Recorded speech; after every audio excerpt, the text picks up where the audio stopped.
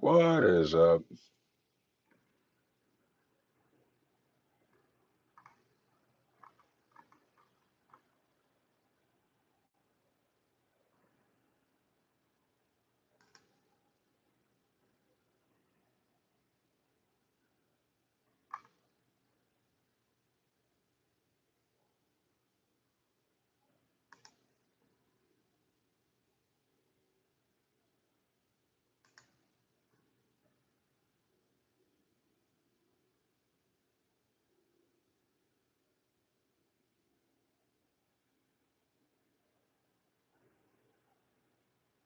How's it going, AJ? How are you, Deborah?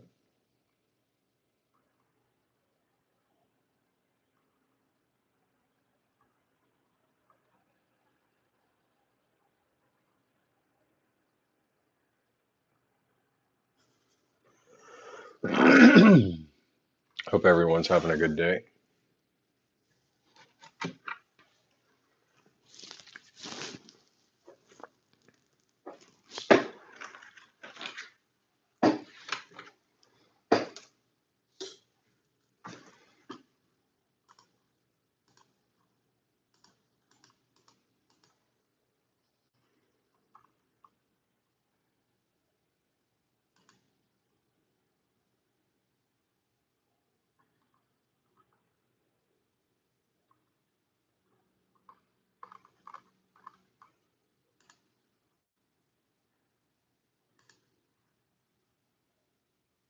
And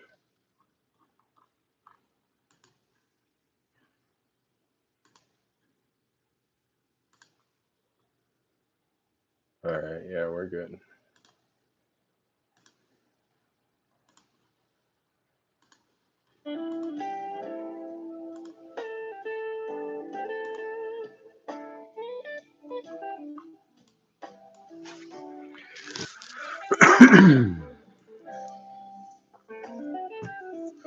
We got a few rolls set up for tonight.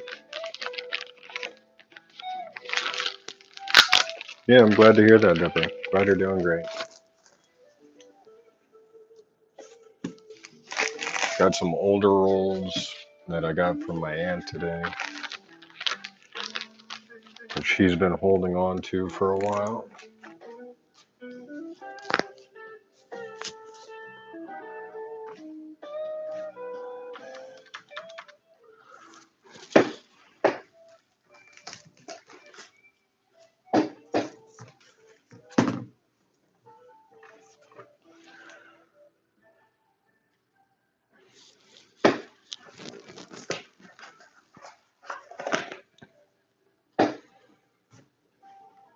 Okay, let me grab the scope and then we'll get started.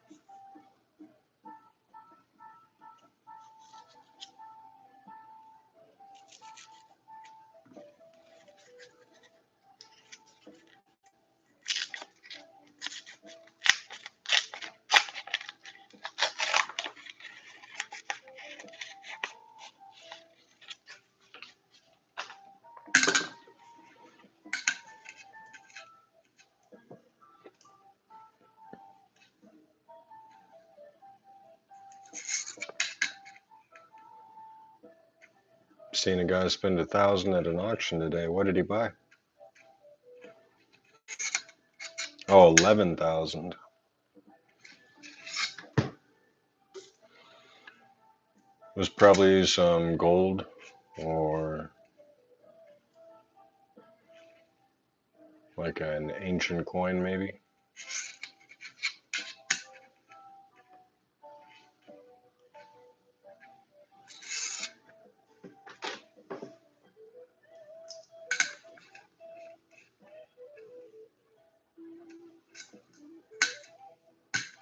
Also, what's up, Todd?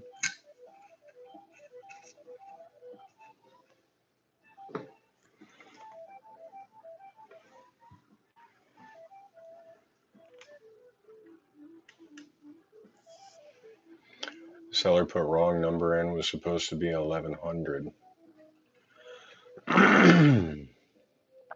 Well, hopefully for that guy, that got taken care of and fixed. And then the guy never responded.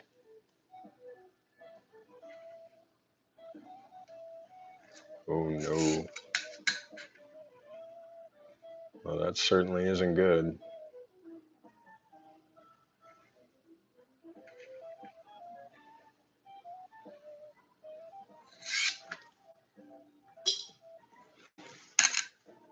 I mean, yeah, I don't even know what to say about that.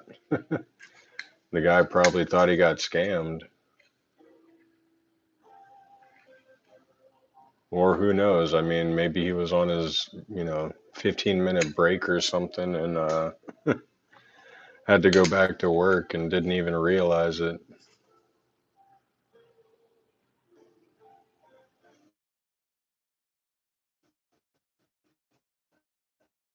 Once he sees that bank statement, I would hope the seller would go out of his way and reach out to the guy before shipping it.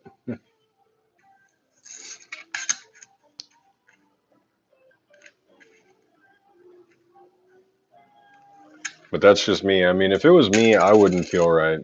But that's me. I know some people out there would be like, "Oh, he didn't say nothing, so oh well."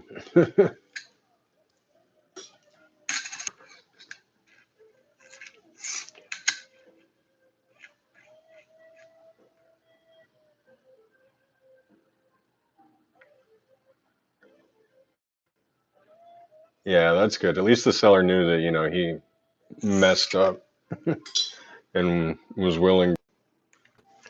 All right, and we're back.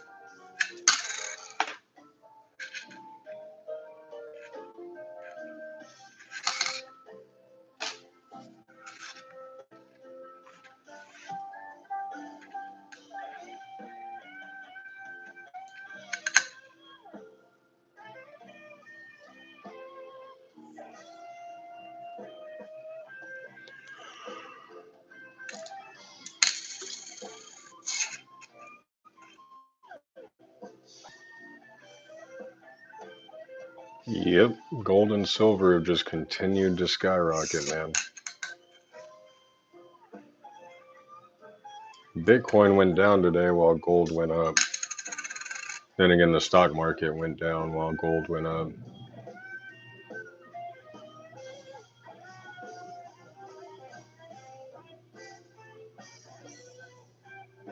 Oh, AJ, he was talking about how he saw this guy on a whatnot auction spend $11,000 today.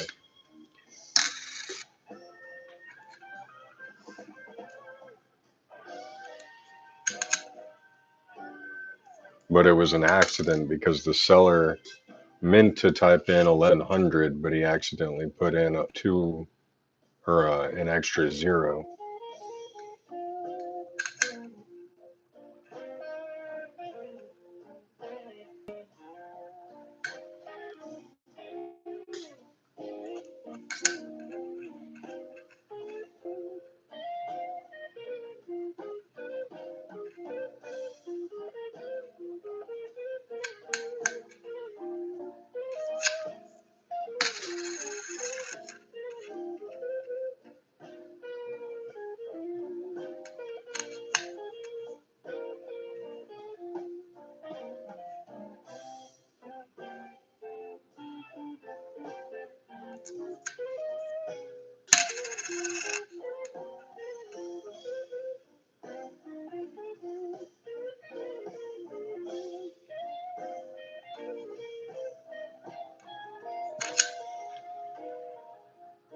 Yeah. Yeah, I don't know what you would have to do at that point as a seller. Like, because normally if I were, like, sometimes I'll have auctions set at $5 or $20 or whatever from a previous auction, and I'll run it without looking at it. That happened just this last time. And I'll say don't bid on it, but it's only 5 or 20 bucks. Like if somebody bids on it, then of course I'm going to give them, a coin or 2 coins or 3 coins or whatever that are worth however much they ended up spending. But I don't know what you would have to make, I don't know what you would have to do to make $11,000 worth it.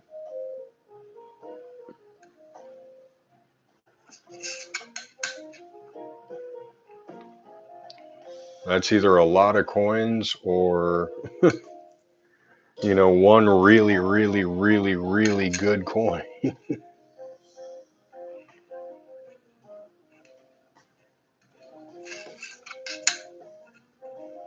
I mean, hell, a 1909 with the initials and MS63 doesn't even go for 11 grand. It only sells for 9.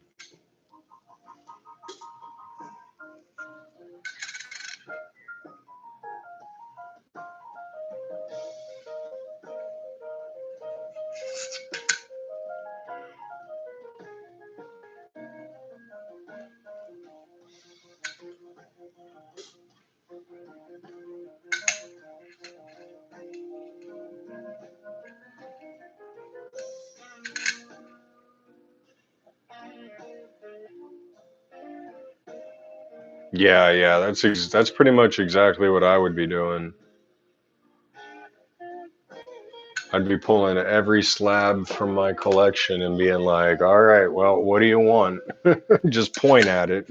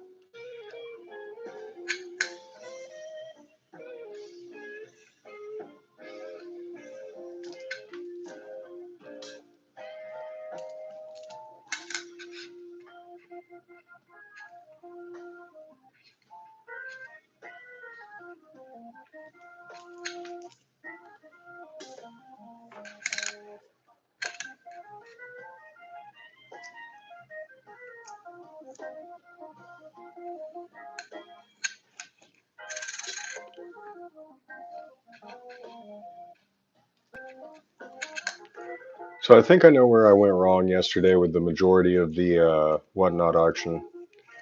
I went into it and I didn't have any energy whatsoever. After watching it back, I realized I just sounded like a freaking zombie. I had no like inflection in my voice. I had no emotion to what I was saying. It just all came out as like, all right, I'm gonna have this one up next. And then, oh, no one's interested in that, so I guess I'll run this. After I watched it back, I was like, oh shit, no wonder nobody was sticking around. I sounded like a Eeyore from freaking Winnie the Pooh.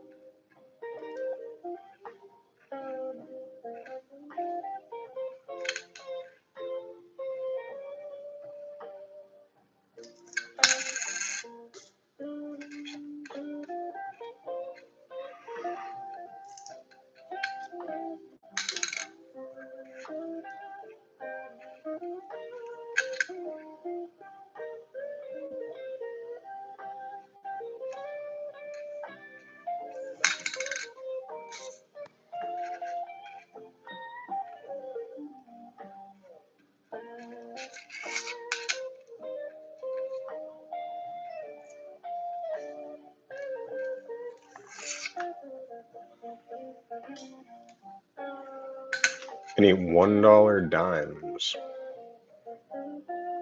Hmm.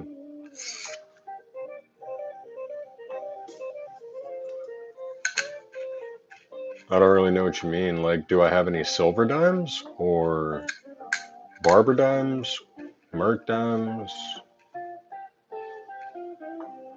I mean, most merc dimes, mercury dimes are going for like $3 to $5 now just because of the price of silver alone.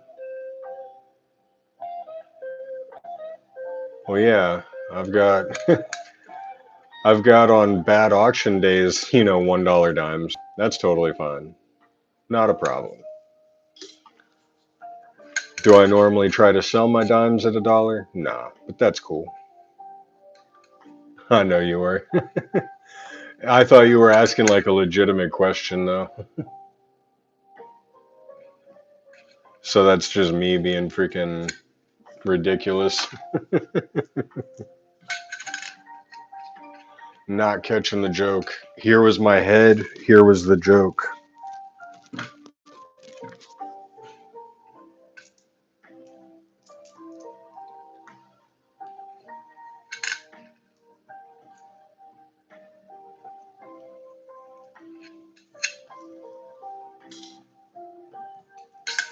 But yeah, no, it's all good though, man.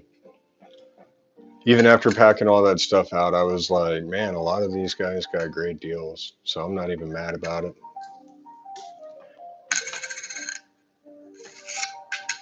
Good to see you too, Littlefoot. How are you today? Hope your Tuesdays treated you well.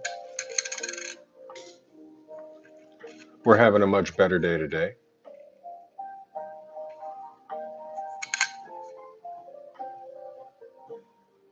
Went and helped my aunt earlier. She had some stuff that needed to get done around the house.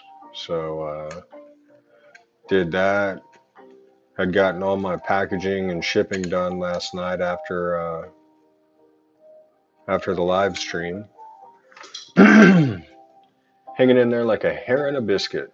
All right, man. All right. I got you. I guess a hair in a biscuit isn't nearly as bad as a hair in a muffin, right?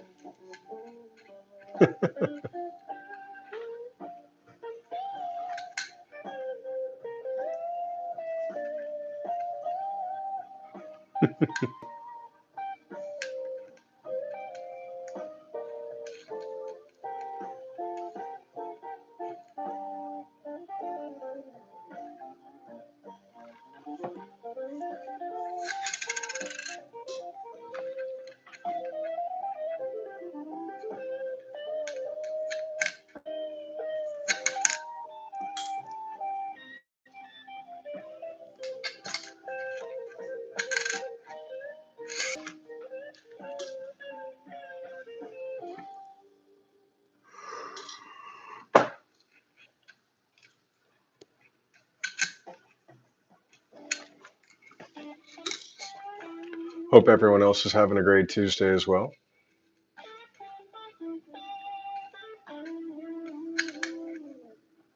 Hey, how's it going, Walker Magnet? I appreciate the like, my friend. It's a pleasure to see you in one of my streams, man.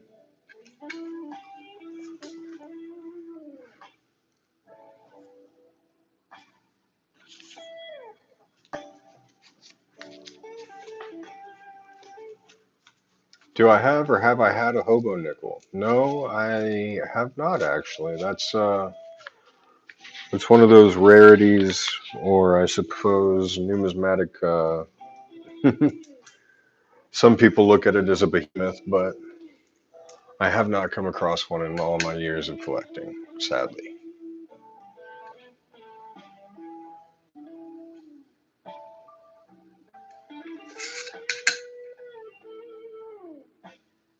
Just got done with a bunch of bills. Heck yeah.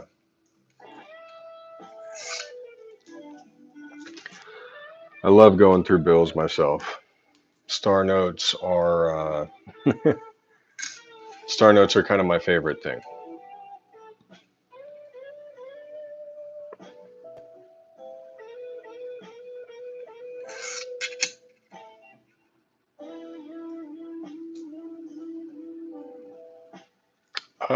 No, I haven't been cut off, but one of the things that does come in handy whenever I'm going to the bank, Walker, is I have a business account. So I always just purchase my coins with the business account, and then they tend not to ask any questions. Excuse me. You wonder if in order to prove my hobo nickel is authentic, if I need to know the hobo's name and when he lost his home. Uh, I'm not sure. I mean, I'm sure you can find him in a phone book somewhere, right? There's a 65. It's got a bit of a weak rim. Hey, Heather P., how are you doing? Found 8 star notes out of a 1,000 search. One was 300K run size. Not bad, not bad.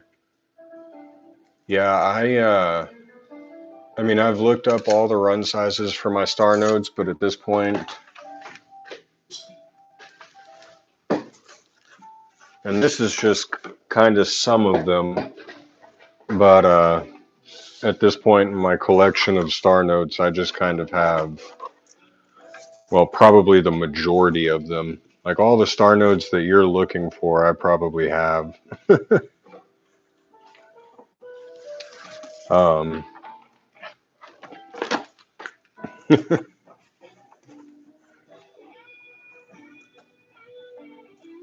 I'm doing pretty good, Nathan C. How are you doing today? But yeah, I really like my star notes. So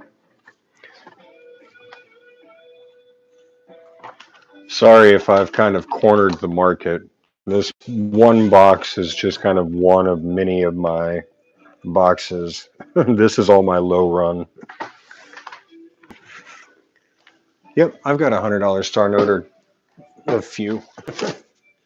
They're in my safe though. I don't just keep those ones sitting out in the office.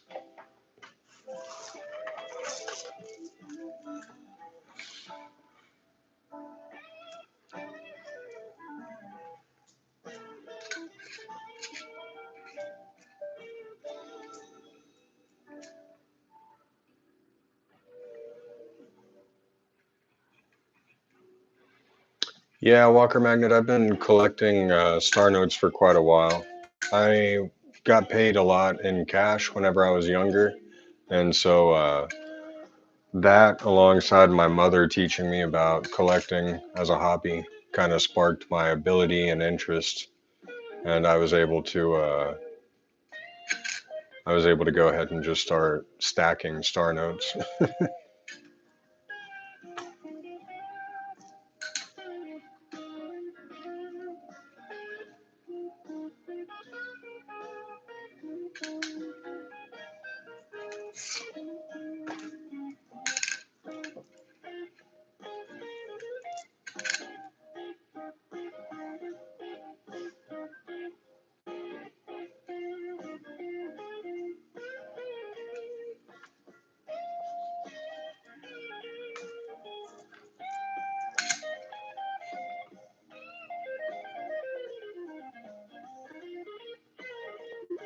MS64 EPQ 69 $100 star note. That's a good one, man.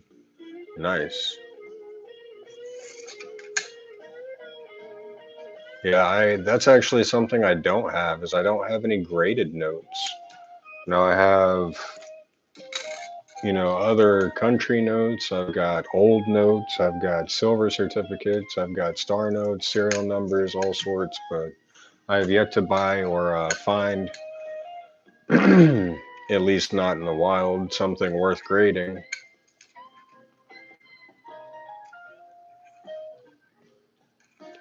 The oldest bill I found in the wild is 35, I think this 20 is. No, 34. Yeah, I can turn this light on. But it's been folded, creased, it's got little nicks in the edge of it and whatnot. So it just sits back there as a cool little piece.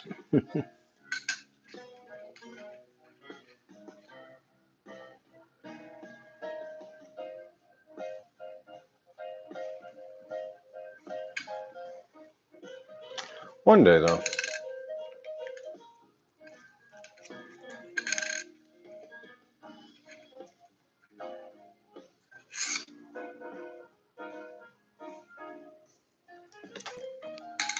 I've got a series of 7 sequential $1 star notes from a short 150,000 run from Boston that I've considered getting graded just because they're in perfect uncirculated condition. I got them from a bank strap, and I've considered sending them in to get graded, but I've never sent any currency or coins in, for that matter, to get graded at all. So I guess I'm still a little new to the process. I thought of going to my coin dealer, and because I know he's PCGS certified and everything, he can probably point me in the right direction. Your daughter got a $1 silver certificate in her tip money from work. That's awesome.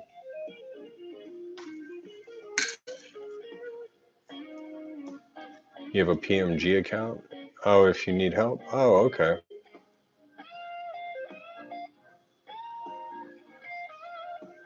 I just might have to enlist your help then, my friend. I appreciate the offer.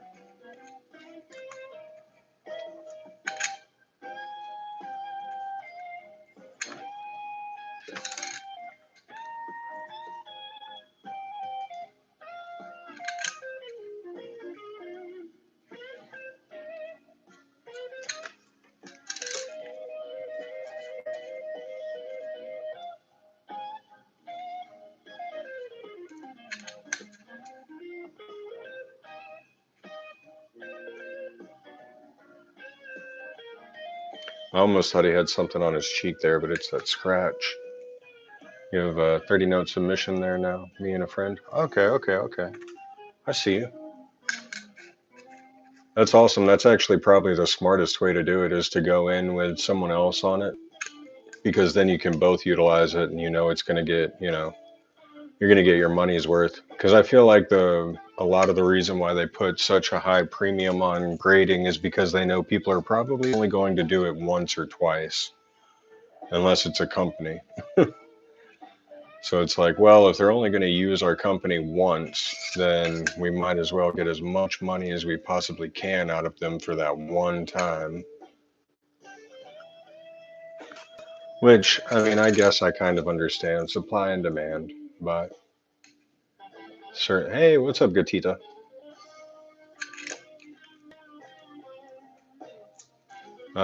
Certainly understand the going in on it with someone.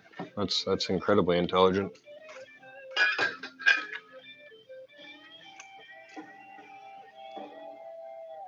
Going down to 37 degrees here tonight. Oh my, Todd. No, thank you. I live in Texas for a reason. It is still 83 degrees outside, and I am totally fine with that.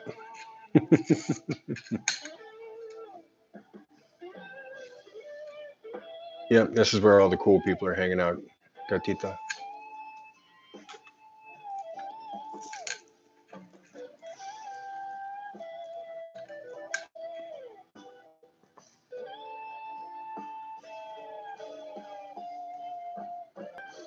So, oh no, it's not a die cut, it's actually a gouge.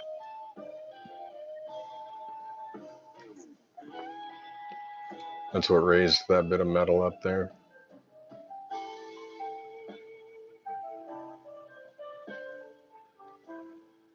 You'll do an unboxing when they come in. It is pricey, but most of mine are older LG notes and fractional notes. Okay.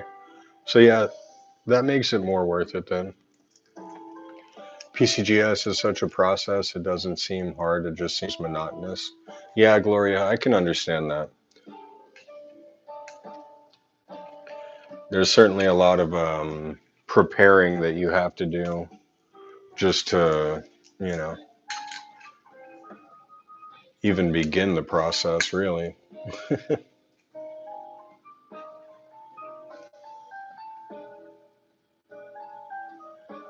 Hey, how you doing, Dylan?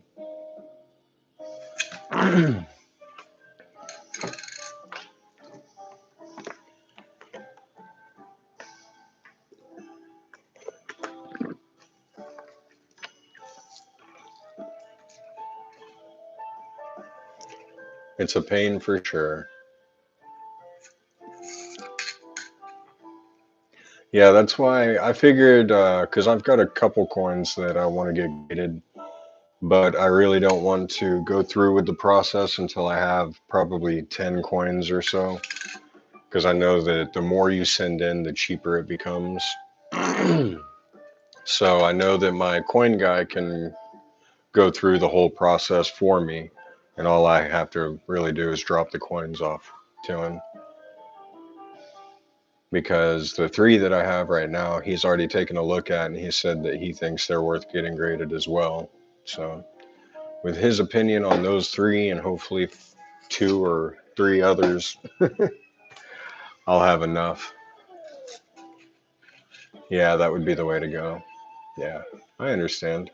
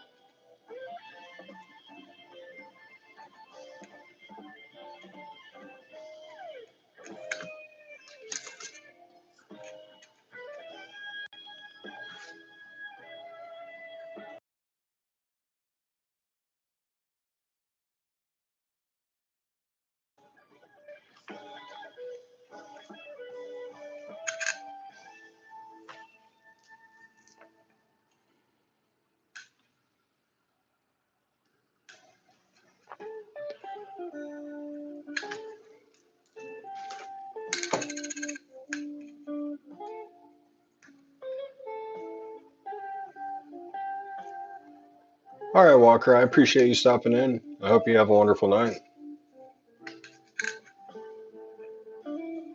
and you have a safe week as well.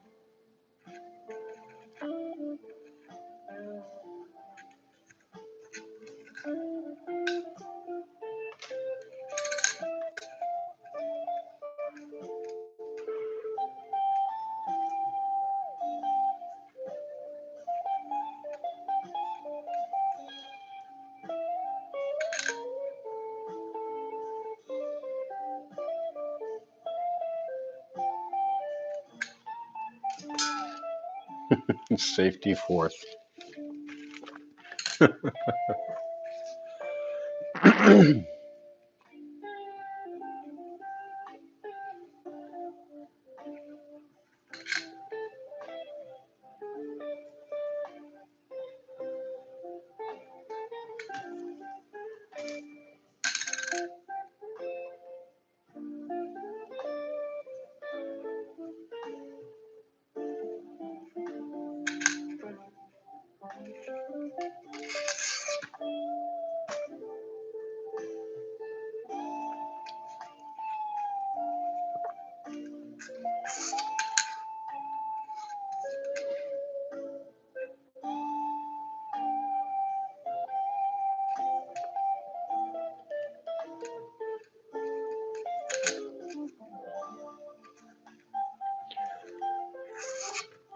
Geez, do I want to know what comes fifth?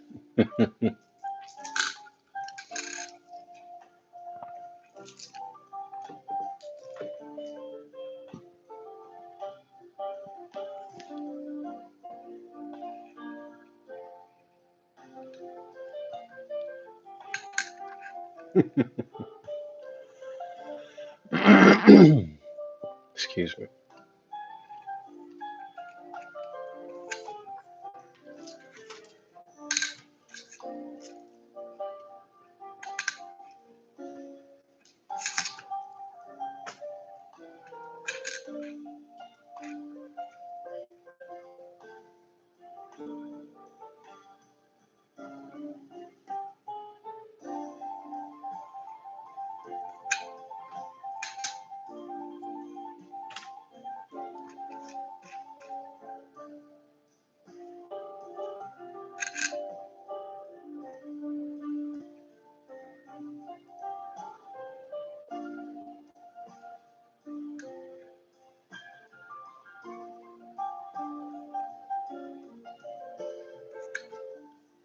What do you mean, Littlefoot?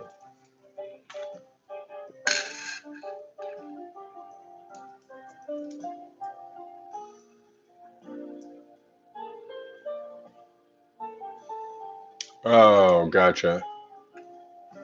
Yeah, so silver teeth and gold teeth were pretty much the way the dentists fixed broken teeth back in the old days. Because you could put a metal in your head and it wouldn't get infected or.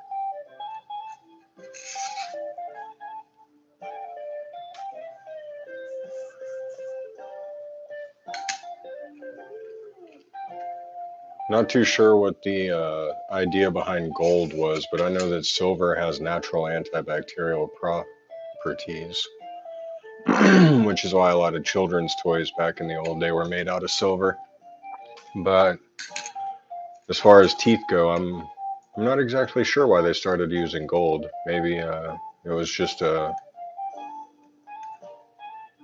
sign of wealth or something.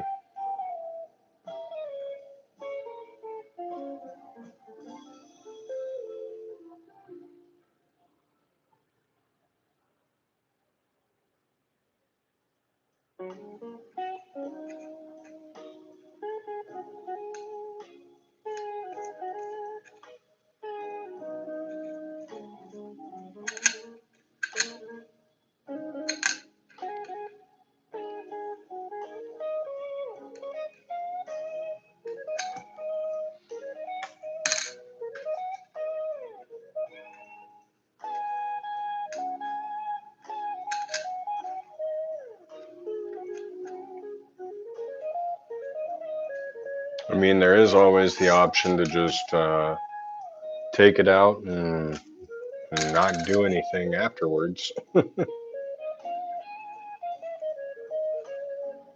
But I would take some antibiotics or something.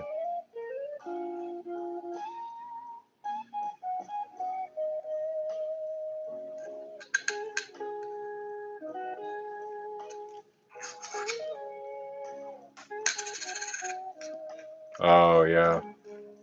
Dang.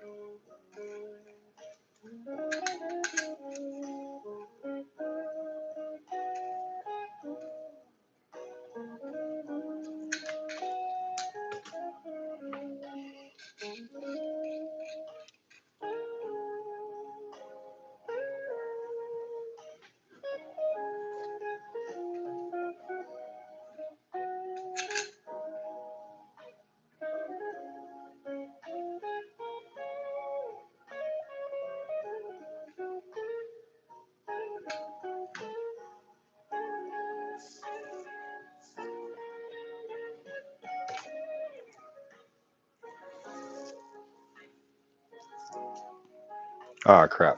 Let me go grab my phone charger real quick, guys.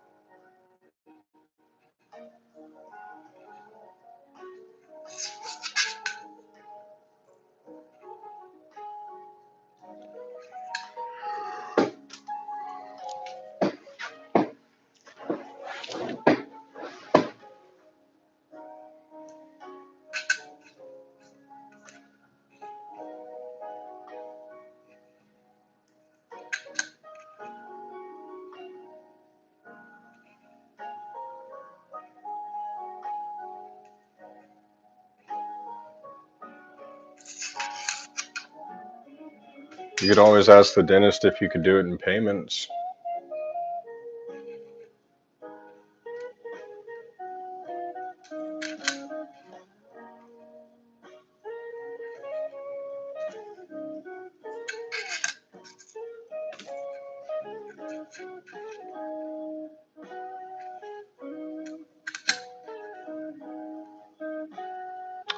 Me, Todd, or someone in the chat?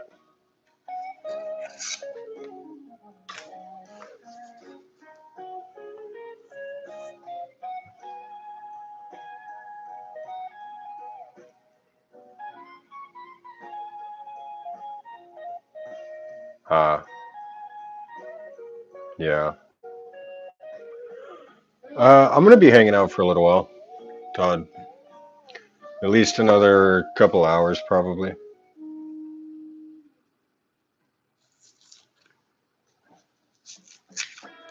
I don't want to go too late. Not trying to run it till 2 or 3 in the morning again tonight. But I've probably got a good 3 hour stream in me. We're hanging till we see the cows come home. Well, maybe you are, but I get sleepy.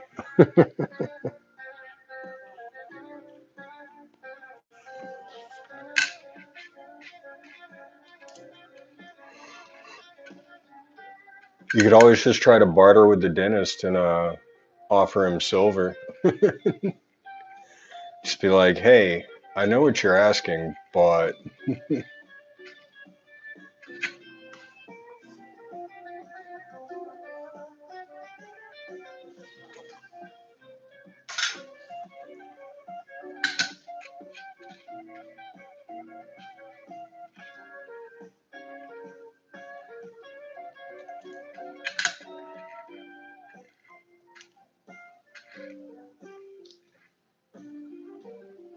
what year was that penny?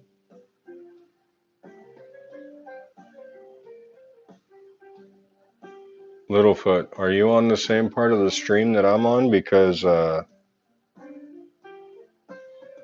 found a nice penny this morning with lamination here. Got it. I thought you were asking me. I was like, man, we haven't been on pennies in a second.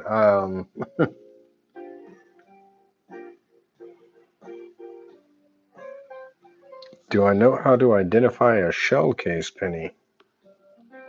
No, apparently not, because I am unfamiliar with the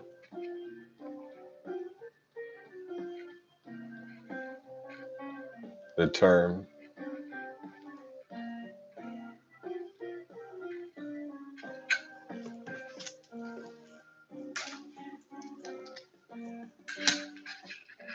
Would you like to educate me, or would you rather I just do my own research?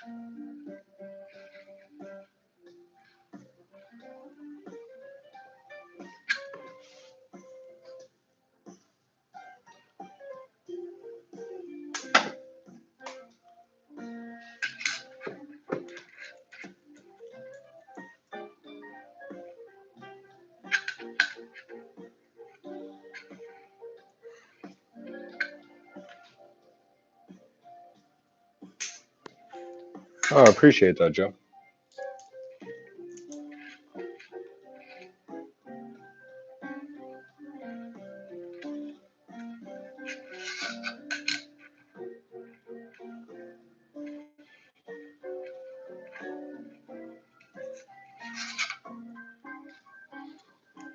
Cool.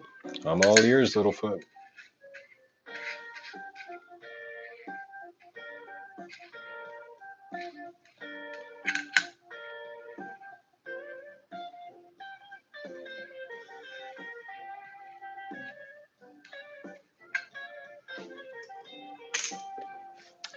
How long have I been doing this on YouTube? Probably a month and a half. I want to say I started this around the beginning of September, or maybe right before September.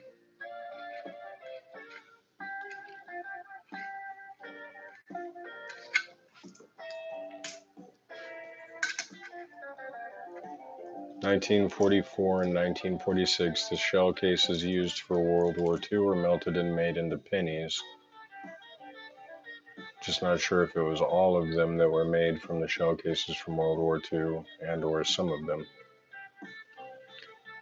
Joe, I look for a little bit of everything. So I'm looking for error coins, any sort of a die cut or a die crack, um, potential doubling on letters or dates. Uh, I'm looking for good, quality coins. But for the most part, I mainly look for errors. There's a 1965 quarter.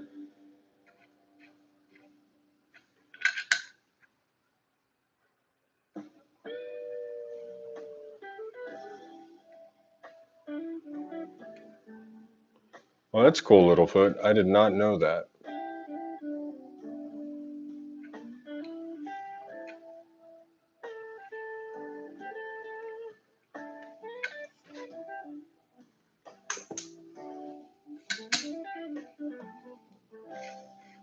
Do you happen to have any J-Bucks, Joe? Because if not, we can get you some. That way you can play the slots and gamble and participate in the heists.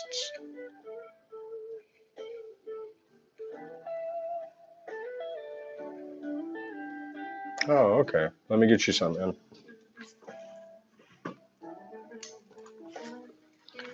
I don't think we have any. Oh, AJ's got you. Okay. I was gonna say I don't think any of my moderators are in, but I thought AJ was probably busy at work or something.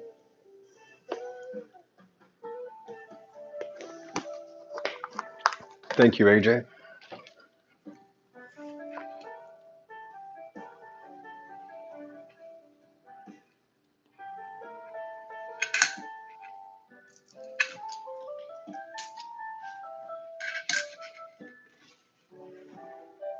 Oh, okay.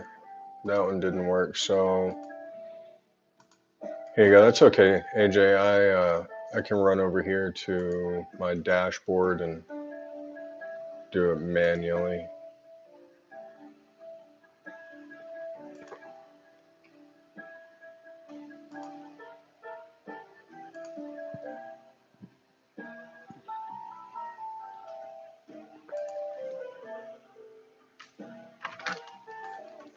Man, Thomas is at the very, very top. That's for sure.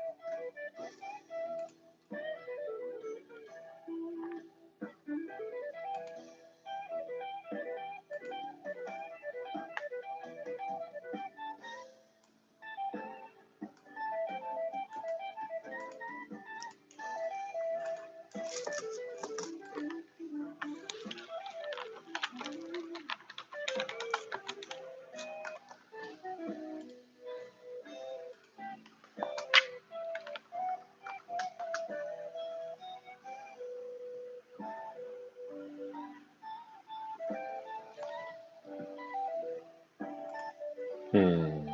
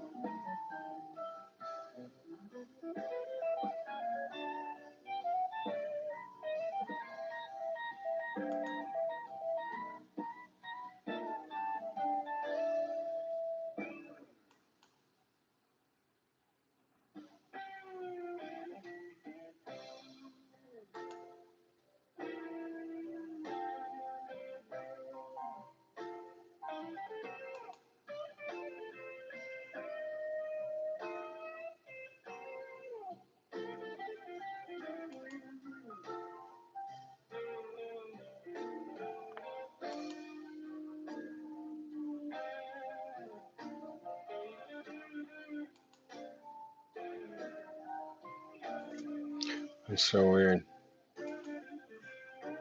I've got a bunch of Joes in here, but I can't seem to find you, Joe.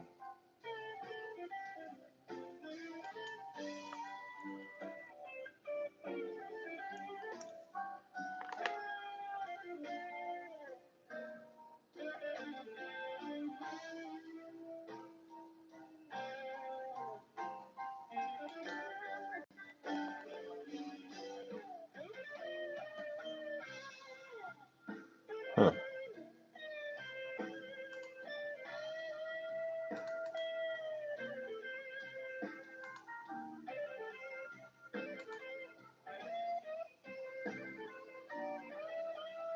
Joe Island.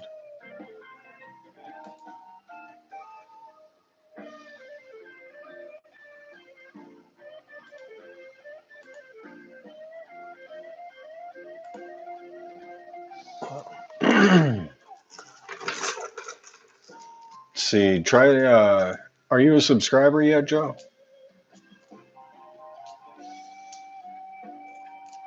Might be easier to find you in the Streamlabs software if you're subscribed.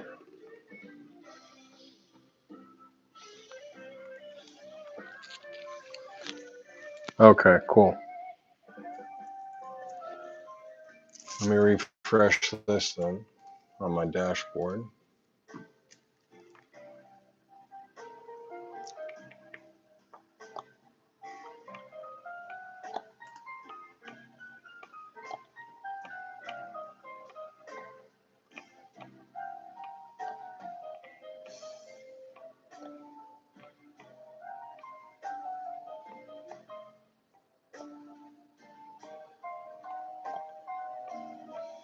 Okay, so here's what I want you to do, Joe. I want you to type this in.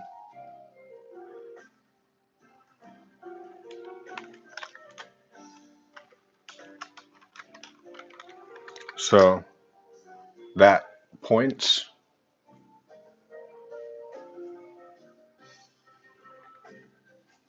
There you go. So AJ just gave you 5,000, but go ahead and type in your points and see how many you have now. Oh, I got you, AJ. Nice. Thing is finicky, ain't it? Oh, you have to have the exclamation mark, Joe. So what you're doing is they're basically you're commanding the cloud bot. So whenever you go to type a command, you have to add the exclamation mark in the beginning of it. Yeah, there you go, buddy. 5,050. There we go.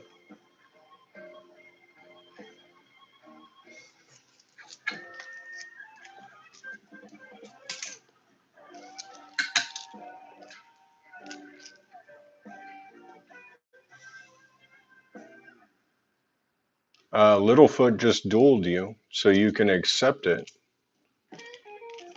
by typing exclamation mark accept, and then whichever one of the two of you wins the duel will win the points, the J-Bucks.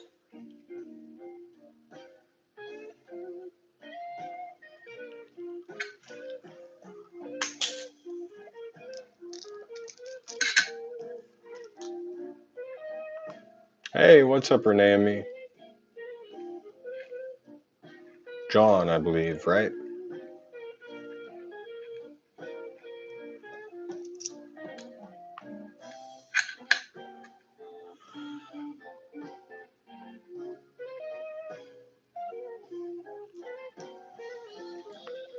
Yep. Okay, I thought for a second I thought it looked from this distance like you messaged Keppa, like Keppa. I was like, oh man, that is not a name I remember, and I feel like I would have. But yeah, I gotcha. How you doing today, man? I hope you had a good Tuesday.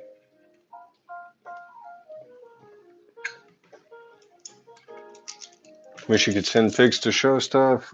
You can send me an email If you're comfortable with that, and then I can look at it and potentially show the chat.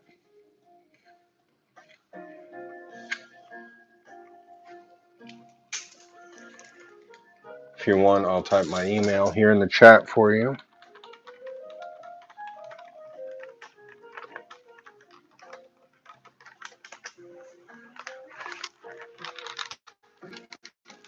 There you go.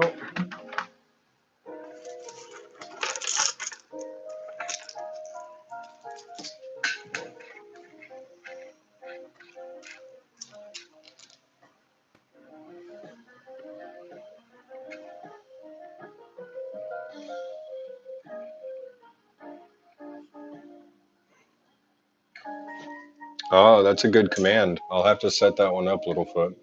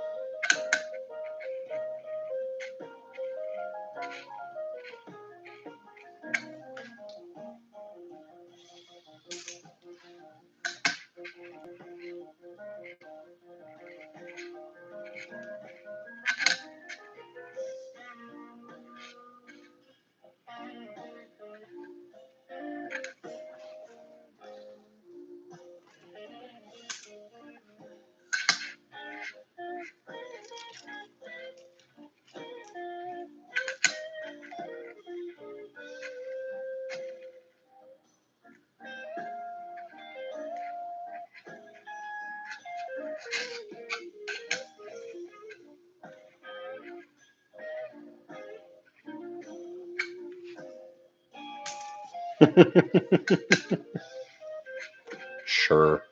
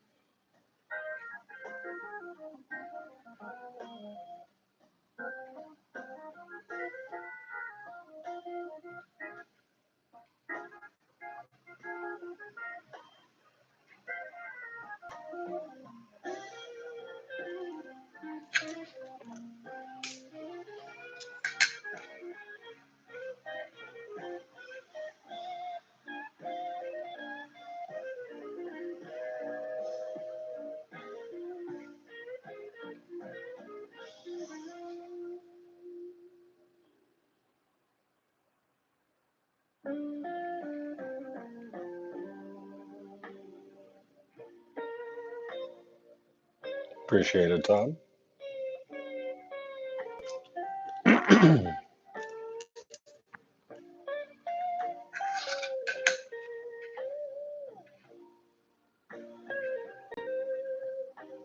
We got 24 watching and 15 likes. You guys are killing it. I appreciate it.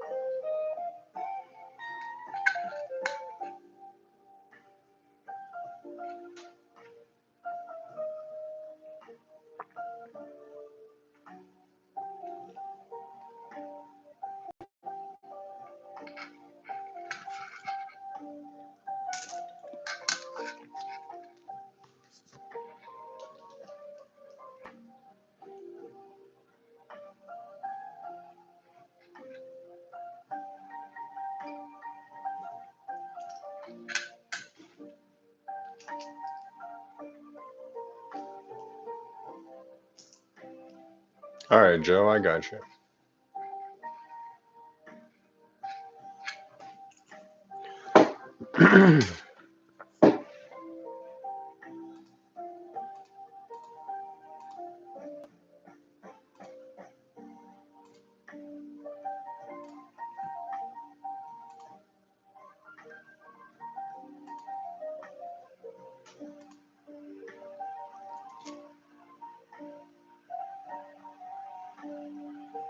Hmm.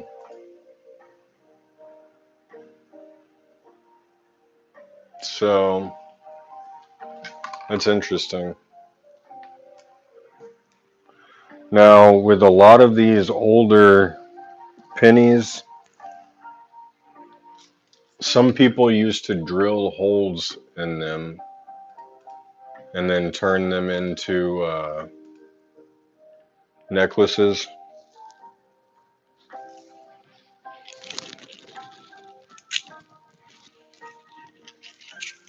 So, I mean, it's possible that it's a mint error, but it's also possible that somebody drilled a hole into it and then someone else later on in life tried to potentially fill it with more copper, it looks like.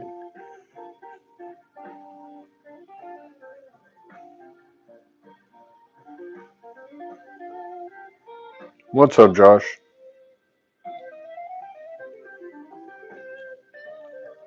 That is an interesting find, though. I certainly haven't seen one like it.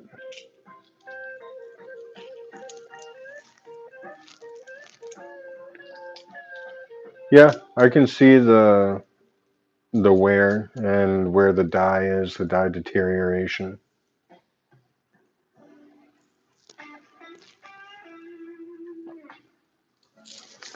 Certainly a good find, man.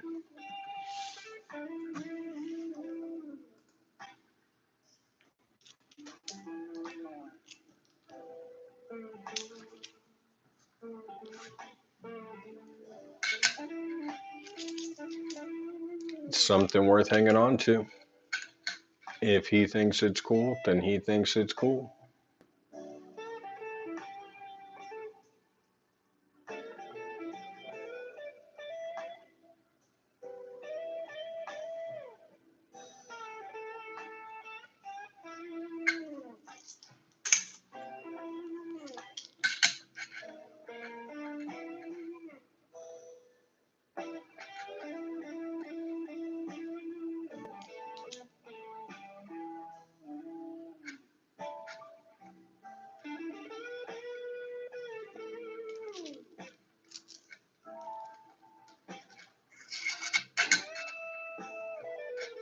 Oh, AJ, you respond to losers? Because Josh came in and was like, "What's up, losers?" I figured I didn't need to respond to that because I'm not a loser. But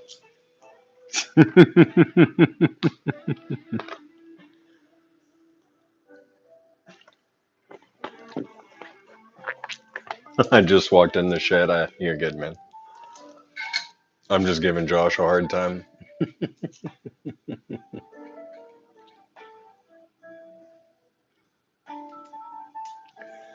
Yeah, that's definitely true. You will know once sent for grading. So it would be really cool if it did break off of another coin and then get stamped into yours. I've never seen that happen before, but then, there's always a possibility for something new.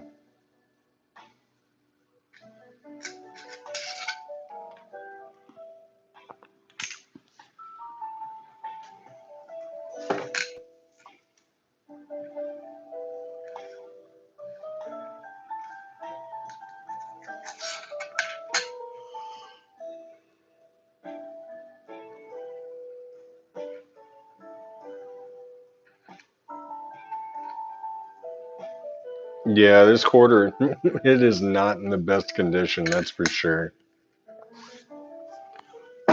And it's only slightly older than I am.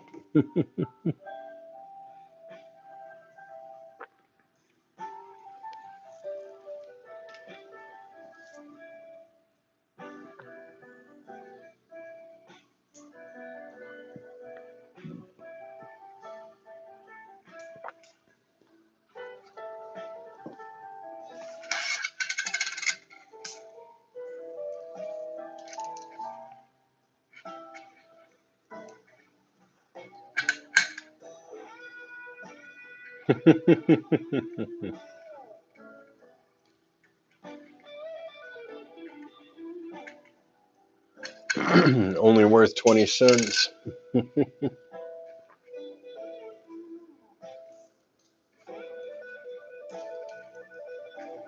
I see since Coin Curiosity isn't here, you're taking the time to go after the $1 million spot.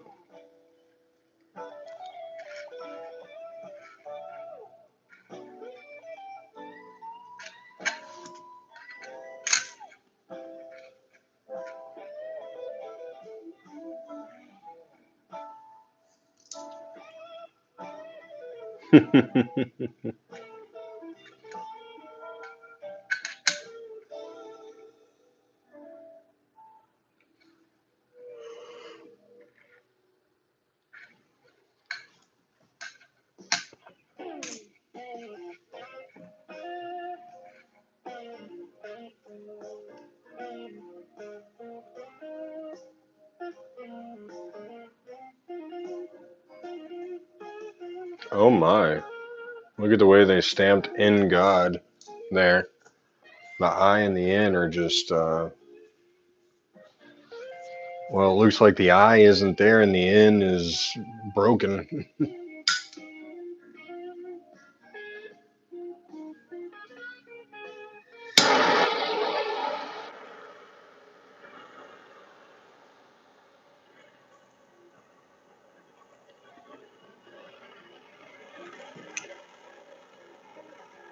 Maybe Joe will be your good luck charm, and the two of you can come back together with a bunch of money.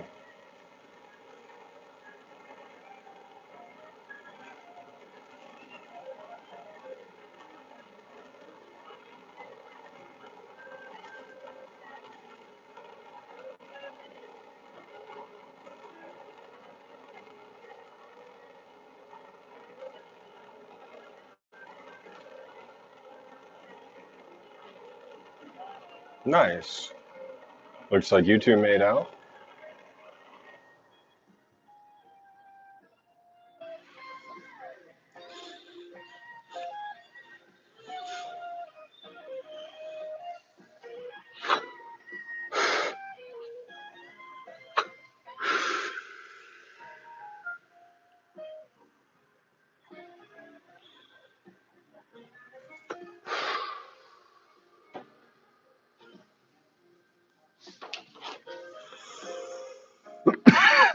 Hmm.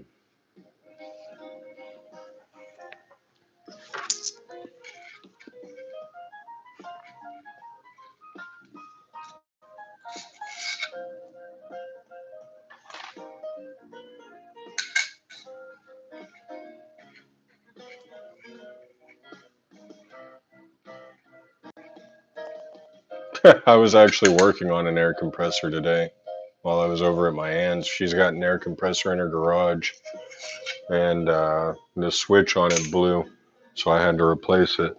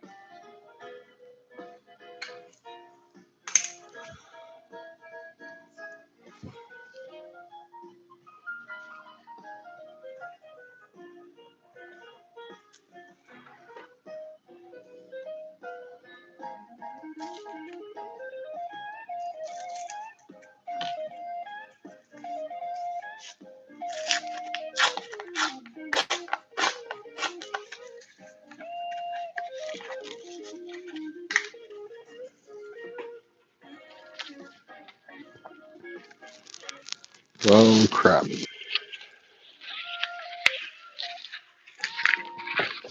That might prove to be rather cumbersome.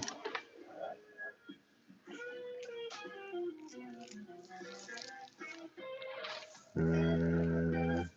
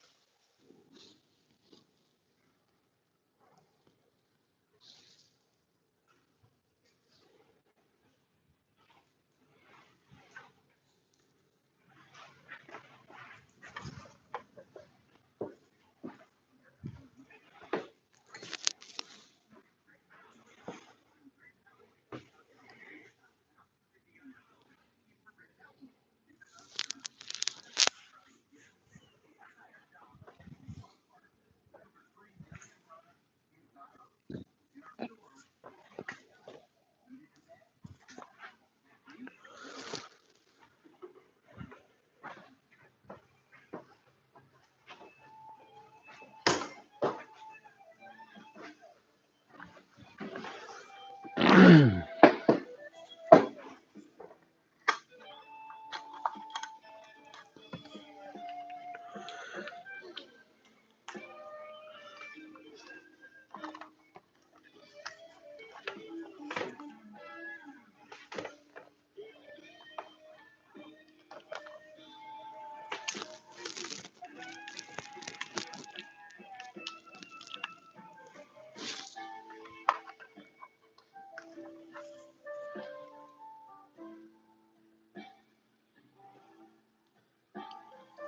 Okay, so if the stream starts to go missing, the reason why is my phone is at 1%, and I had plugged my phone charger in, but it did not seem to be doing anything, so I had to go and get another phone charger.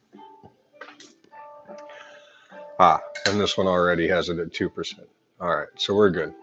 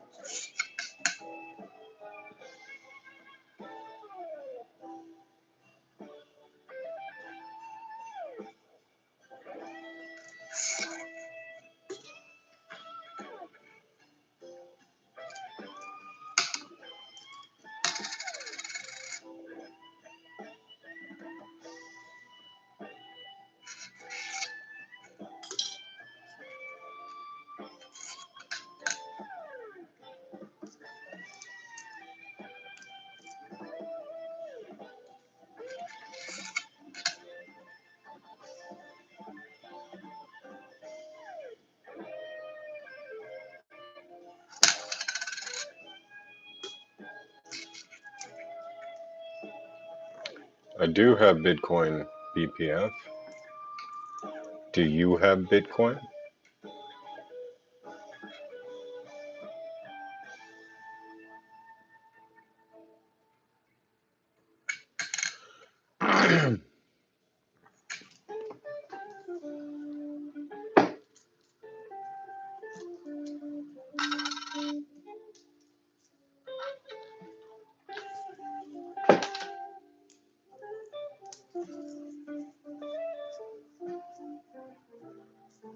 Hey, what's up, Chew?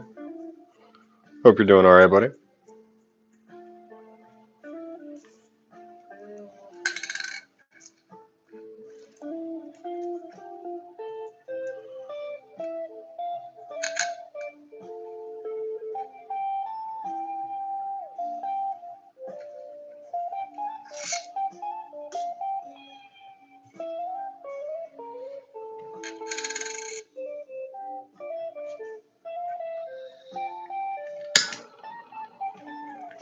That's awesome, BPF.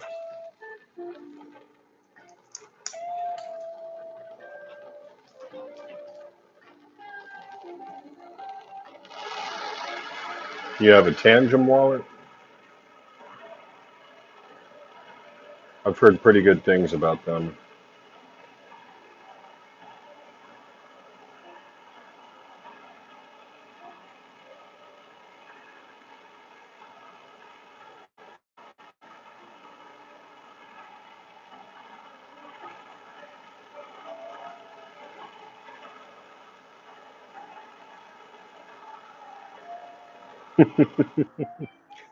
Littlefoot, I sense the animosity.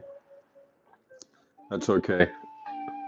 If I didn't understand something, I wouldn't appreciate it or, accept it either.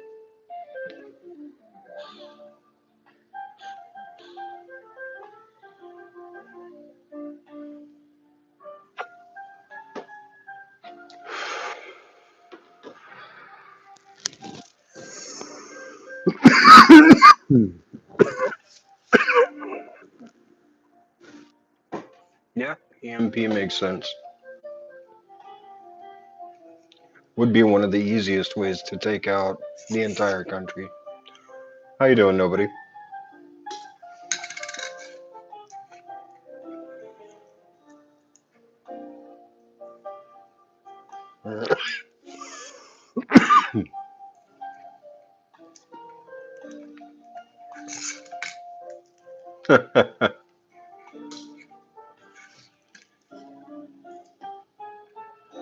Allegedly.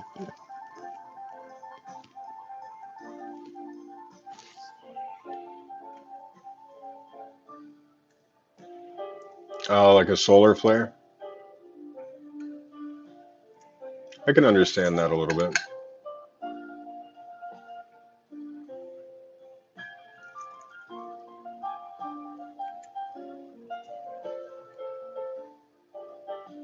Yeah, man, much respect to you too. So, what's funny is you're asking me about crypto. I have not touched my other screen or monitor. Day trading crypto is my bread and butter. So that's literally what I do for money. Other than this business that I run, I day trade crypto.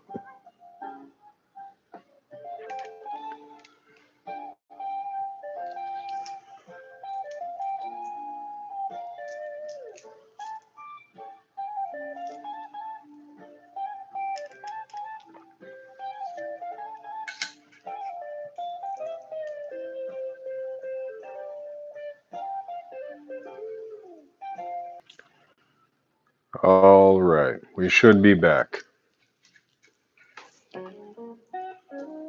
Hey, there we go. So that's true, Littlefoot, but also 100 years ago, people didn't think about 100 years in the future. I mean, the age of technology is still very, very much new. The internet's only been around for what, 30 years, 35 years, maybe we'll say, since 1990. I mean, obviously the internet was around before then, but it was used by Harvard medical doctors in order to, you know, spread information about different things in the medical community. So the actual internet as we know it, the digital age as we know it, I would say probably didn't start until about 95.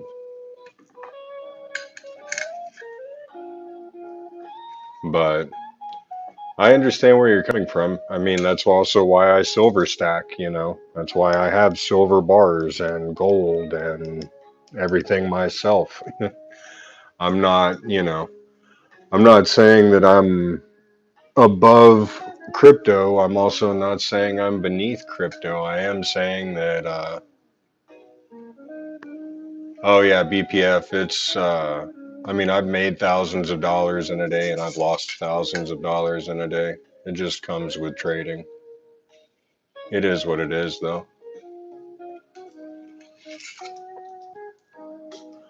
On this last run up, I made a nice chunk of change.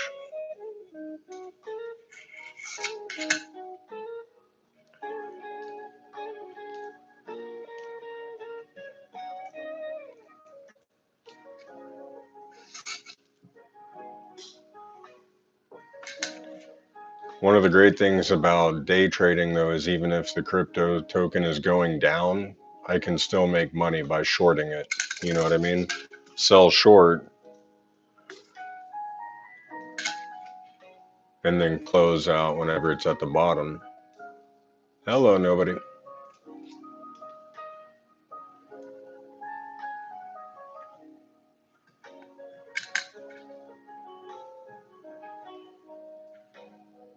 Nobody really OS. Kind of a legend in the coin tuber world is amongst us. The man is all over the place and nobody really. So, also not all over the place.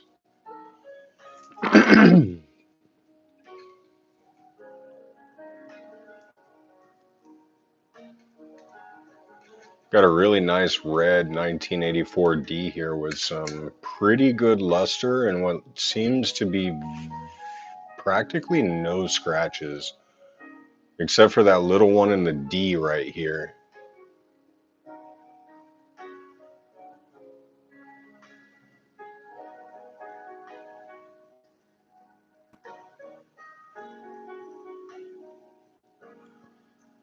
But yeah, that is a really, really good condition 84. Still got perfect red.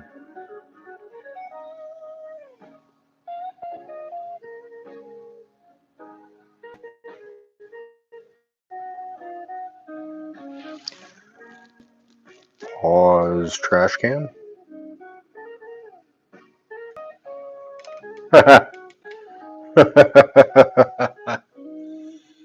I love it, Littlefoot. Oh, what is that? Salt shaker? I'm afraid I don't get emojis very well. I did catch the 77 joke, though.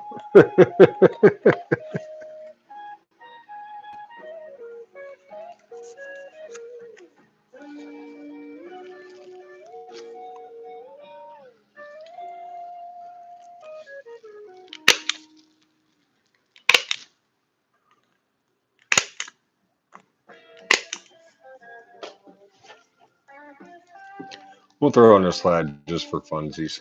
I like it. It's mine now.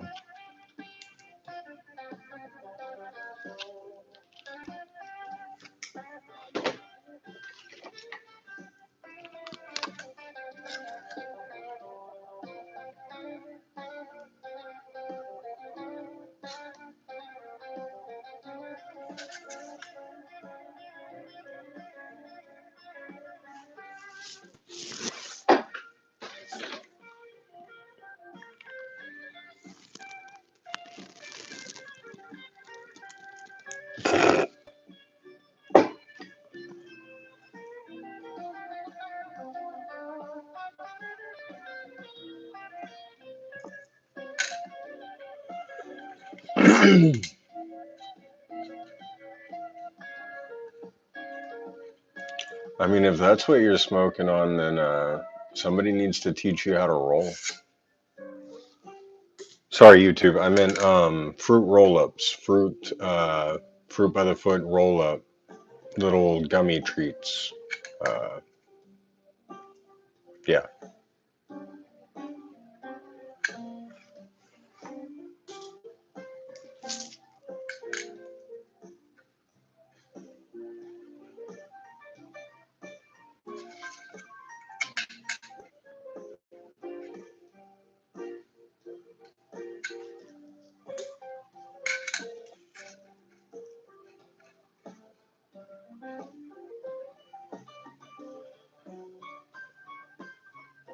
Oh,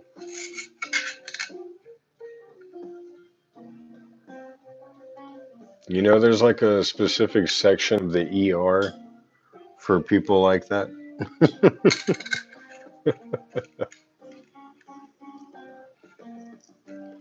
You would be surprised how many people a day go to the ER for some form of an insertion issue.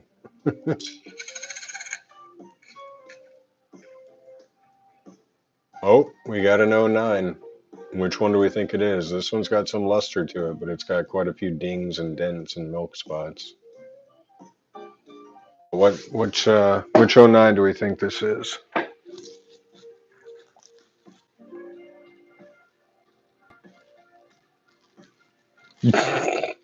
I'm sure you would, Littlefoot. Jesus. Talk about a sadist, eh? Got Littlefoot saying sitting on a log. Alright, alright. I'm gonna say this one is the log cabin.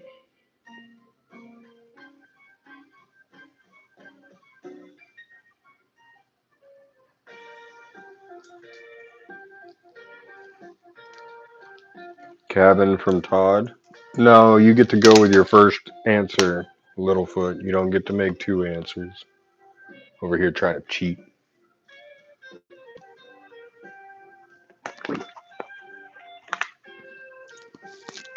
Just watch. Thomas is going to get in the stream and he's going to realize how close you are to passing him in points.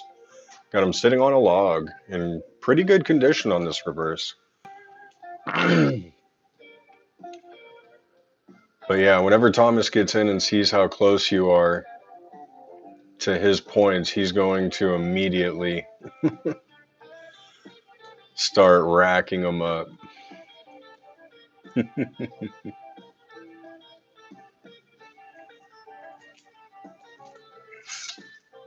All right, we'll toss that one off to the side in the keep pile. I'm not going to put it in a slat.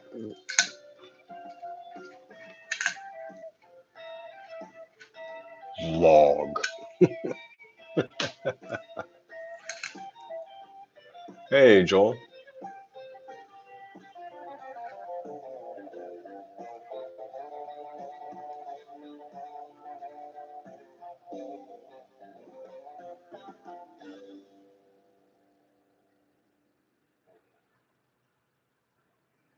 I'm not going to read that out loud.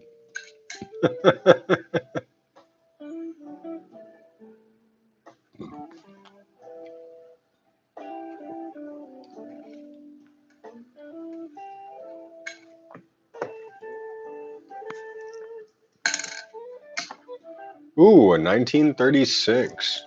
That came out of nowhere.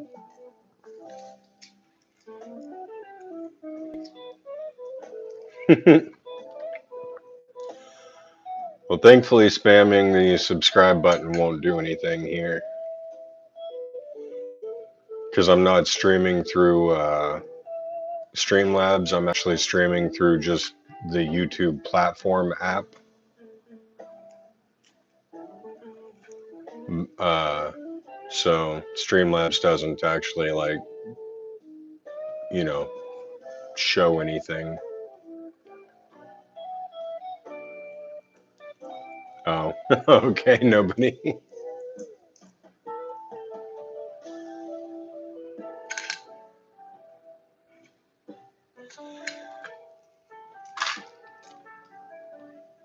What if you spam the Streamlabs bot? I mean, you can do it with the slots command or the 8-ball command, because I don't think there's any cooldown on that. I wouldn't recommend it. I'm, I'm pretty sure the bot just told you the answer you needed.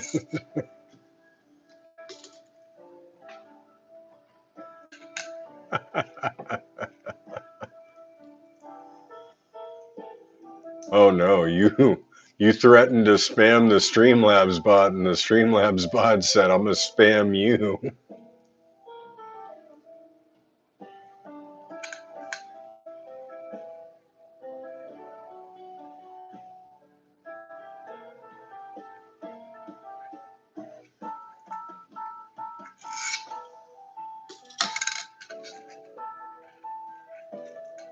Nice bit of scrap copper.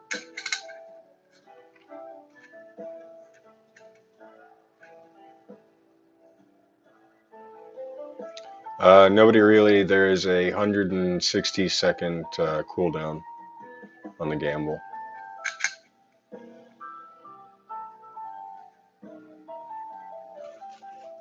At least I think it's 160. I can change that. Hold on. Gamble preferences. Oh wait, no, it doesn't actually let me change the cooldown period of that one. That's interesting. Oh, there it is. Okay.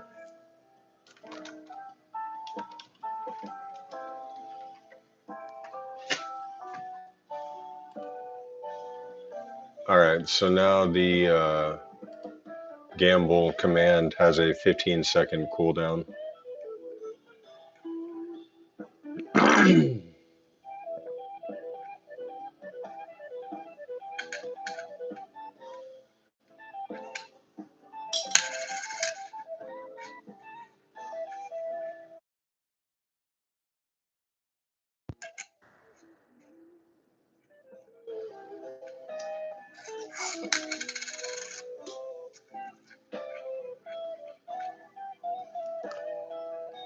Gold is at 4026 or 4025. My eyesight doesn't go that far. Yeah, 4026. Okay. Sorry, I had to squint for a second. That's pretty wild. I mean, my gold is looking good then. I've got gold stock, gold crypto, gold.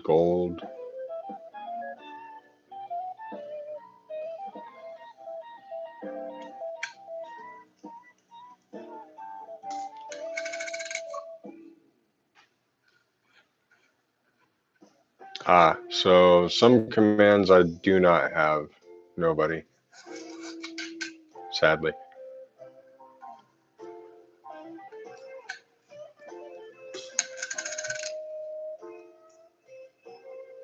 Maybe tomorrow before I start the stream up, I will go through and start a whole new list of commands that y'all can give to it.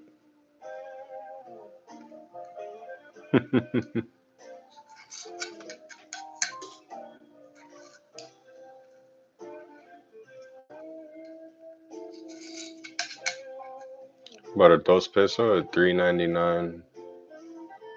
Oh, 39.99.50. That's not bad actually. That's really not terrible. I mean, I really don't know. I don't know if it's gonna, go much higher. I do think we're kind of sitting at the top of a peak right now. Potential dip in the market.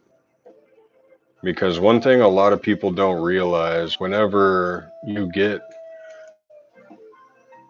something is at the top, like gold and silver are currently. Now, silver, I do believe, is going to continue to go up. People have seemed to have joined the silver stacking game finally. And I think silver is going to continue to skyrocket. But gold, on the other hand, I do see falling. So I think after we see a 4,500 or potentially $5,000 gold, that we're going to be seeing a lot of people that have been holding gold since $1,000 an ounce, $2,000 an ounce, finally selling. And that's going to substantially drop the price of the metal. So once we have the majority of the gold back into the hands of dealers and out of the hands of stackers, that's when we're going to see the drop in everything. And to be honest, I kind of figured it was going to be about the $4,000 mark that we were going to see gold drop at, but it seems as though gold has just continued to skyrocket through that $4,000 mark and doesn't really have a top on it yet. So I'm not seeing the peak. And I mean, I watch it daily because I have, like I said, I've got stock, I've got crypto, PAX G. If you didn't know and you invest in crypto, if you go to the token PAX G, it is a completely gold back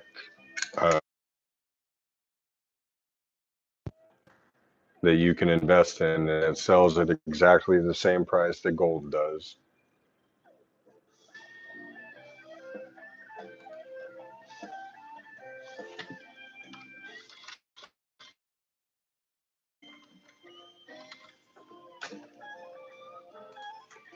Is what it looks like. So yeah, gold is steadily rising right now. It's selling at $4,016 at spot right now.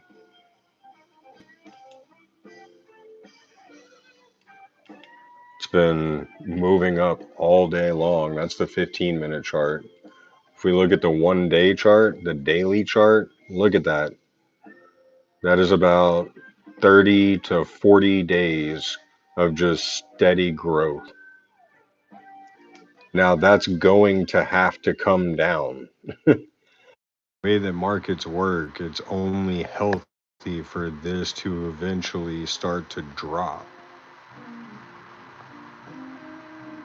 And then it will continue to rise again.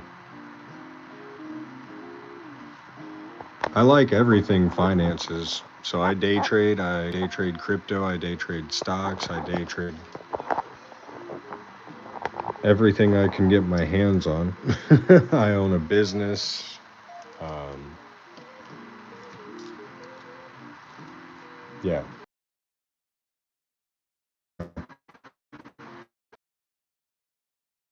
Is going to 5,000. Ironically, that's what I just said. I said that gold is going to get to 5,000 and then it's going to drop.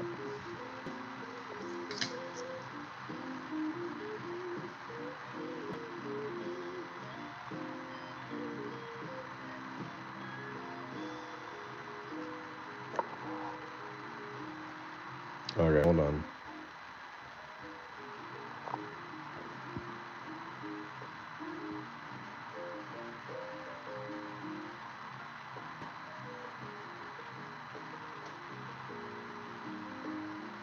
I need it to focus so that it's not blurry.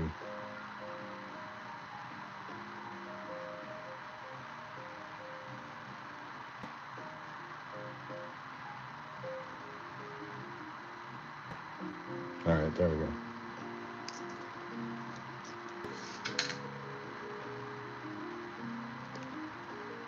You don't think silver has the staying power that gold does? That ironically is the exact opposite of what I just said. How are you doing, BH Ringer? So what I said is, whenever gold starts to dip, we're going to see silver skyrocket even more. So everyone seems to be silver stacking currently. Like I've had silver bars and silver coins forever. I've never worried about it. But now it seems like the only thing people are interested in, the only thing I get asked for in my whatnot auctions is, do you have silver? Do you have silver coins? What's the melt value of that silver coin? And it's like, okay, well, it's worth more as a coin than it is a silver coin. So I'm not really willing to sell it to you at melt, but like 80% gold, 20% silver over the last year. I mean, I have confidence in gold too, but after it hits 5,000, a bunch of people that have been holding on to it for a while are going to sell, at least half their stack and cash out. It's only inevitable. It's it's kind of the way markets work. But I mean, we can have different financial opinions on the way that the markets are going to move. That's totally fine. But I look at a chart like this for gold and I see it going from 4250 back down to probably 3800 and then continuing to go up to 5000 and then dipping back down again because it's only healthy in a market.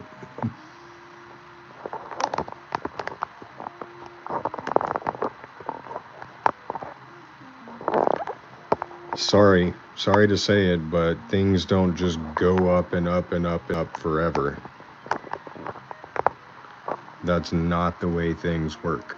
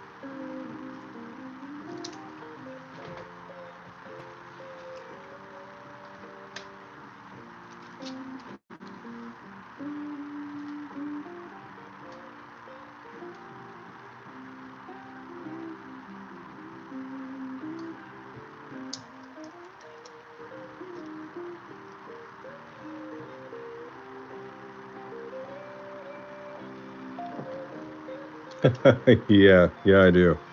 My phone is actually sitting at 1%. It's not charging at all.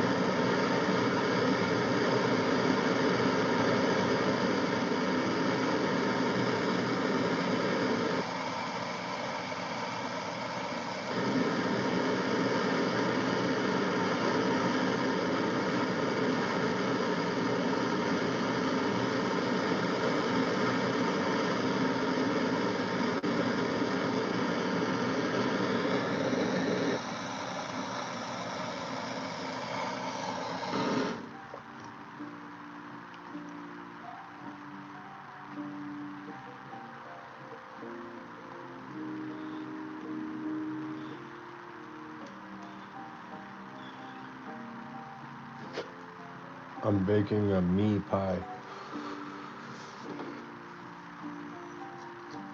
Hi, it's me. I'm baked.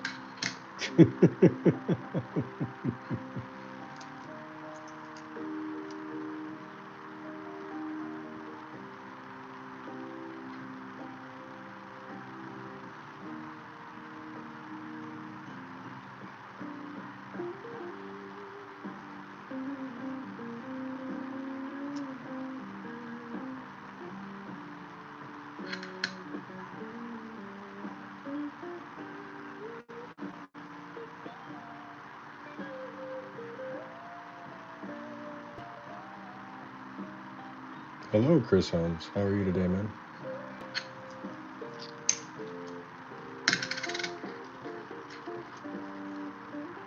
Oof, this next one is rough. I'm talking about in like texture and in visual. Oof, just, I mean, what happened? What did they do to this poor thing?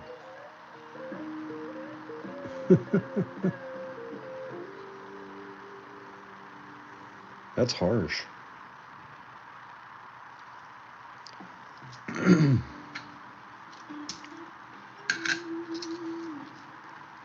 That coin did not deserve that life. We got a bicentennial. Let's see. Any of the known heirs?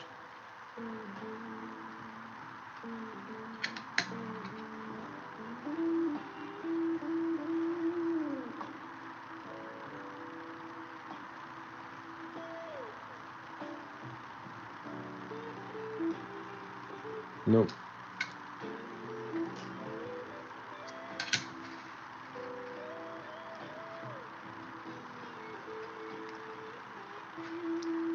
Well, so far tonight we found a good-looking 84, a wheat penny, and a bicentennial quarter. That's, well, rather quite sad. We'll find more, though. The night is still young.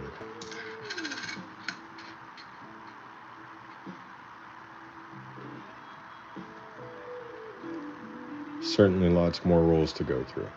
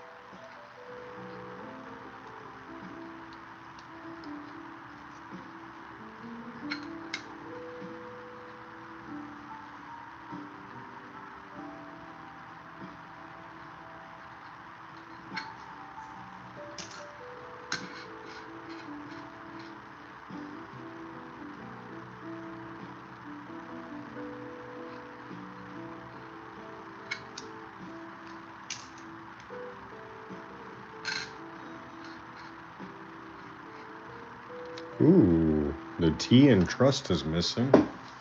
That's interesting.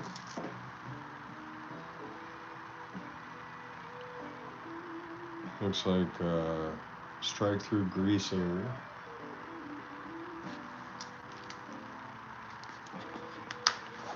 I'm not mad at it.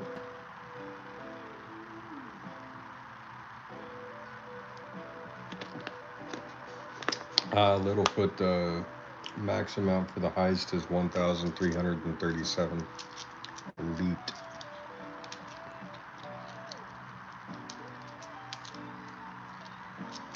But interesting that T is missing.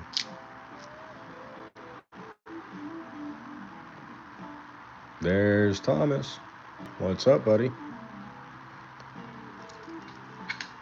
Hope you had a good day today, man. Quadricentennial Jamestown, 1607 to 2007. And think about that, 400 years. America's only been around for, what, half that plus 50 now? 250 years?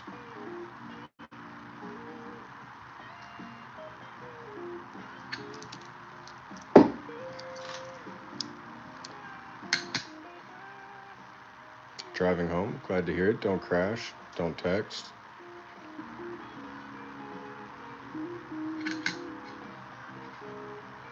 Ooh, that's got some cool, like, rainbowy tone to it. That's actually pretty cool.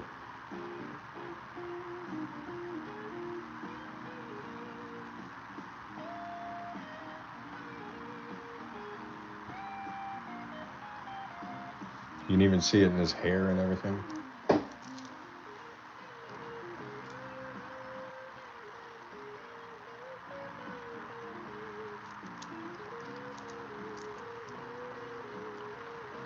That's not a bad find right there. I'm not a big tone guy.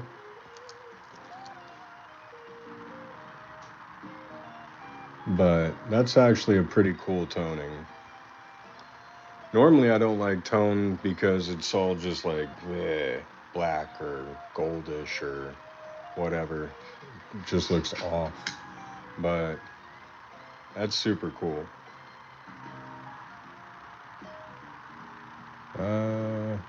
Doesn't have anything on the back, it doesn't look like. That's alright though.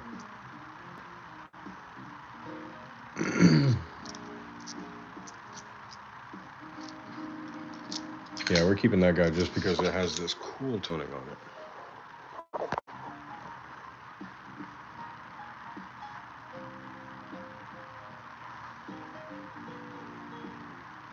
It's kind of hard to see with a white light, but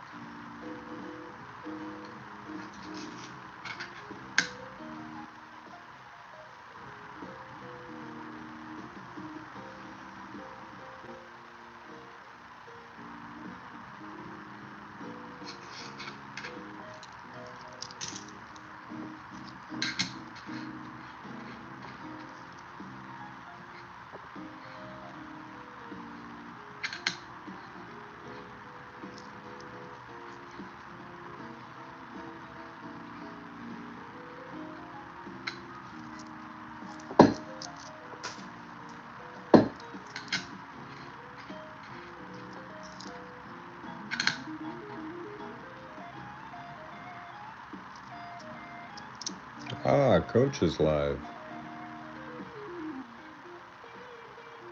Nice.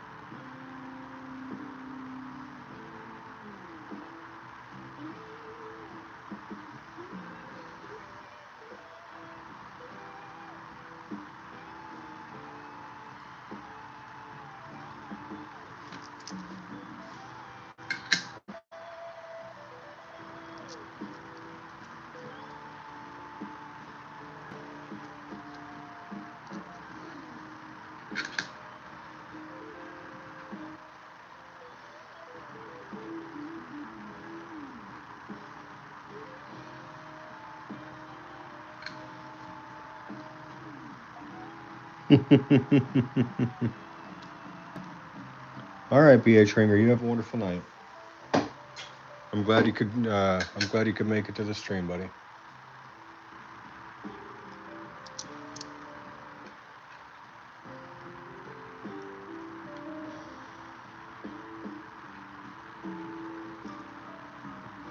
Well, I mean, you got like 17 packages in the mail yesterday, Todd. I think you should probably start playing it safe, you know, from here on out, maybe.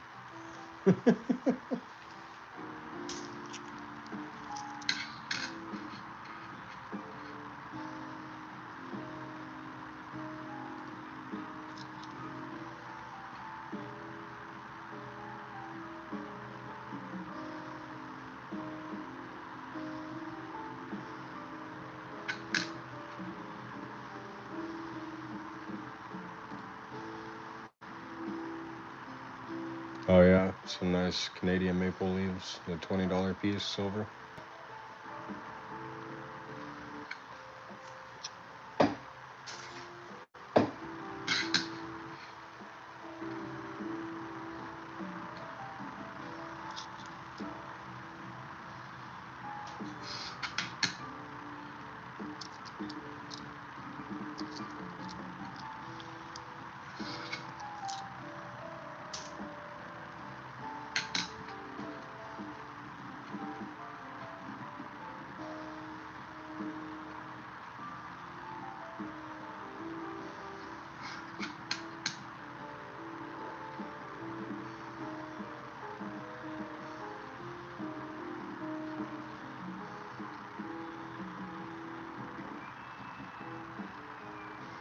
Yeah, we have Yinling. I don't like it though.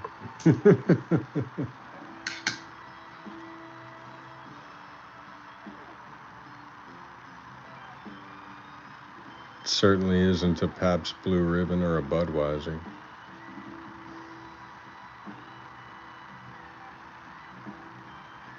Yeah, if it just got to wherever you're at, I would recommend staying away from it. Stuff is not good. It's meant for college kids that only have like $4 to spend on a case of beer.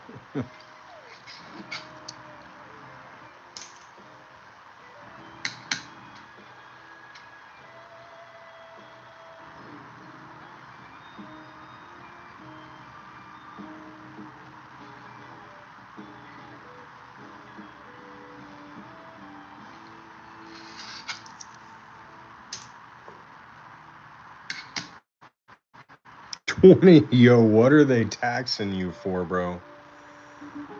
I can go to the liquor store right now and get Yinling, the 6-pack or a 6 case of bottles for like $3.82. A case of it is, I mean, I would say, I don't know because I don't buy it, but I would say it's probably somewhere around the $10 or $12 mark. Whereas like a case of Budweiser or a case of Bud Light goes for, 15, $16. So it's certainly on the lower end of the spectrum for cost of beer here.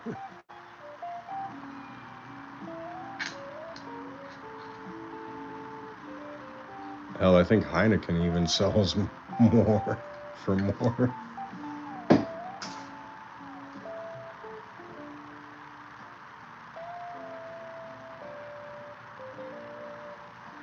I don't know. I don't buy beer too often though. I pretty much just buy whiskey. I buy my scotch and it suffices. I'll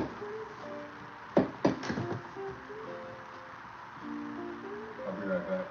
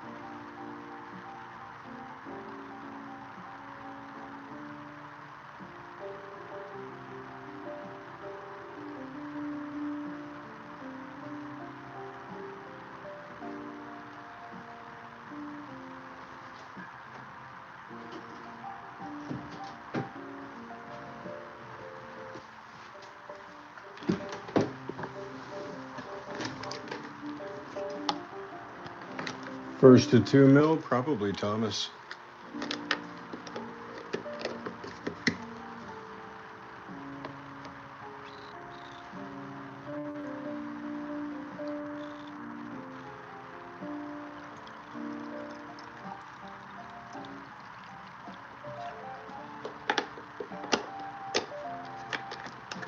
I know Littlefoot's trying to give you a run for your money. You might want to check that top points leaderboard, because he may have passed you.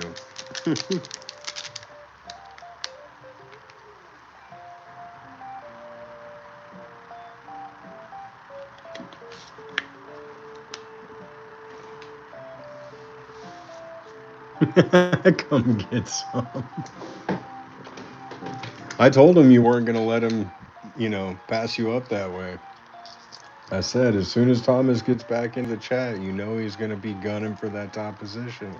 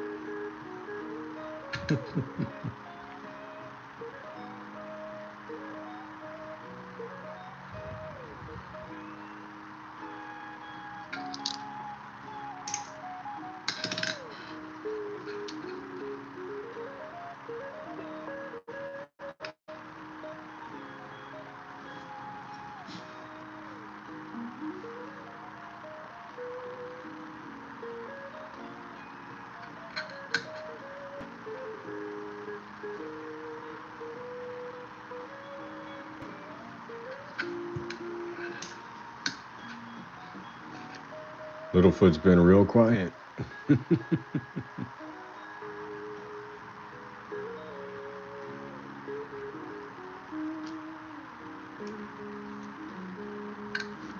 Hello, Sue.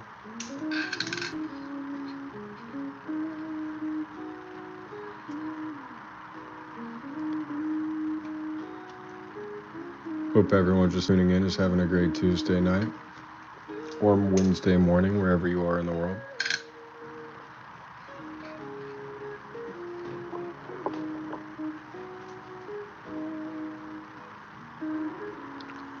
That's awesome, Sue. What kind of coins do you like the most?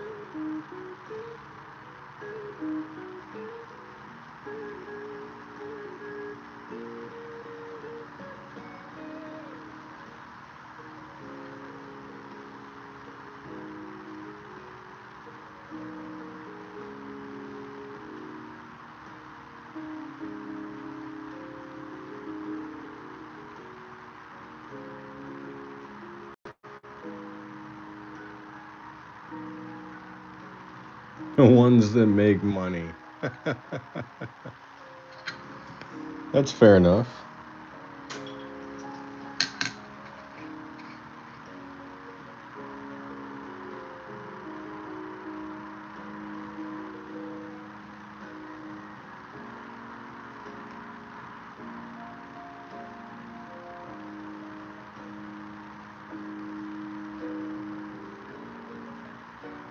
Hey Thomas, you think you can give Sue some J-Bucks so she can play some of the games, please? Or I can run it.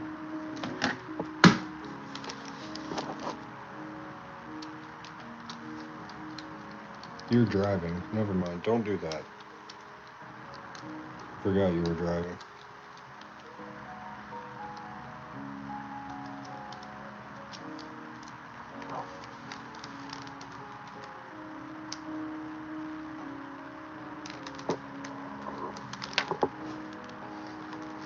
The games like the slots and the gambling that everybody you see here is playing.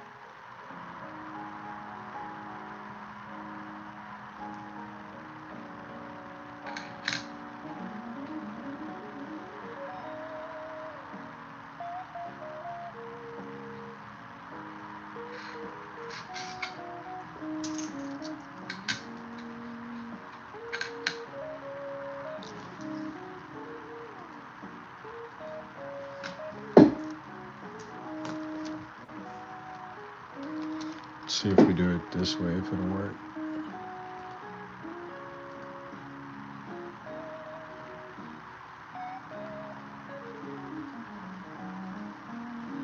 So what's your favorite coin, Sue?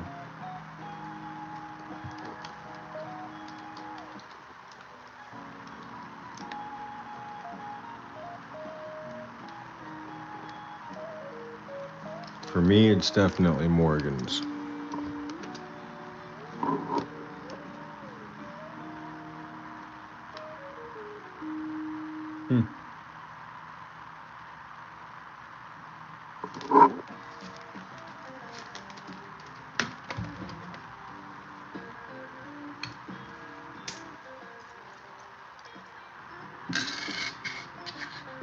No, I didn't even know she had a question.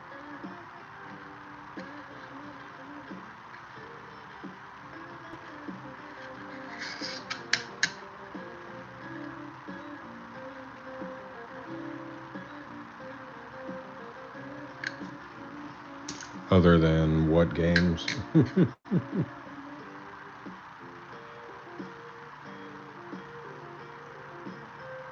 So $50 and $1 coins. Gotcha.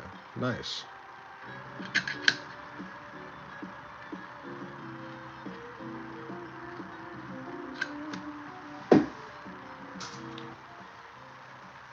I like $50 and $1 coins. Morgan specifically. No. I'm not the biggest fan of Eisenhower's. I could do without them.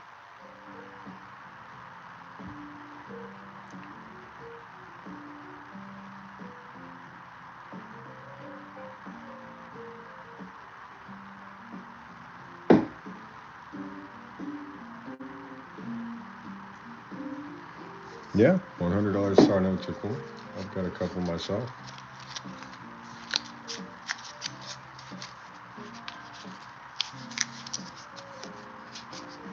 Peace dollars, yeah. I definitely see people collecting more peace dollars here lately. Morgan's used to be all the hype, but now it seems like Morgans are kind of on the back burner to peace dollars and just silver in general, like raw silver. Sherry Willis? Yes, Sherry, I was the one that found the 1971 for you. It's right here with your name on it still. You never emailed me.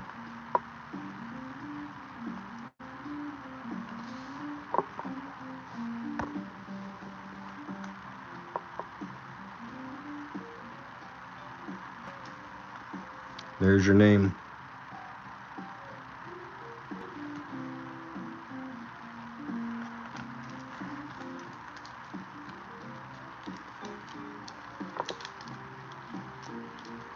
You want to go ahead and email me?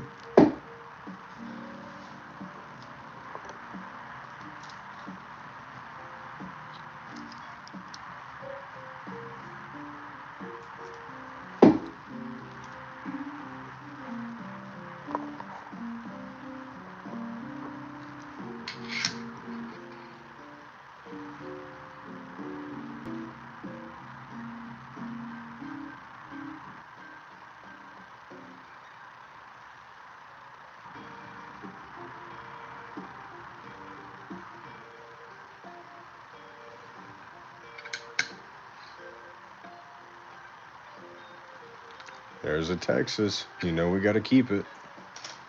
The great country of Texas.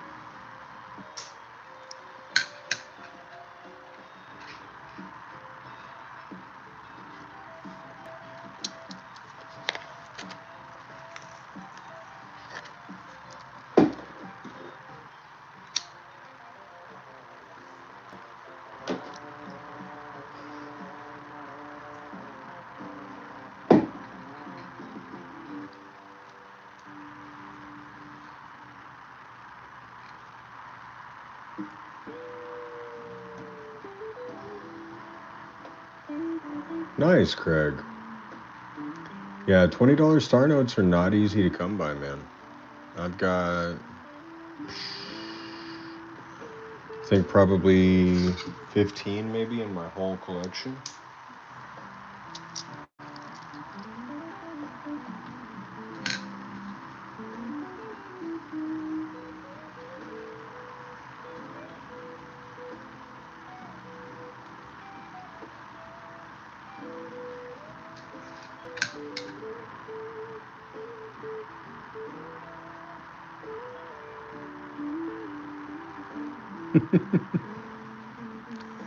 Well, at this point, Littlefoot, I think you've realized you can't exactly lose. But every chat message that you send adds that little bit extra that I need for the algorithm to keep pushing my stream. So feel free to stay at the table.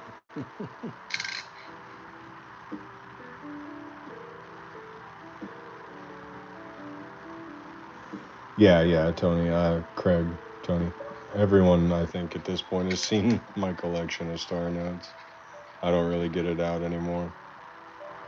I got it out for Walker Magnet earlier because he was doing bank stacks earlier.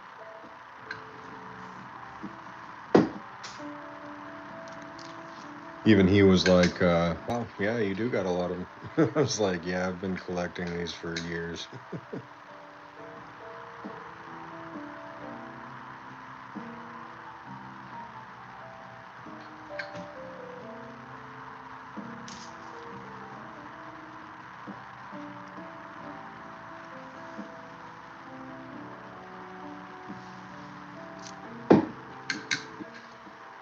All right, Josh, you're all good, man. No worries, no worries. Got to get them while you can. Yeah, especially now. I mean, with TikTok and whatnot. Well, with TikTok and whatnot, actually, people are starting to actually learn more about the world of numismatics, which is cool. There's another Texas. You know, we got to keep it.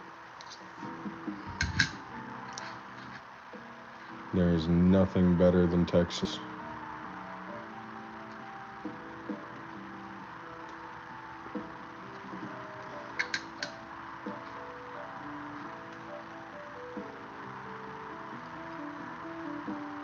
Oh, no. Okay. Whoa. All right.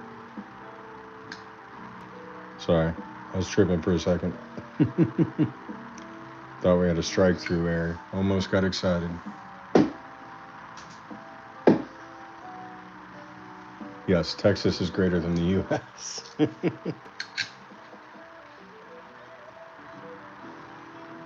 And we know it because we had our own nation.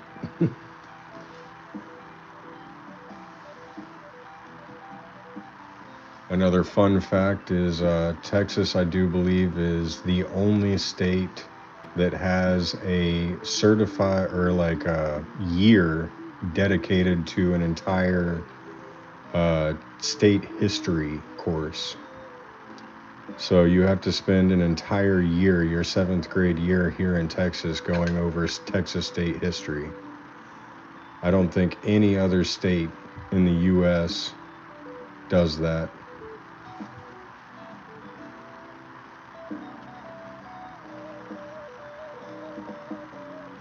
Oh, so you just save them for that reason, no actual reason? Numismatic reason, I mean. Oh, I mean, I save star notes. I got started saving star notes when I was a kid. So my mom introduced me to star notes and was like, if you ever see a dollar bill with this at the end of it, then, keep it. So I've been holding on to star notes since I was probably 8 years old.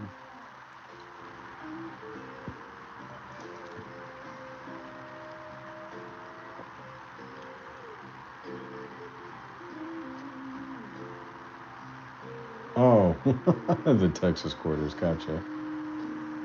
It wasn't. I keep those because I love Texas. I'm from Texas. I live in Texas. I'm going to stay in Texas. I'm going to die in Texas. I'm just all about Texas.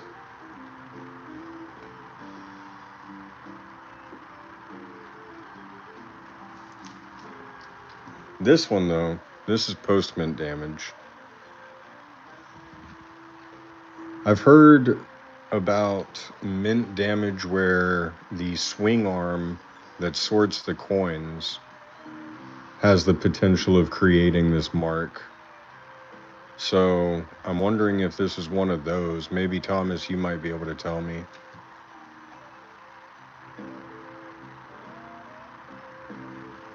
Yeah, no actual numismatic reason.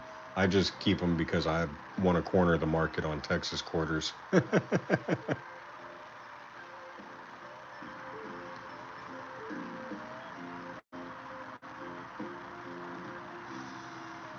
The question is this line that's going all the way through this quarter. I've heard of errors coming from the mint from the swing arm that pushes the coins through the sorter whenever they're bagging them, creating this line across coins. So I'm wondering if this mark across this coin right there where that red line is from that.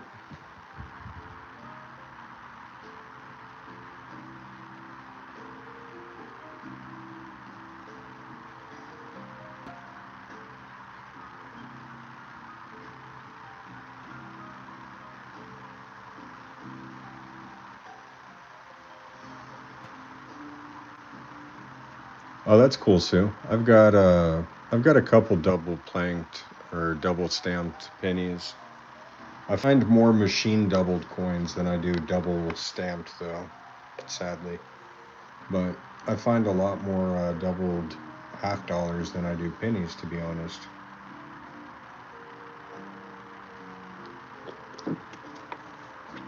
That crack has a line through the middle, yes.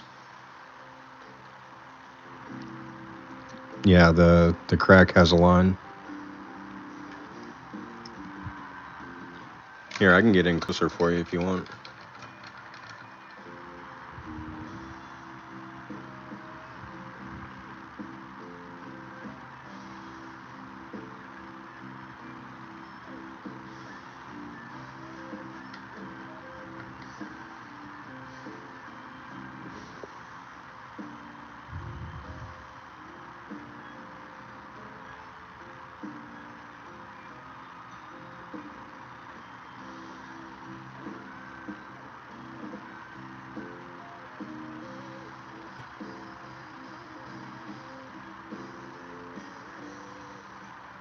Yeah, it looks machine, but from what machine is the question? Okay. I'll hang on to it. I mean, just throw it in the collection pile because it, like I said, it does start at the rim, so it's obviously something that pushed across and raked it.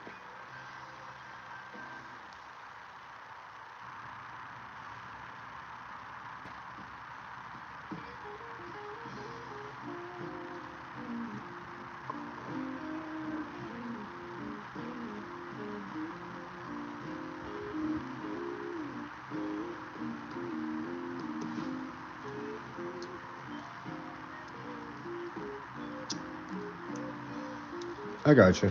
I'll hold on to it.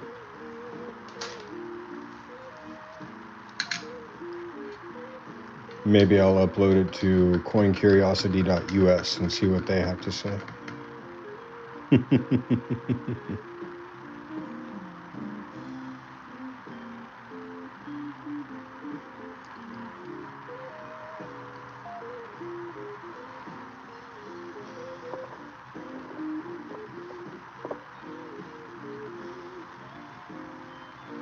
Yeah, Sue, these little digital scopes are actually really, really, really.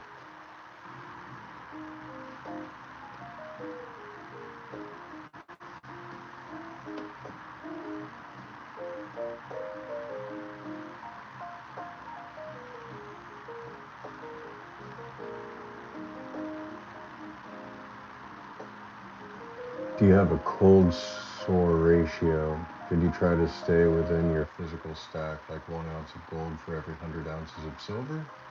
Um, I mean, not necessarily. So for my stacking strategy that I went with, I was working for the most part, but I was working as a diesel mechanic and service on site mobile diesel mechanic. So I was just kind of buying this and that and the other whenever I could, you know. I really didn't have much of a I didn't have much of a strategy in the sense of, oh, I'm going to buy X amount of silver and then X amount of gold or whatever. I just kind of went with the options that I had at the time. You're good though, Littlefoot. Get some sleep, man. We can always talk about this another day. I'll be live streaming tomorrow.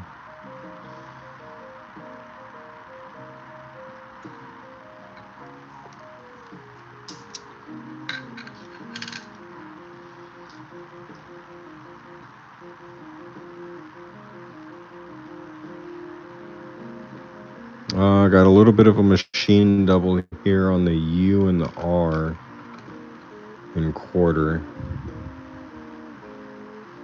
This is just an old quarter though. I think it's just worn. A little bit of machine doubling here on the other letters. Didn't go up to the top though.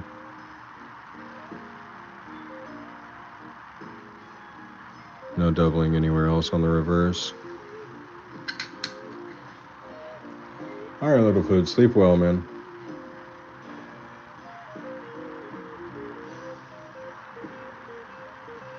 Yeah, it's just a worn quarter. That ain't nothing to shake a stick at.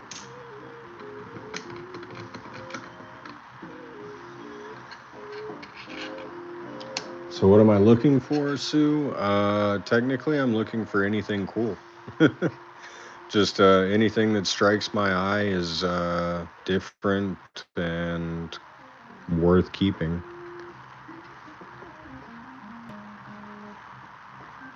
Whether it's doubling, die cuts. Found a double die head? No, I haven't, actually. That'd be a cool one to find, though.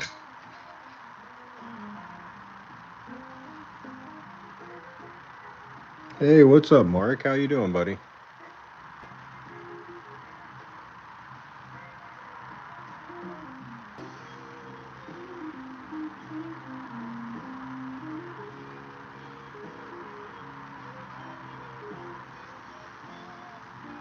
Such a good design. I love that stamp.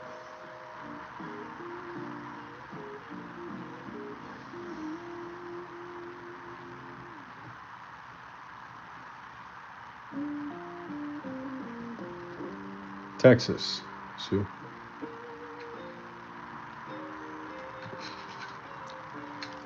The country of Texas.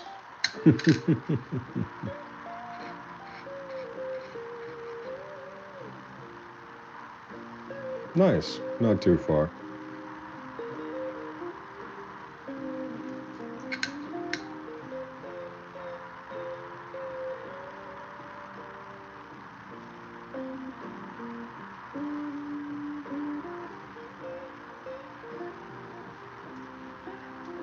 It is nice. Ooh, excuse me. Sorry. I'm not getting sleepy, you are.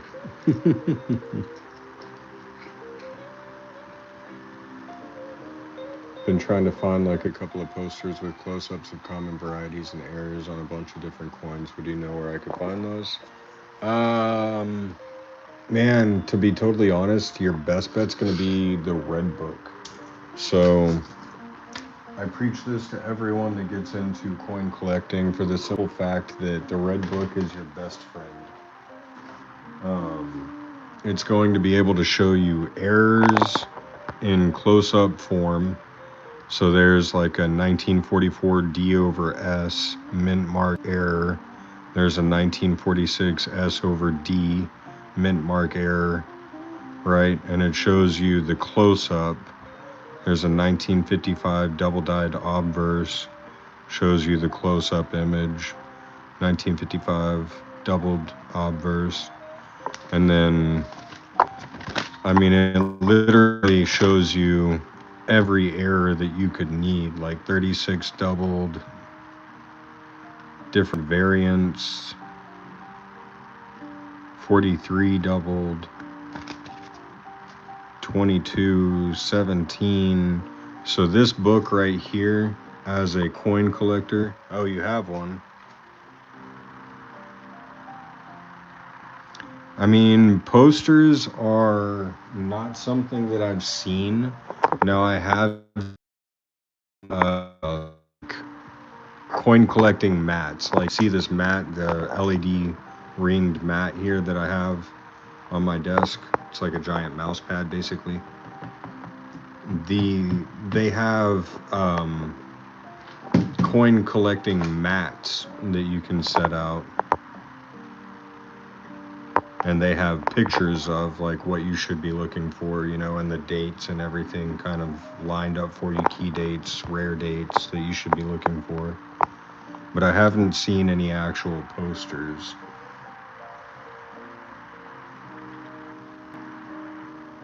Yeah, buy the Cherry Picker's Guide. That's also some really good information.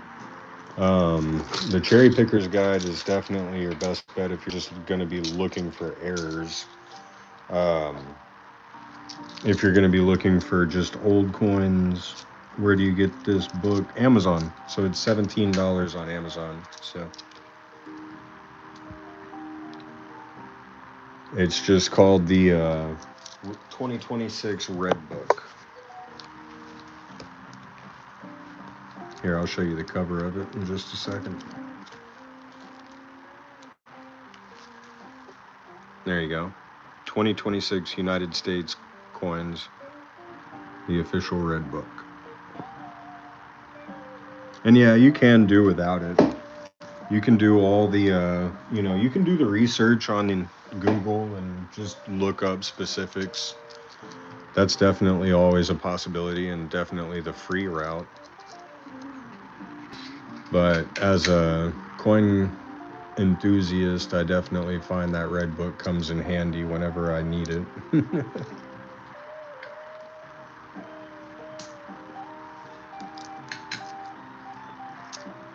Yeah, not a problem, sir.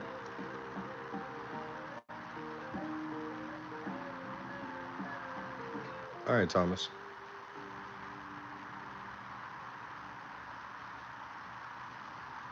Yeah, so I would say the coin collecting mats then, like the coin sorting mats. I think that's what they call them on Amazon.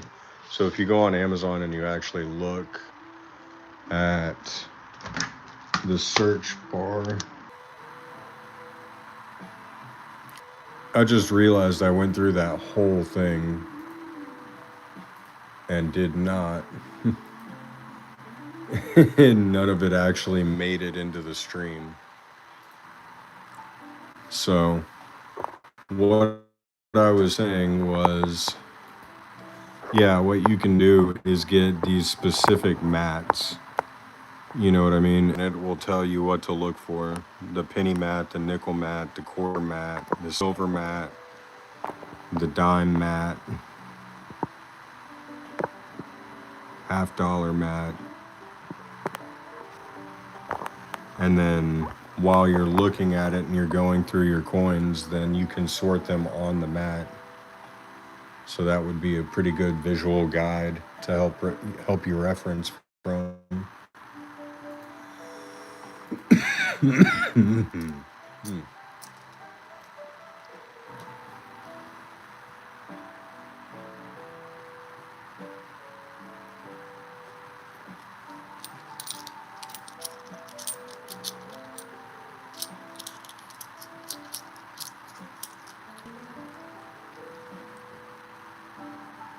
Okay, so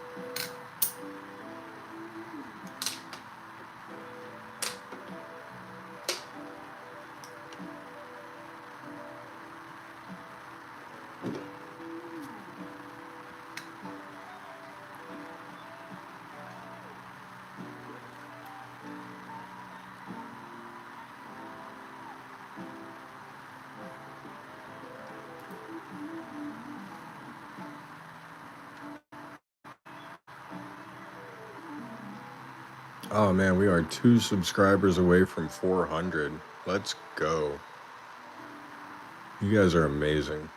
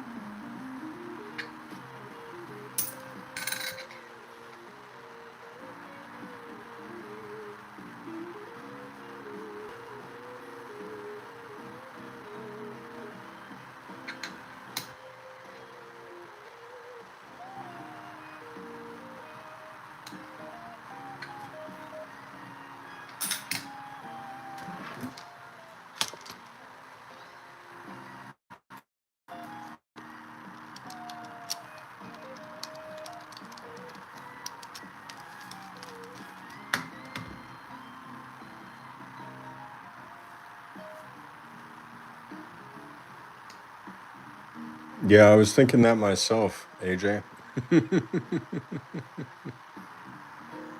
He seems to have found the loophole in the system.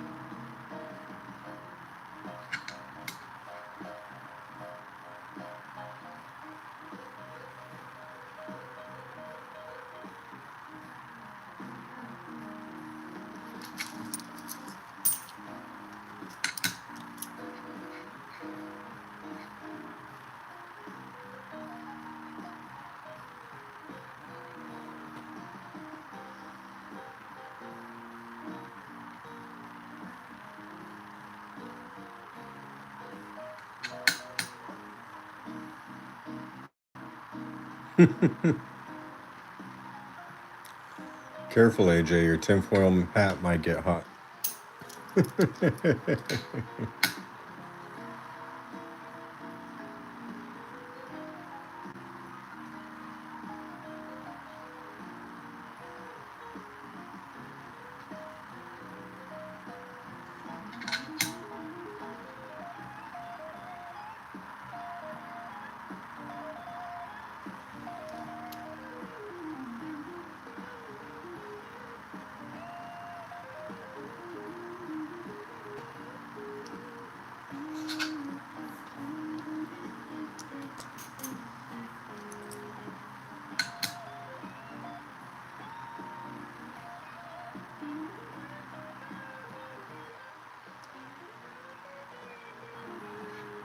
Alright, well, that's just not fair.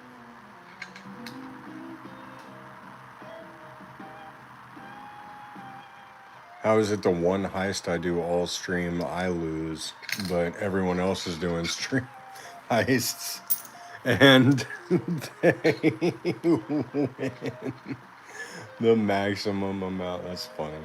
Alright, we're good. Oh, hell. Rigged.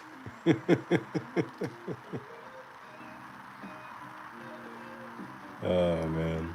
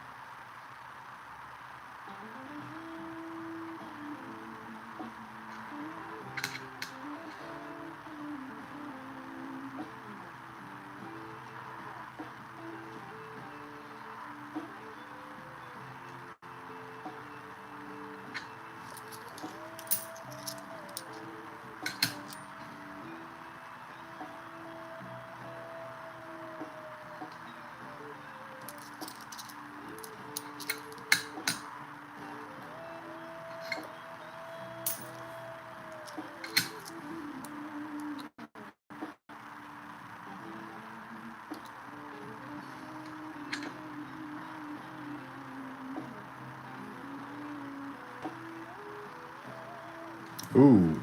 The lettering there is just a little bit off.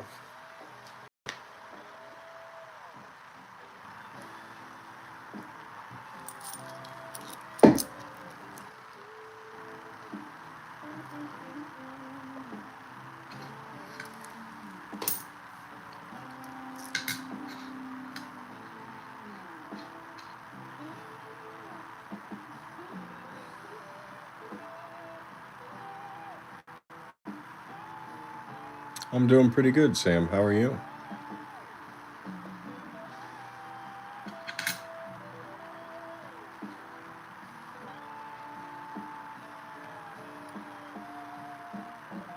That's good, man. I'm glad to hear it.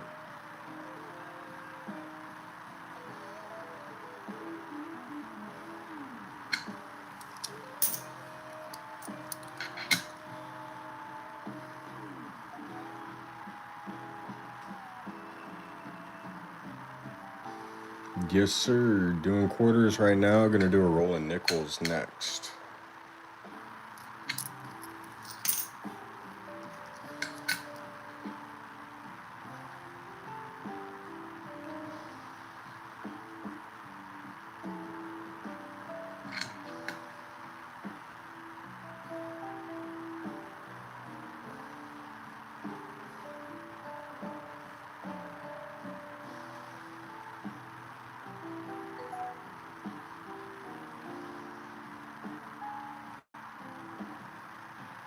Oh, well, I appreciate that, man.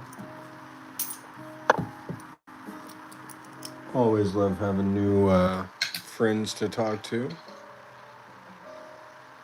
Let's see. Do you have any J-Bucks? So what I want you to do is go into the chat and type this exclamation mark points with no space, and that'll tell you how many J-Bucks that you have. And then if you need some more, then we can get you some.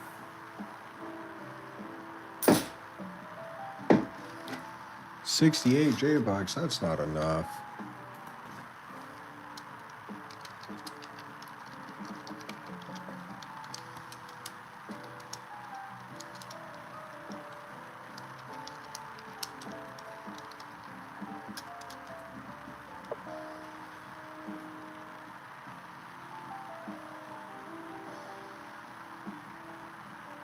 Unable to find Sam.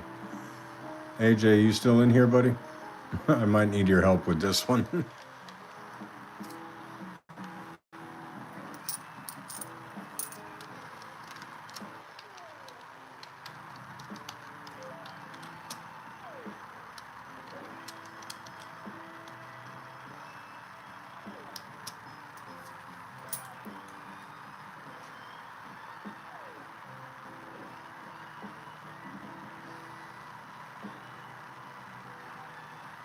No? Weird.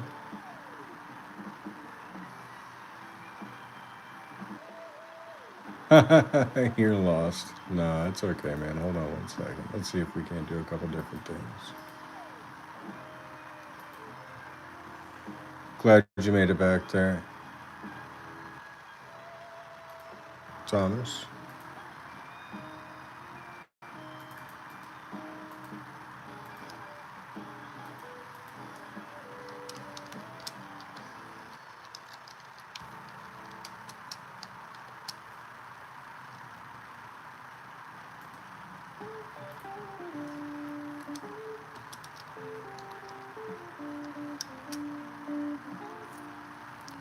Trying to add points to Sam's account.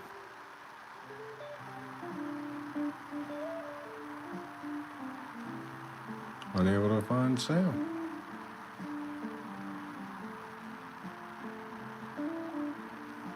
Oh, that's cool. I'm not worried about it, Thomas. AJ, if you're here, you might be able to help me real quick.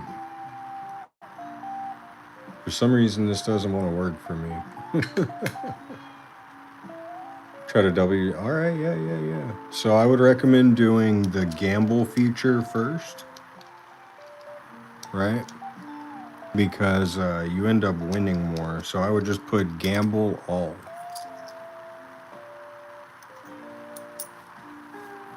There you go. You want another 20.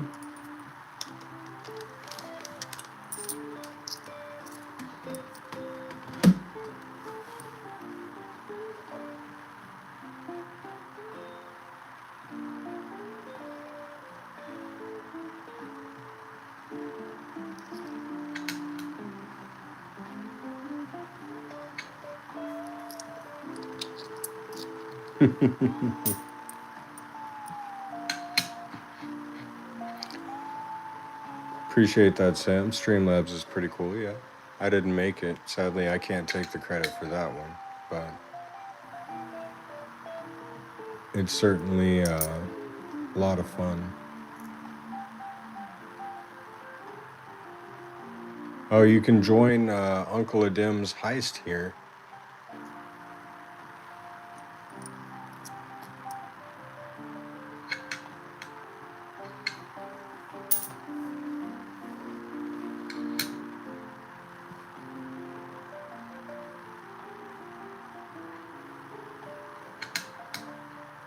All right, Uncle Adim.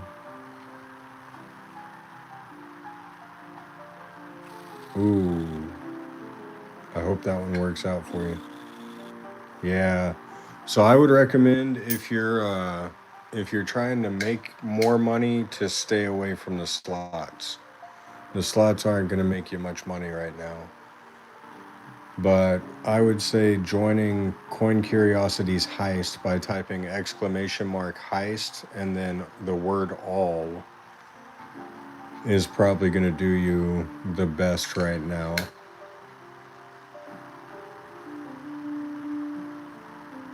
Because you could potentially walk away with a couple thousand.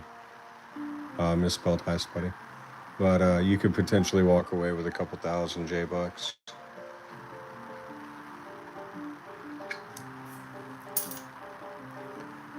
All right, let's do this rolling nickels next.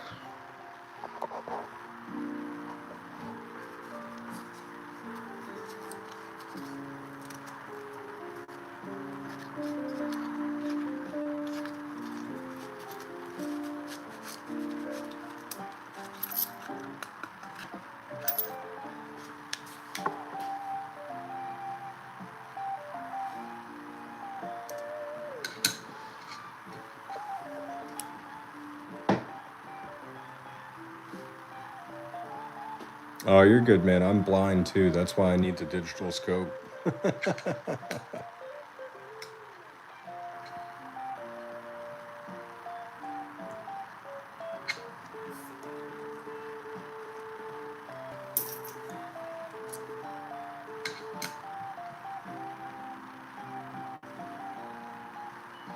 Yeah, I tried that one, Thomas. I don't, I'm not sure how I can do that. It seems as though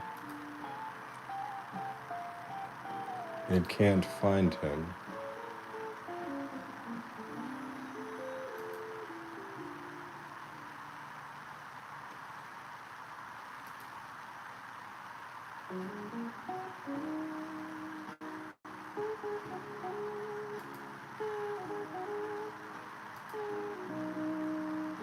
Ah, here you are, Sam.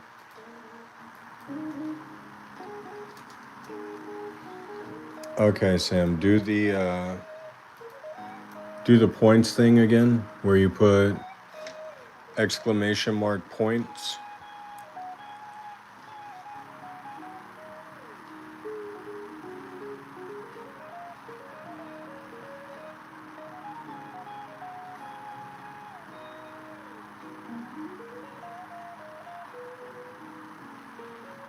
There you go. You have 5,000 J bucks now, buddy.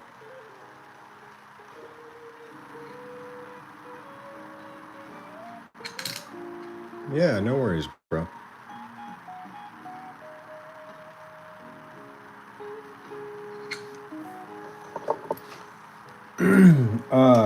I just had to go into my dashboard on Streamlabs and change it on the PC side of things.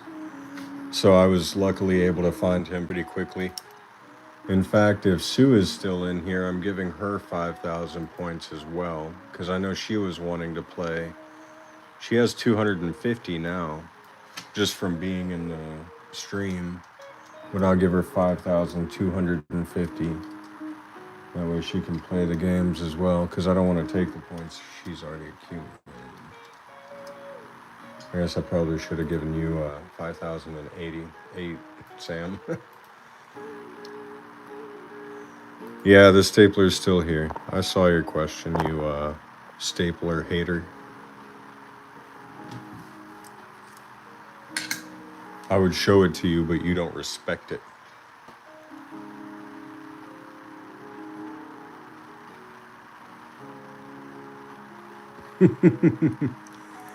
Josh here, just one more roll, loves to hate on my stapler, man. He thinks just because it's a smaller than average stapler that it's less than others. But I tell you what, it's average to some people, okay? And it's cute.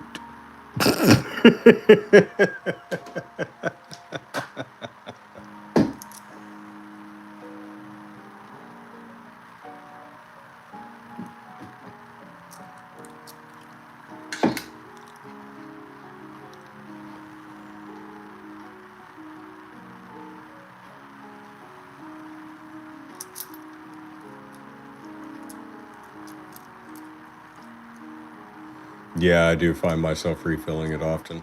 That's very true. Because like this is the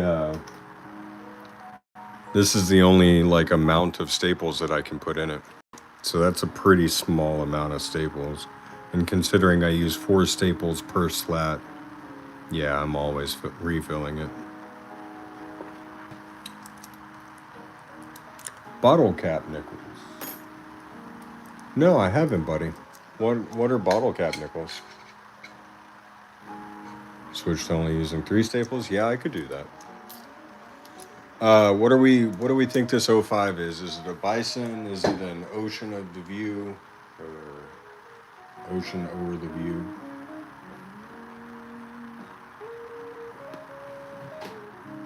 Or do what you like. Yeah, that's true too. Got the Lewis and Clark Ocean, Buffalo, Bison, whatever you want to call it. It's the other option. Opposite of what just one more rule says. Concaved on obverse ocean. Oh, yeah. Okay, so I didn't know that those were called bottle cap. Thomas says ocean in view. Mark says Buffy. Okay, buddy. Yeah, I'll have to, well, let's see if this is one. It's a bison or a buffalo. Doesn't have a spear through it.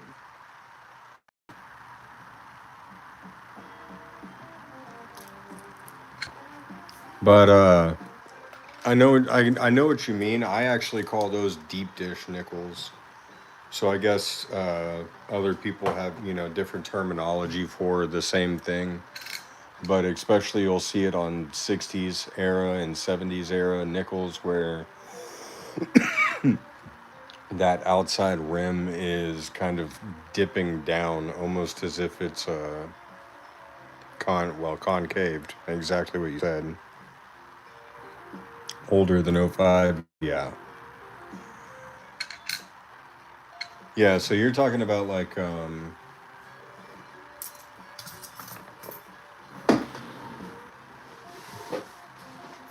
let's see.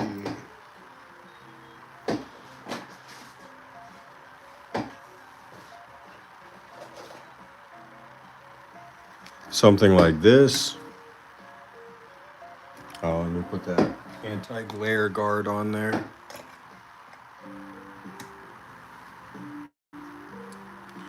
So like this with the older, so this is a no date D.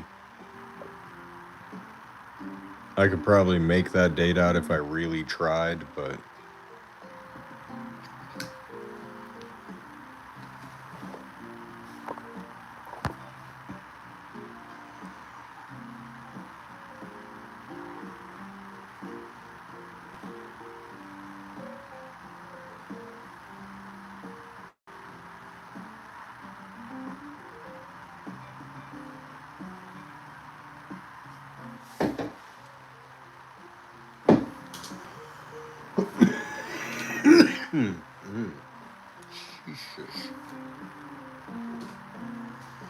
first to 3 mil. Congratulations, Thomas. All right, let's keep going through some of these nickels.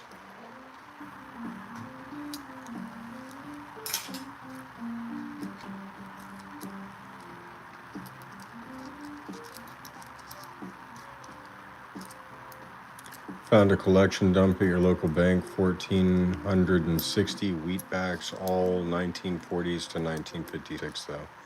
So, in other words, you found somebody's searched wheat cents.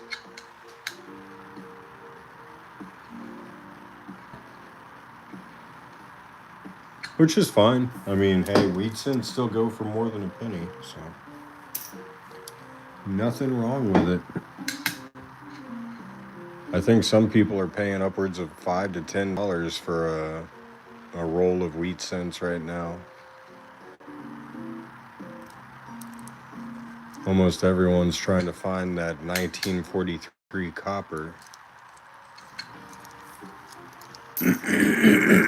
Excuse me.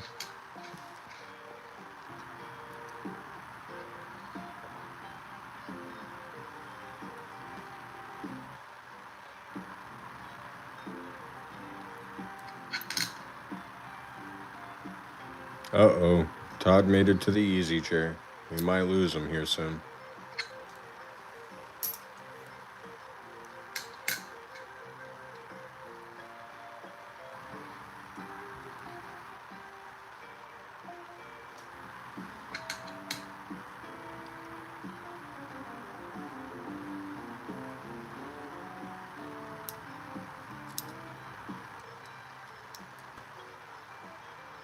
That's pretty cool, man. They're in mint condition, so you're filling your books with them. Well, hey, at least they're going to get purposed. At least they're not just going to sit in somebody's safe or in a bag somewhere and get forgotten about until somebody inherits them and then inevitably just kind of gives them away.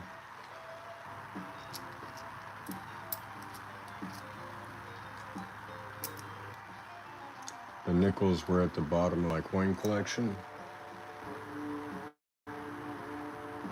Cool.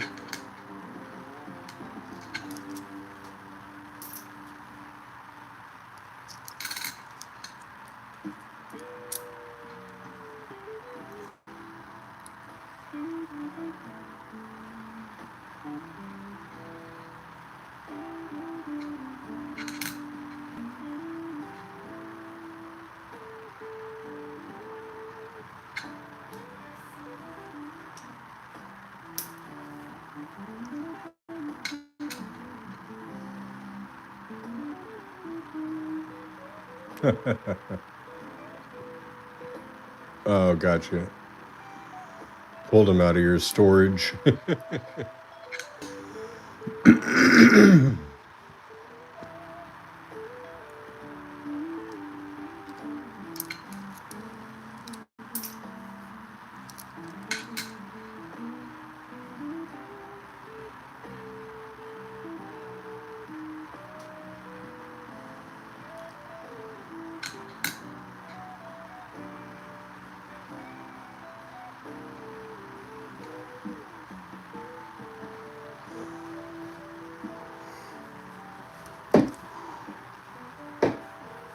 So that's kind of what you mean by the concave, right?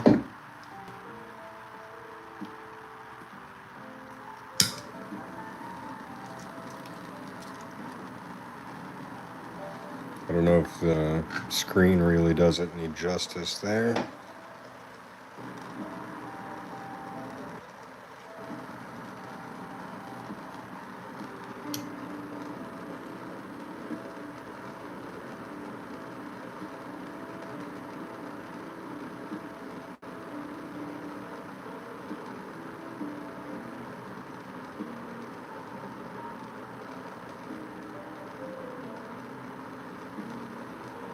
Yeah, okay, I gotcha.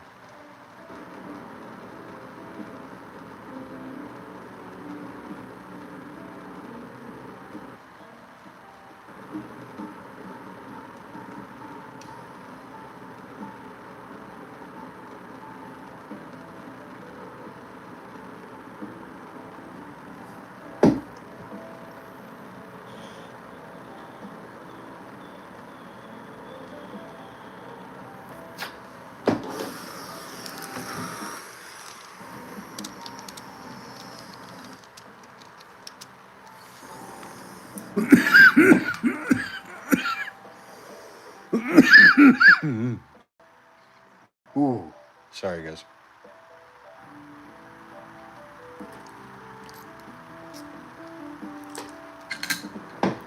Nothing special in the mailbox today.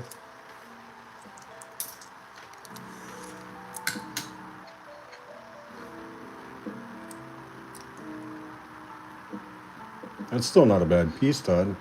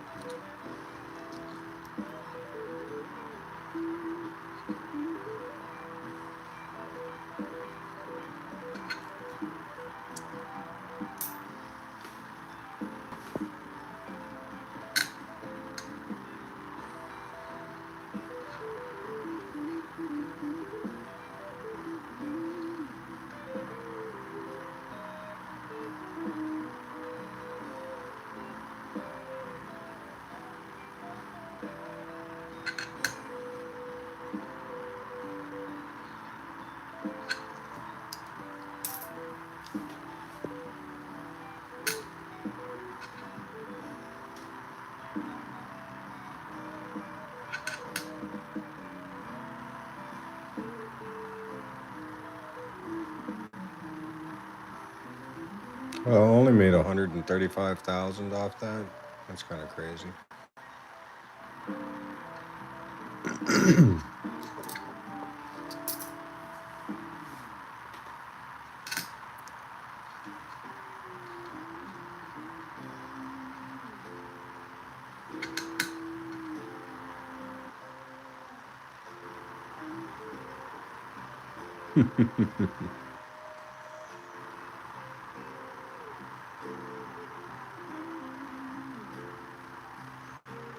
I don't know. Does it count, Thomas, if I end up getting at the top of the leaderboard for my own stream? I feel like that's cheating in some way, right? Because technically I can just host private streams with myself.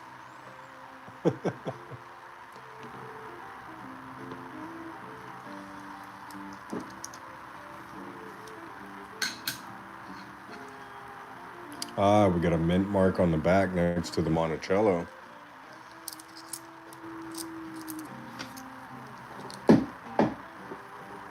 What year do we think this one's gonna be? Let me see if I can't, because I realized, there we go. You guys were looking at a bit of a weird angle there. You don't qualify for official results, that's fair. That's very fair. Got a 1947 from Sam. That would be pretty cool. I'm thinking it's probably in 1964.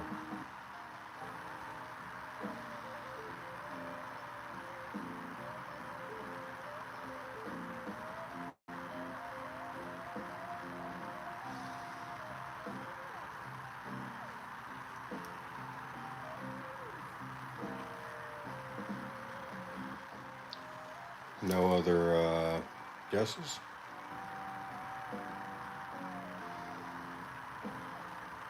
We're just going with 1947?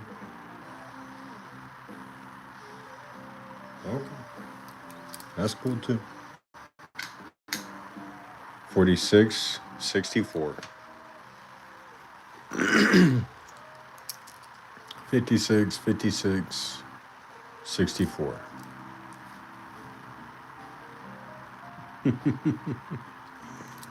With almost 3 billion of them minted.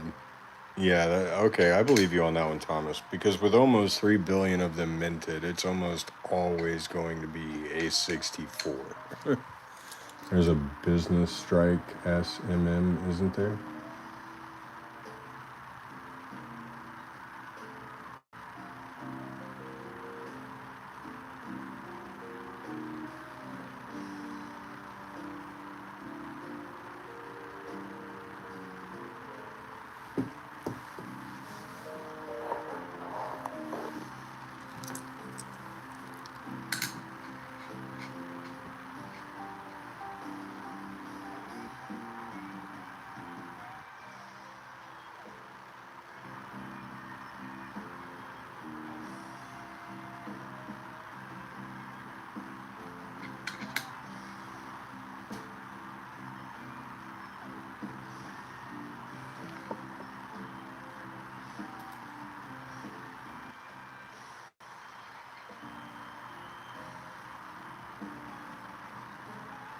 Just one subscriber away from breaking 400.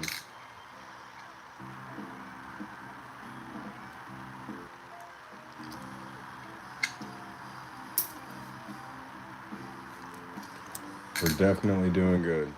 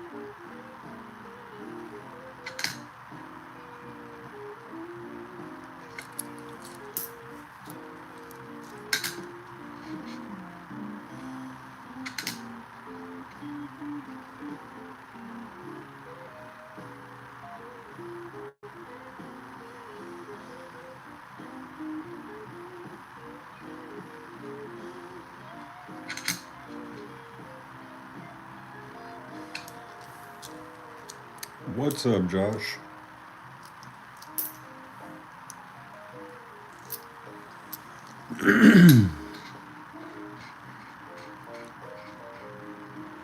Hope you're doing all right, man.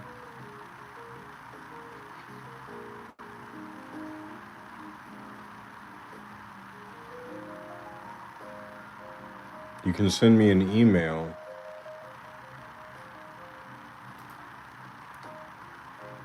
if that's your preferred method of going about it.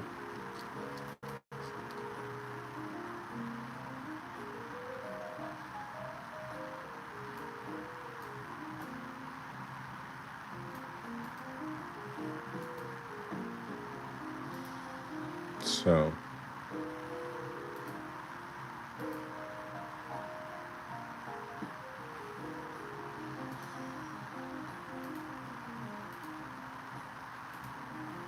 there you go, I got you.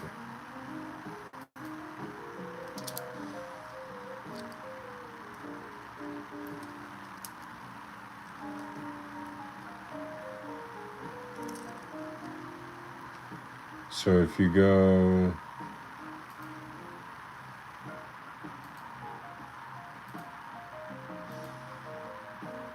to your email, you can send me pictures through email. Then I can show them to the chat and we can talk to each other about it. Or if you have questions about coins that you have, you can send them to coincuriosity.us, which is a website of a bunch of numismatists that are all in, we're all hobbyists, we're all quite well versed. And then you can upload your high resolution images there and you can get an entire group of people to help you. Not great with electronics? Oh, you're good, you're good. So, I mean, I have Snapchat. I guess the only other thing that I could give you that isn't directly tied to my personal life is my Discord.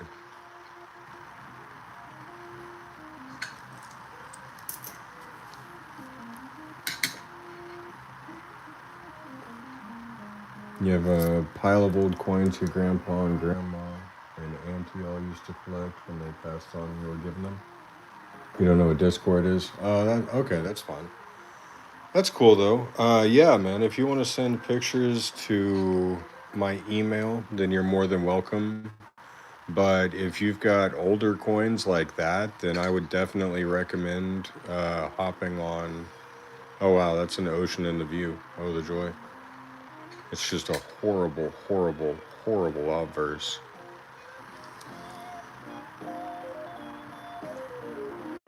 Facebook and Snapchat and Insta. Yeah, so if you want to go to this website right here, and it is literally a entire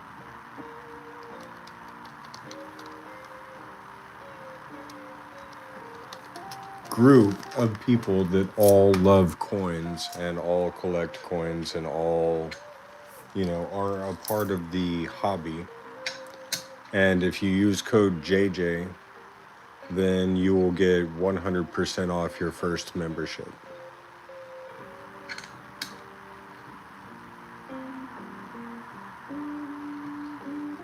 And there you can upload your high resolution images and ask the entire community, what they might think about it. It's this one, the coincuriosity.us. So the account that typed it out is Jay's Gaming, but that's my other YouTube channel. But here it is again, coincuriosity.us. I should get a loop or a coin microscope.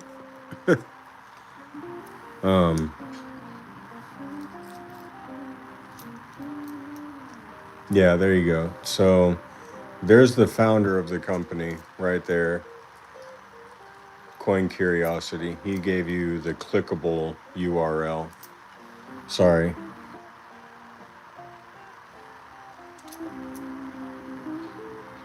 And then, yeah, so if you go there and you sign up and you use the promo code JJ, just JJ, you will get 100% off your first membership.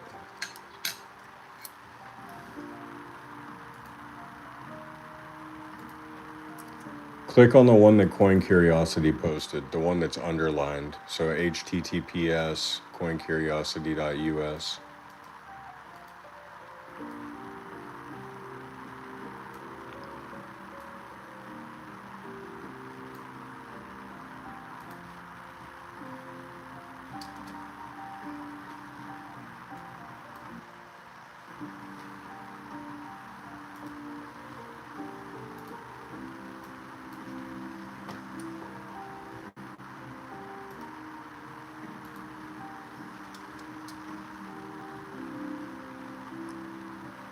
Oh, okay, yeah, you might just have to type it into your browser. Good call, Thomas.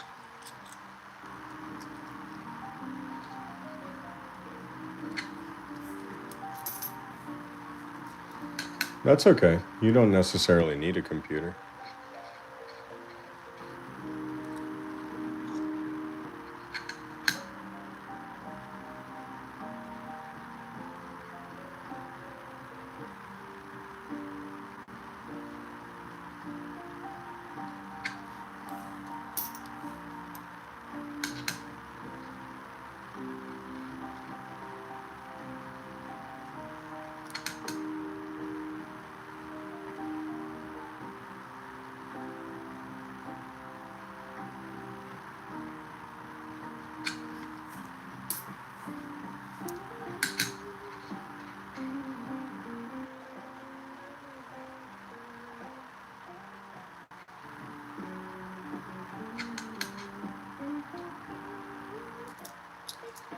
So what you'll want to do is you'll have to exit the YouTube app and then go to your Safari or web browser, Google, and then type into the web browser coincuriosity.us with no spaces. And then once you get to the front page, you'll be able to sign up. And then the promo code is just JJ for 100% off.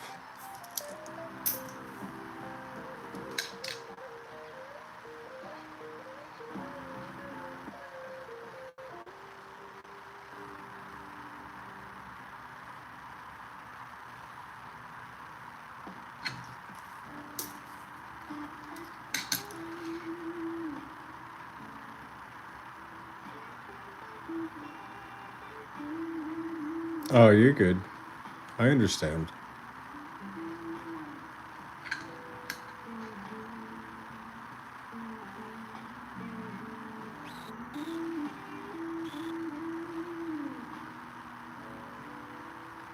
What's up, AJ? BIT AJ.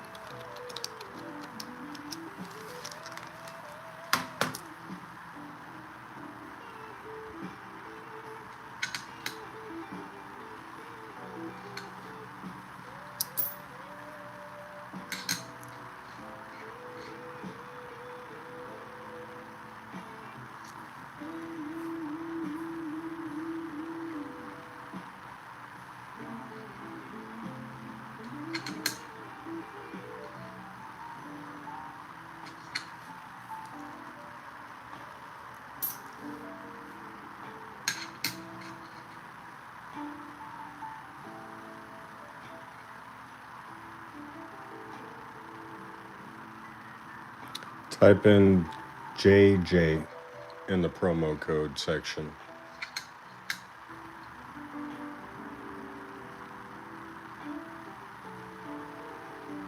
Yep.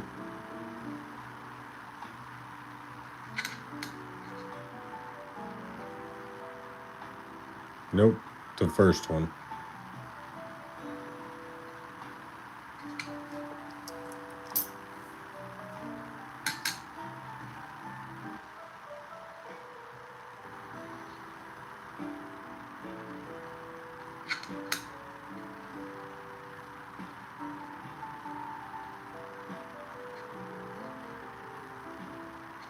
Got a little bit of a die cut on the M in Monticello, unless that's just a compressed bit of metal. Enthusiast, collector, or elite? Your choice, bud. Whatever you feel like you want to pick.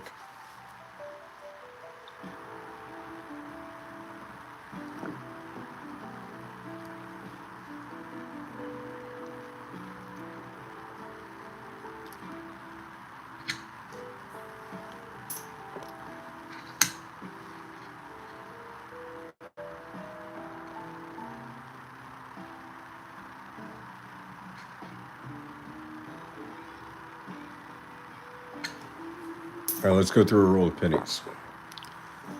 Tired of looking at silver or nickel. Silver color.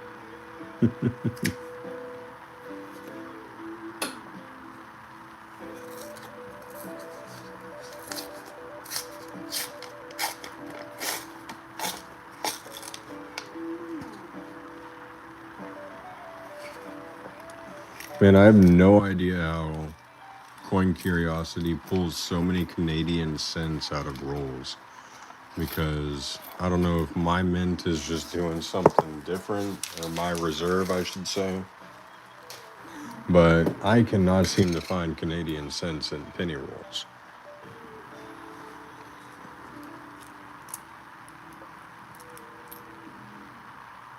Coin Curiosity says he would choose Elite as it's the most bang for your buck that you're saving. Yep, I would agree. $10 and I'll send you a mystery roll, Jay.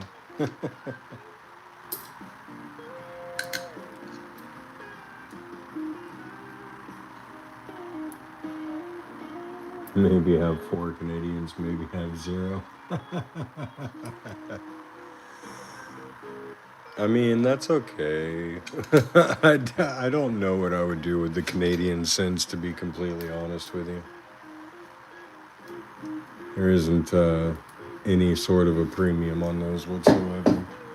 So we're missing the word of in that grease strike through, which makes it interesting.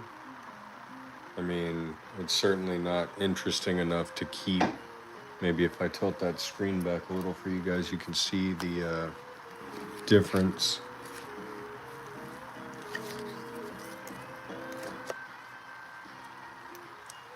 Golden color any coin is usually going to carry a premium.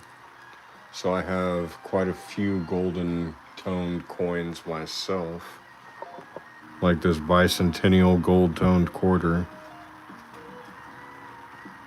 And I think I spent like $4 to buy this. This isn't even gold plated, like it's just somehow naturally toned that way at this point. But it does give off just a perfect, almost rose gold sheen when you're looking at it with your naked eye. So yes, a gold toned half would definitely pull in a premium.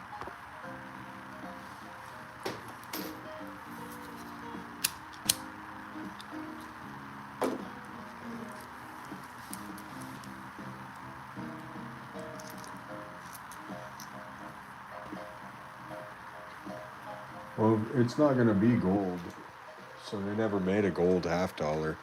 But you can find gold toned coins. So whenever they're in a certain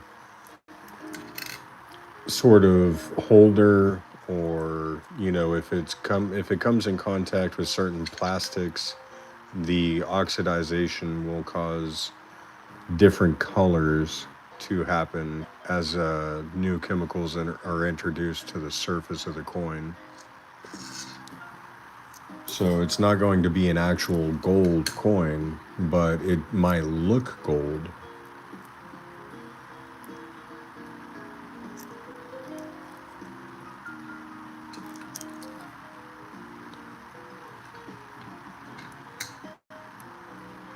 I appreciate that, Josh.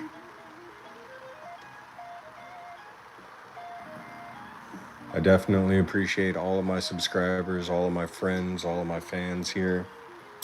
I mean, I wouldn't even call you guys fans. We're all just friends at this point, right? We all just sit in here and hang out.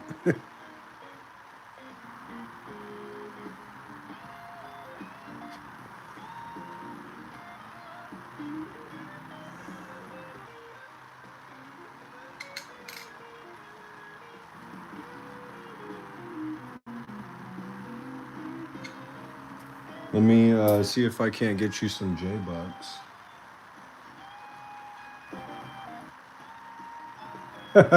Yeah, no winking going on, Josh.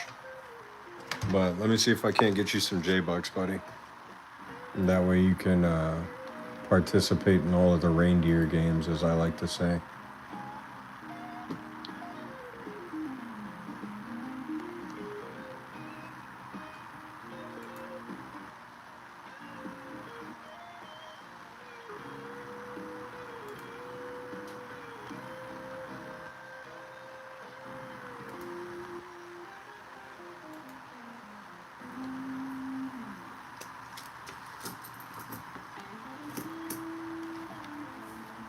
J-Bucks are what you use to gamble in the stream and play the slots and do heists and duels. There you go. Thank you, Thomas. I appreciate that, buddy. Thomas took care of you. He gave you 5,000 J-Bucks.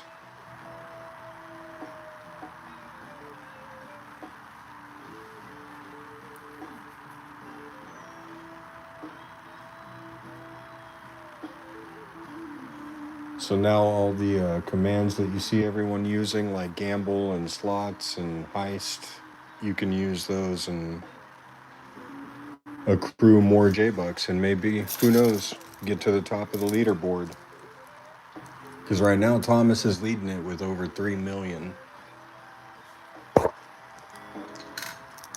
Okay, cool. Yeah, now that you're signed up, then you can go through and just post your coins, Just take pictures of them, and everyone there will do their best to help you out.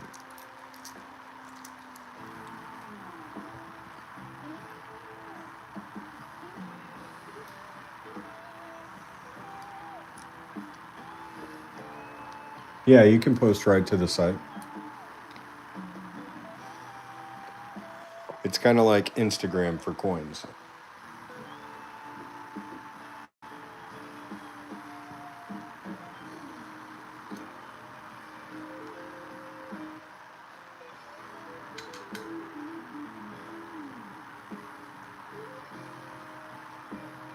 You got to put the amount of coins or J-Bucks that you want to gamble after you put the command, buddy.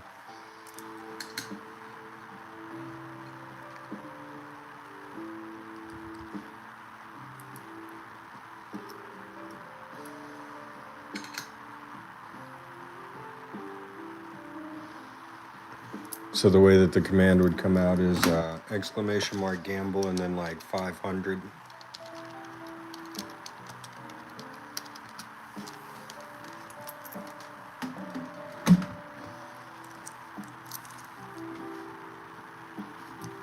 Oh, I just realized I didn't type any of that. Yeah, there you go. Sam's got you.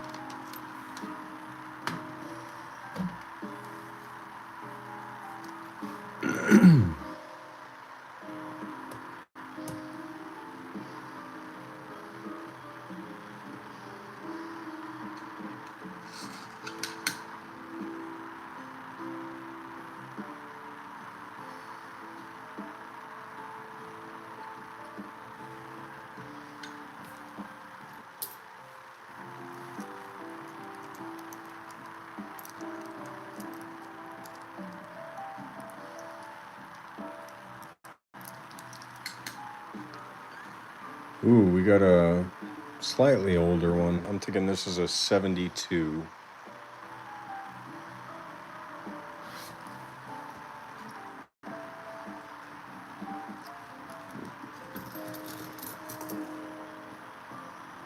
Bank robbery, 10 million.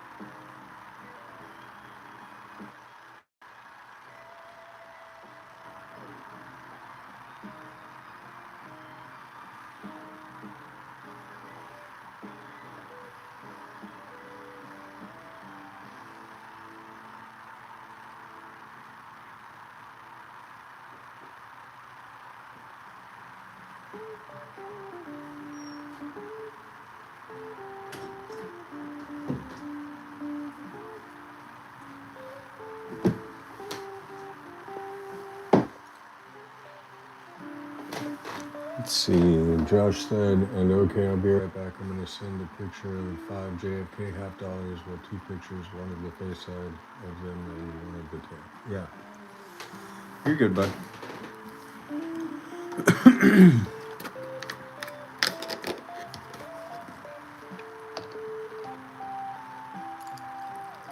Oh, I see you, Thomas. You were trying to get a heist in while I was out of the room. I see your tactics.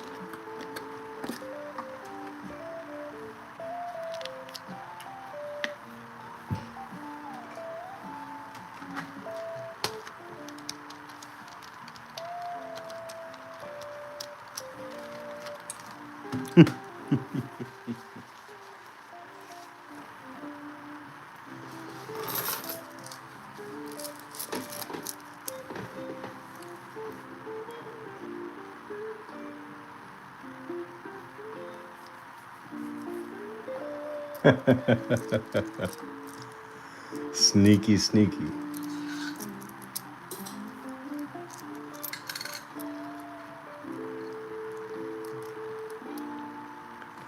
Anything good yet? Yeah, we found a couple good coins.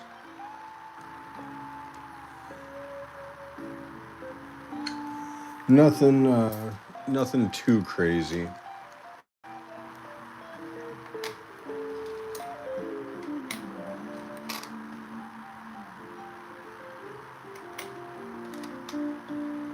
Found a 36 D wheat cent, which, you know, wheat cents are wheat cents. They're cool.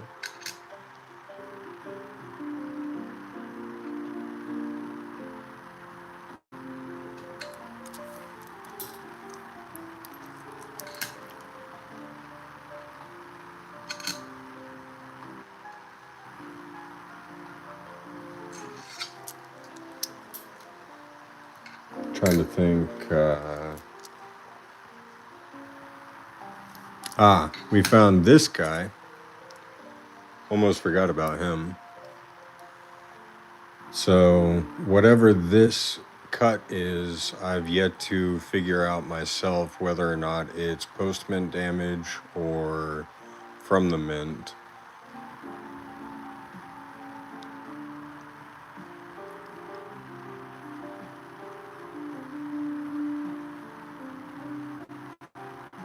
Should have stayed out of the heist. That's all right, man. I only lost 10,000.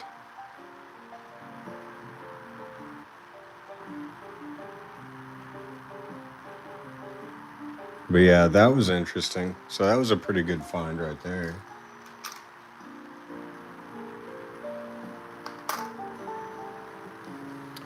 Ooh, yesterday. Now, this was one of my favorite finds from yesterday.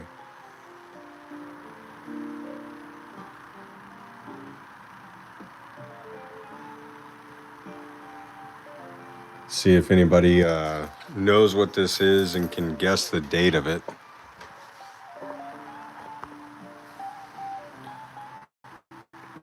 I did this yesterday in stream, so if you saw it yesterday, then you know the date, but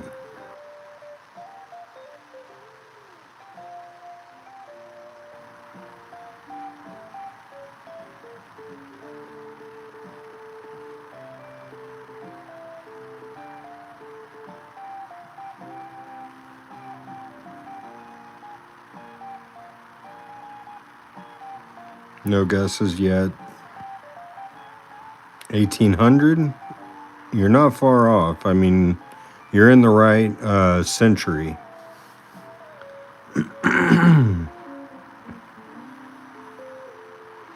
18, yep. I think you were there for that, AJ. 1896.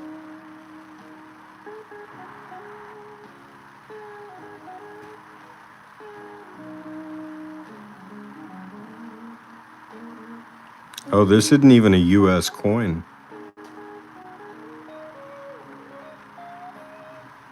This is a British large cent.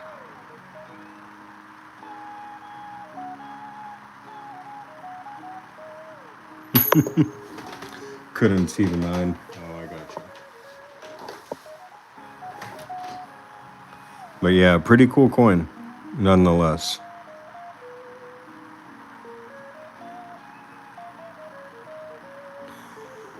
And then, let's see.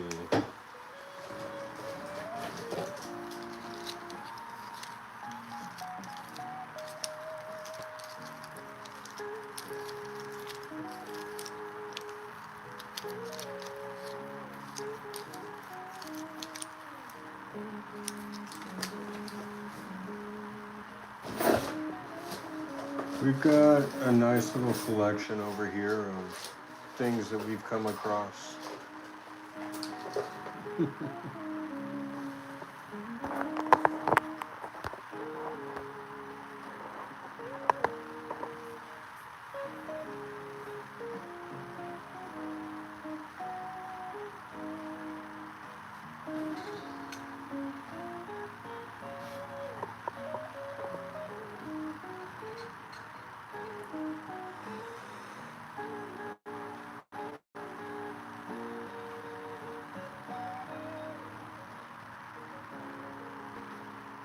Strike the grease on the ST and the E up here in the top left-hand corner. 1980 makes it a good bit of spare copper, though.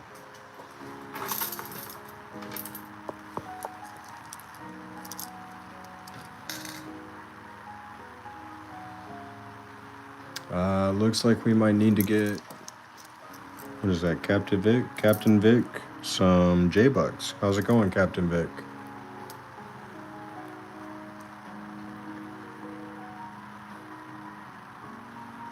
Let me see if I can't get that added in for you.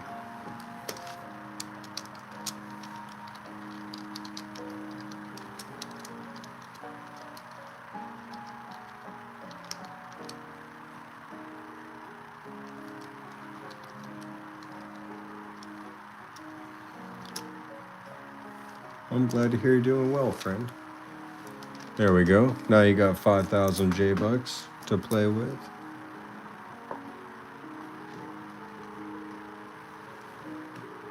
Oh, you're good, Thomas. You know I still appreciate your help.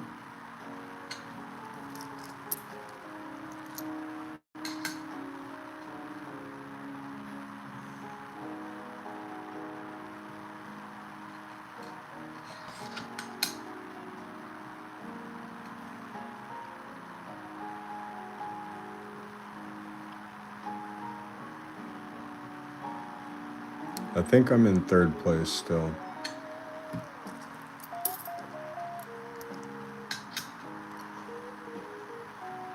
We'll see. Somebody might have surpassed me already.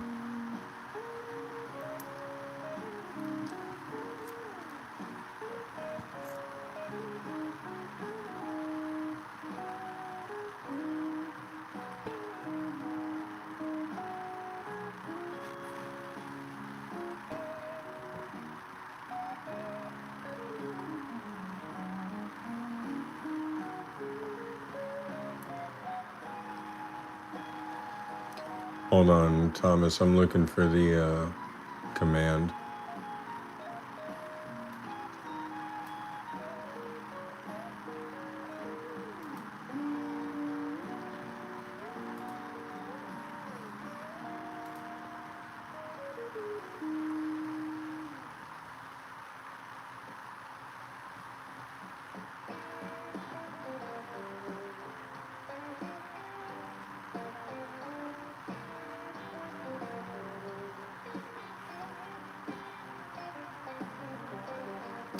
So it's just exclamation mark top.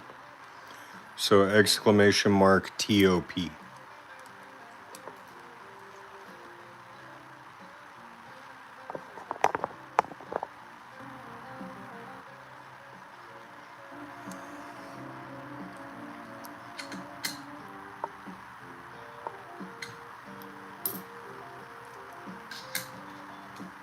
It shows you who's at the top of the leaderboard, Josh, for whoever has the most amount of J-Bucks.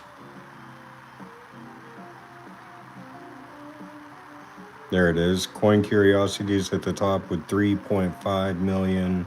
Littlefoot has 2.2 million. I have 828,000. And Uncle Adim is in fourth with 725. Todd's in fifth with 524.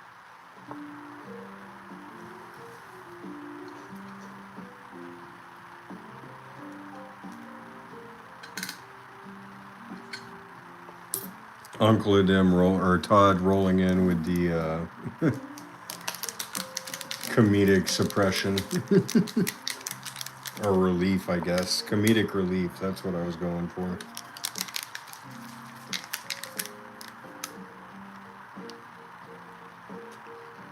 Oh, you just use them to play the games, man.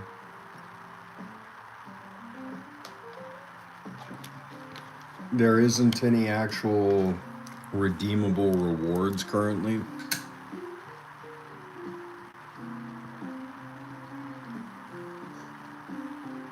Where are the games? In the chat. So if you type exclamation mark heist and then a number or the word all, you can bet the max amount or however much you're willing to put up to 1,337.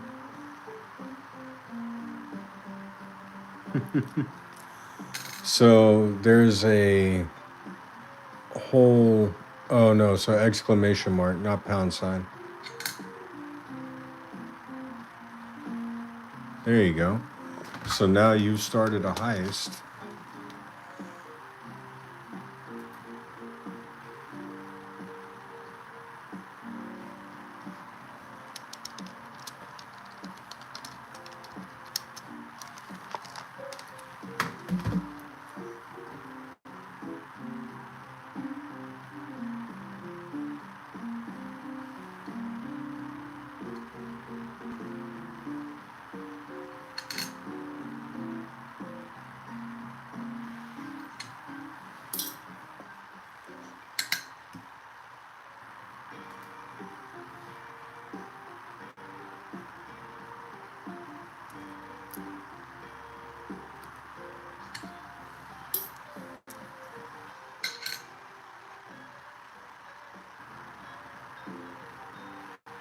$74, nice bit of copper.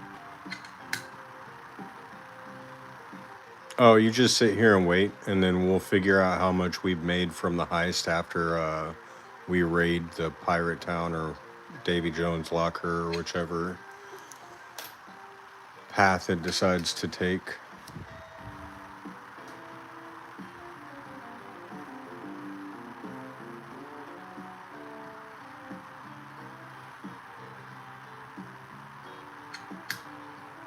Change the mint to D Denver, change the type to Kennedy, move to half, or move $50 to denomination. And then it will be able to get graded. Yeah.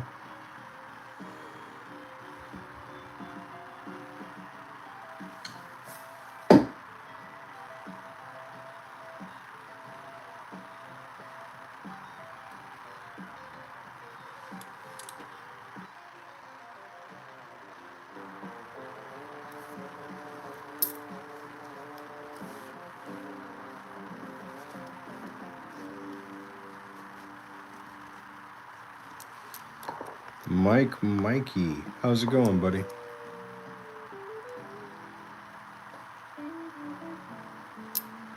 Oh no. So we didn't make it back with anything, Josh. Mikey made it back with nothing, but he at least survived the Davy Jones locker.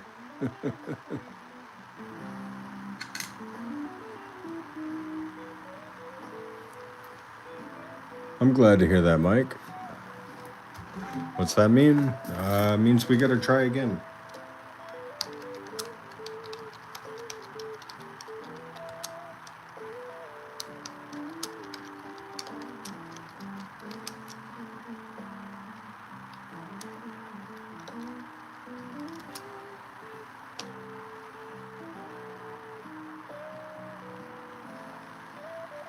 There we go, Mikey. You've got 5,000 J-Bucks to play along. You can do gamble, slots, heists, duels.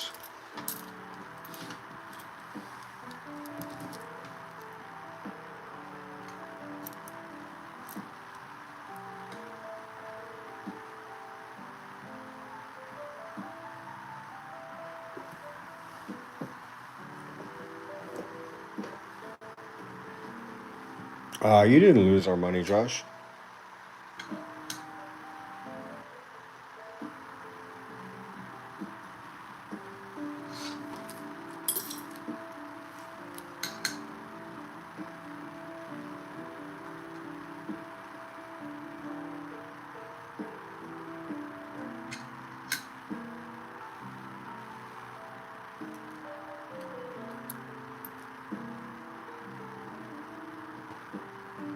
So that last Streamlabs message that just popped up should teach you all you need to know about the commands.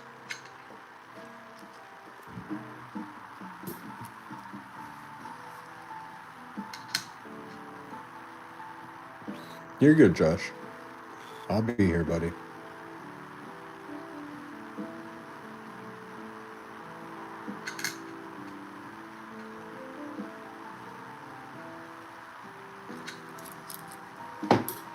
So, Mikey, you got to add the amount that you're wanting to gamble of J-Bucks to the end of that one. So, seeing as you have about 5,050 right now, I would say maybe gambling like 500 or 1,000 at a time.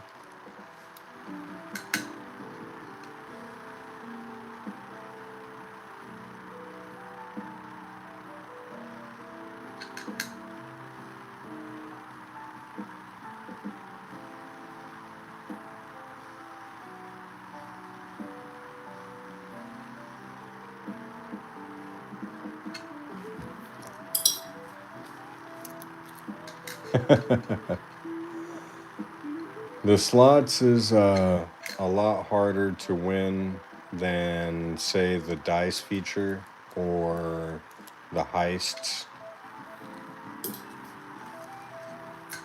So if you want to make some big bucks, I would say typing !gamble space and then the word all, so ALL. And then just because I told you to do it, if you end up losing all your J-Bucks, I'll give you a couple more.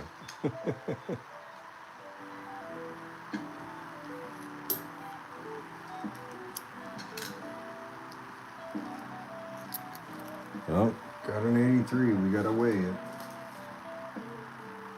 No way do I ever think I'm going to find a copper 83, but because it was called out on stream, 2.5 grams makes it zinc.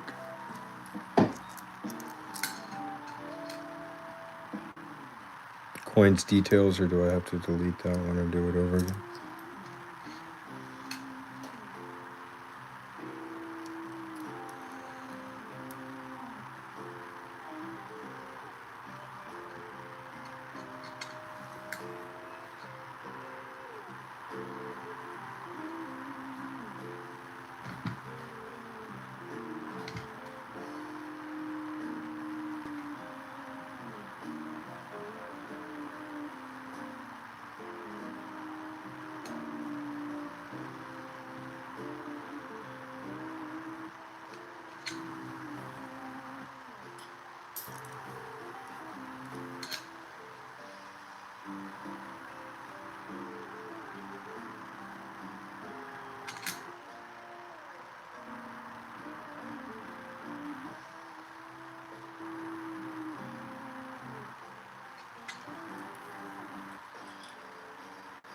There you go. You won 18,200 J-Bucks. Congratulations, Mikey.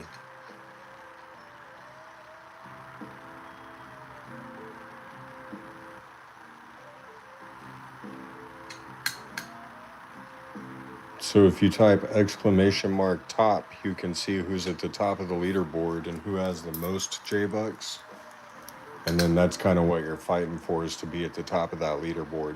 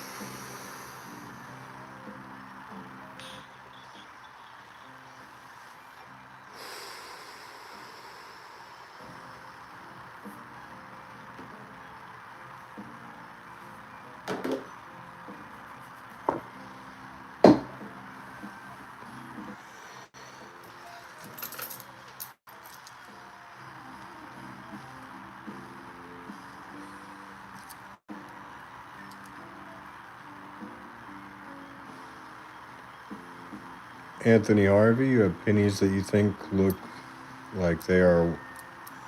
I have pennies that looks like that. Are they worth anything? You have pennies that look like that. Oh, no. Sorry.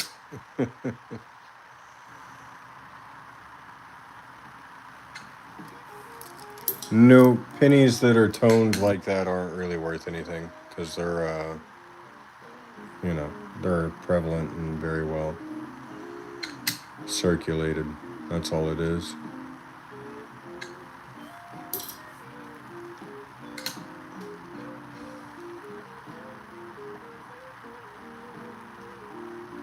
Ah, Mikey, you got to put the amount afterwards. So it would look like this.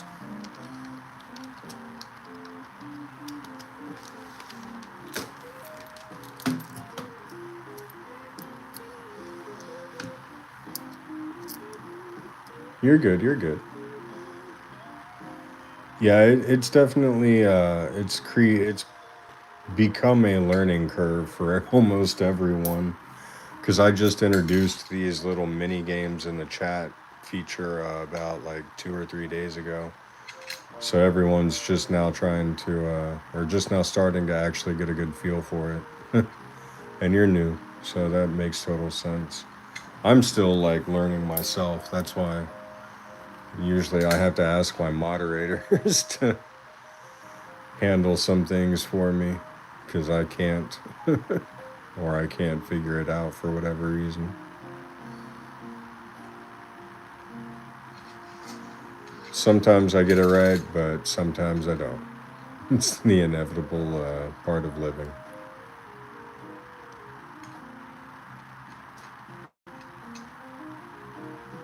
Oh, so there is a maximum on the heist as well, Mike. So your best bet is to do heist all. Exclamation mark heist all. So the limit on that one is actually 1,337. And that's because the heists usually pay out quite a bit.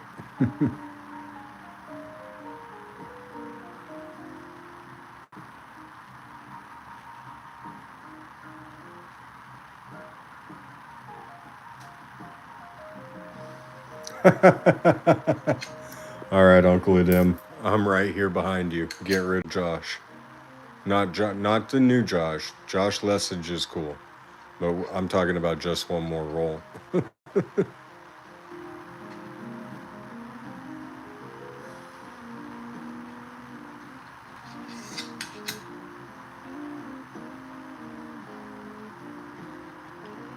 In fact, are you still in here? Just one more roll, Josh?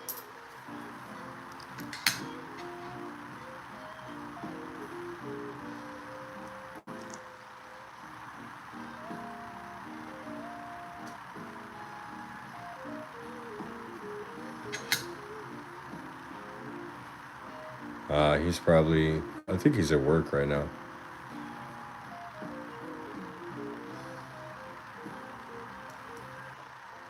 You don't like staplers, staple yourself to your stream.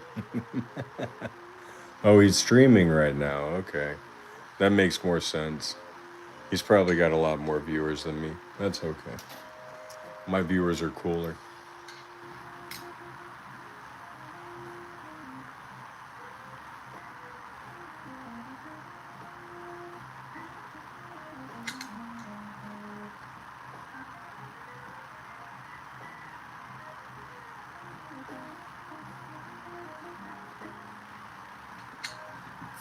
There's a limit to the heists, Josh.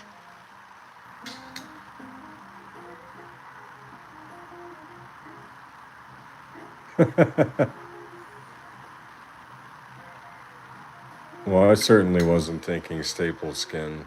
You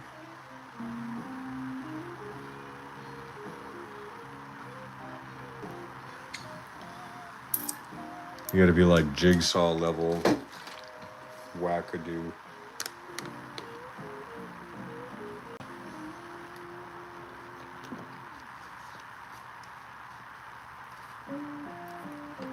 Yeah.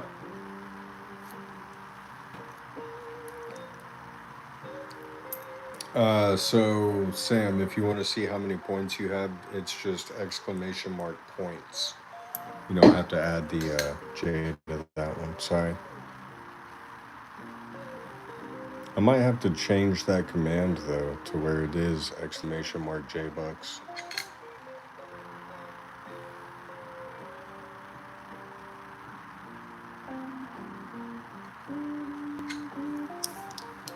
There you go. You got 45,912.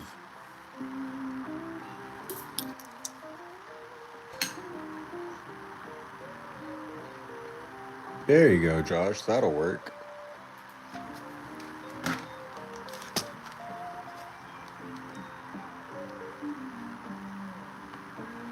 Well, that didn't work.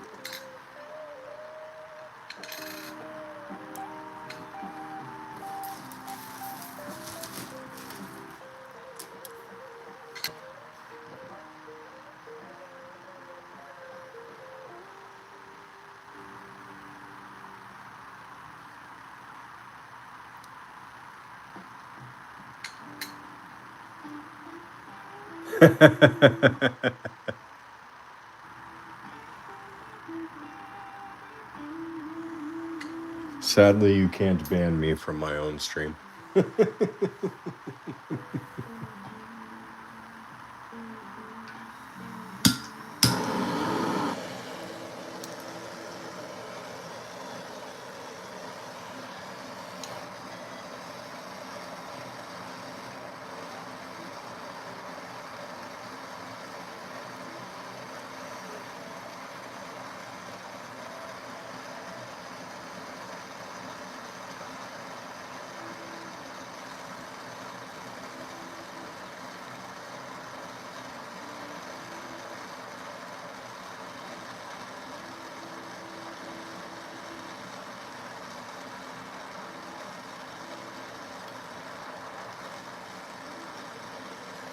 Whoa, whoa, Uncle Adim, no, no, no, no summoning, nothing, whatever it is you're talking about.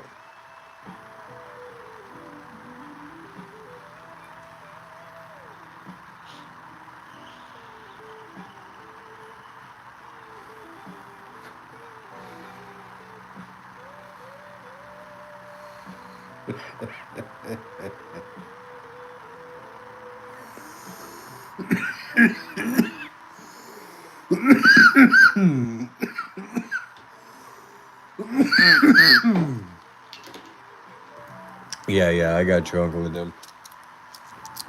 I haven't thought of Monty Python in a while.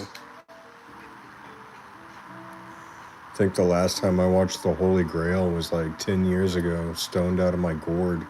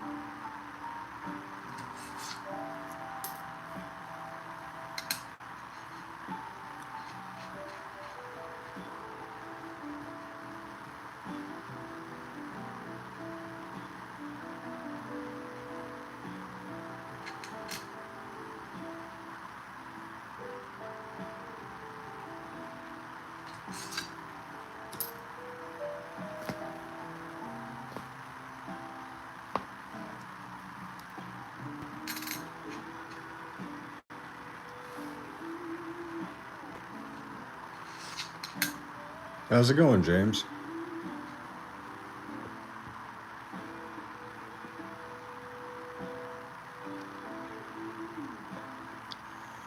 Hope you're having a good day, man.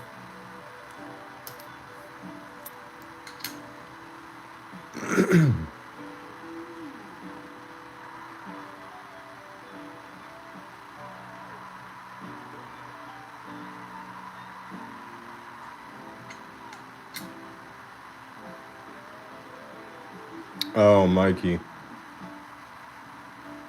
Hold up real quick. I think I know why your gamble command isn't working.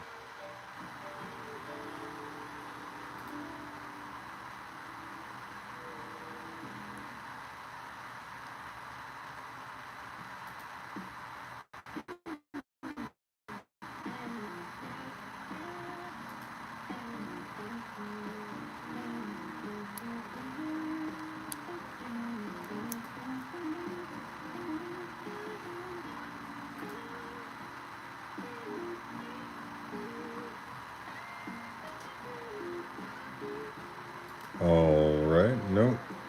It doesn't look like I can actually change the cooldown period on that one.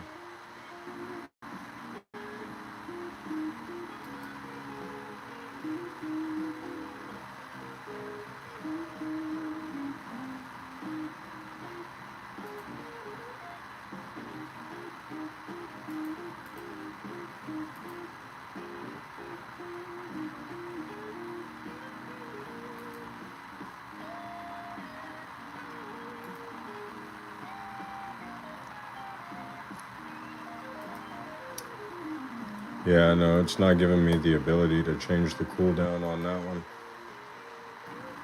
But the cooldown for the heists are 15 seconds.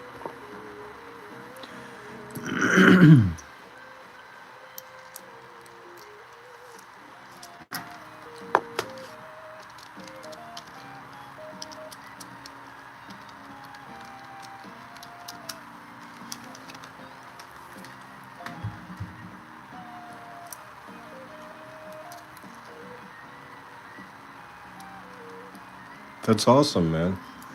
I've been having a pretty good day. With the coins, I mean, I've found a few good ones. Found a couple wheat pennies. Found a quarter with a giant crack across it that I'm not too sure of.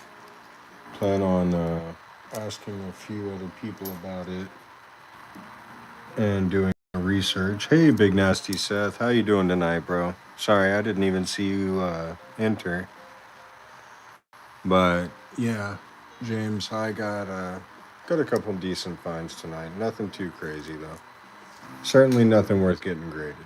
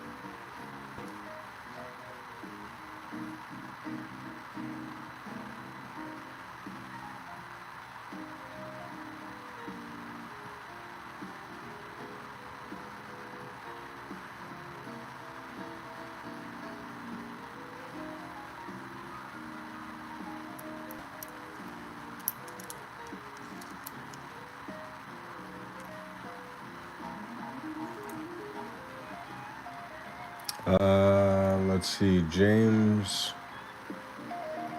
Bachelder. Let's get you some J Bucks, buddy.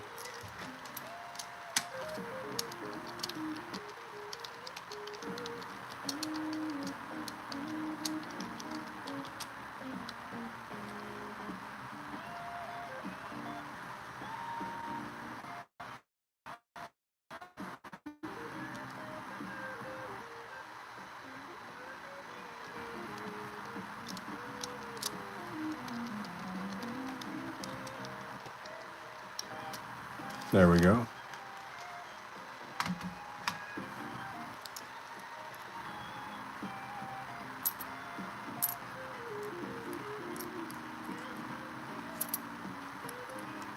There you go, James. Now you got some points to play with.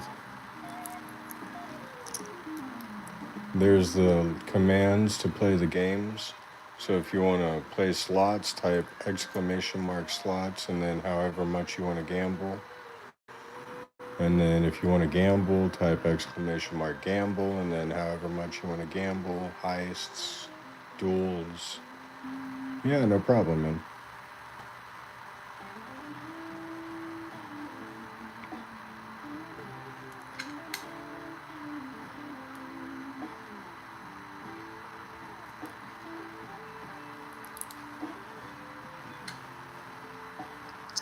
Josh, there's a limit. Oh wait, it actually let you go with 50,000? Holy crap. Coin Curiosity, you got a $50,000 duel on the line.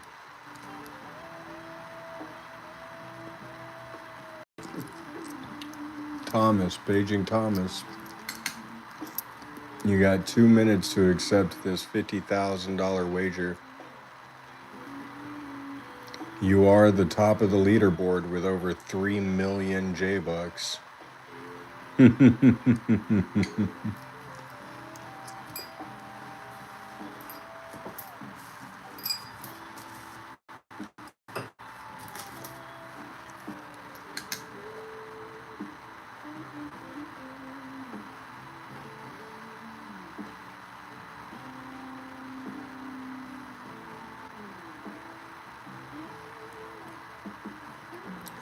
I'm located in Texas as well, man. North Texas. And yes, it is 12:21. And I have been streaming for 260 minutes currently. So about 4 hours or so, I'd say. But, oh man, that's wild. I had 403 subscribers and now I've got 402 subscribers. But we're on the grind, man. We're on the grind. We can't give up.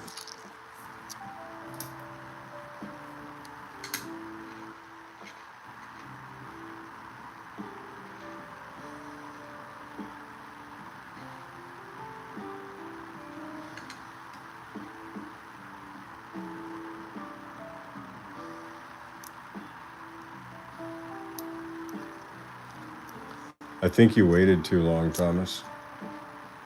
I think the 2 minutes passed before the duel could go through.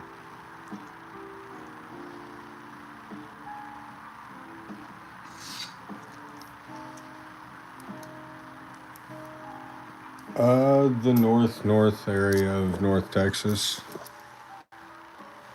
I'm closer to the Red River than anything.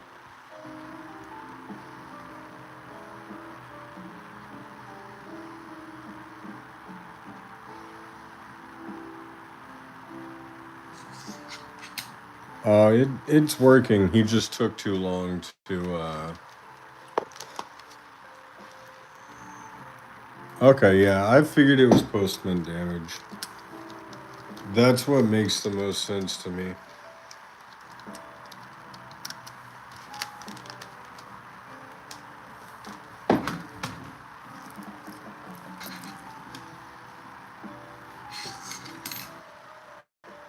What? Did we just get a. Oh.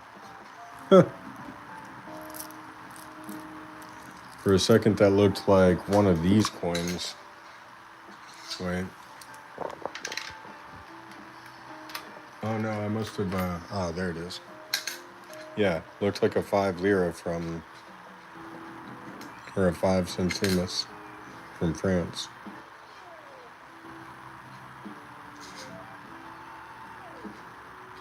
Anyways.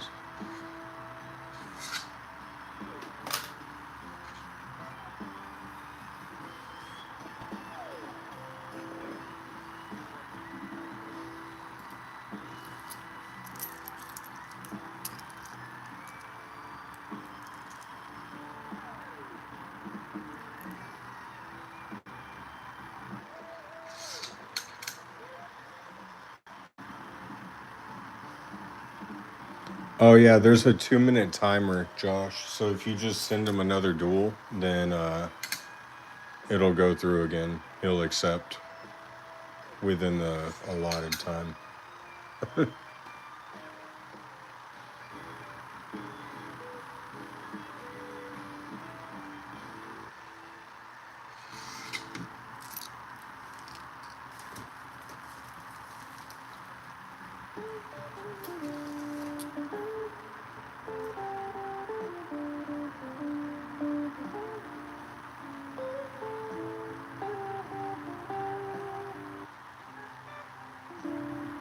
Oh, you better accept that duel.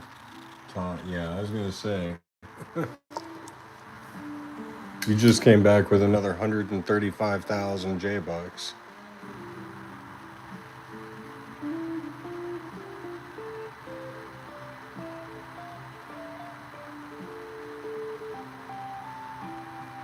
Okay, why didn't it work that time?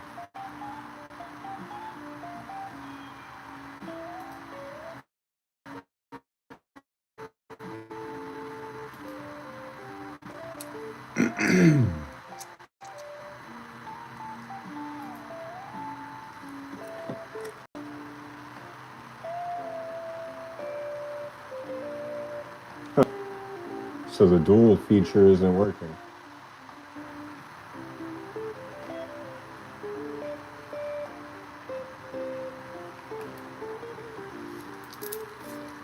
All right, James, have a good night, buddy.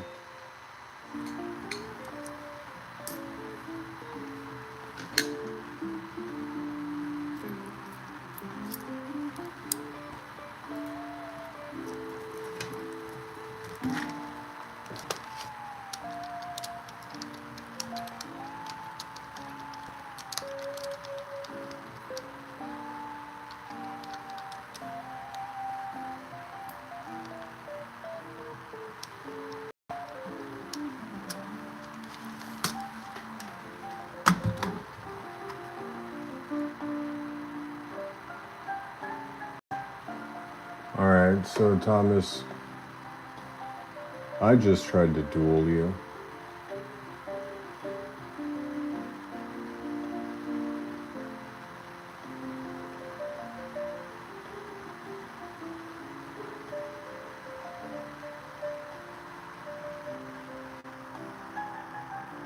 Okay, so not duel is in two, but duel is in D-U-E-L.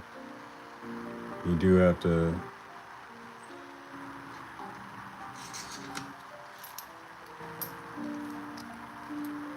not accept.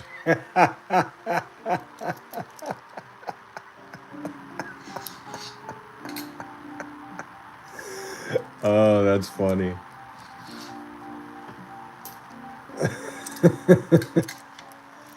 Alright, Uncle Adam, I'll duel you. Of course I won.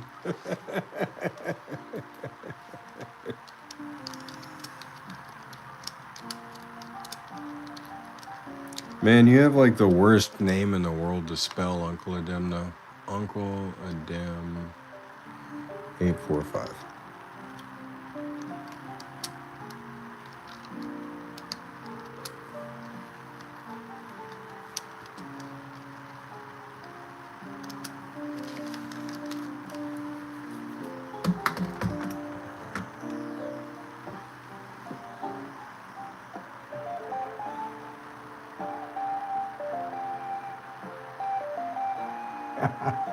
If you win, I know you get some hoodoo voodoo.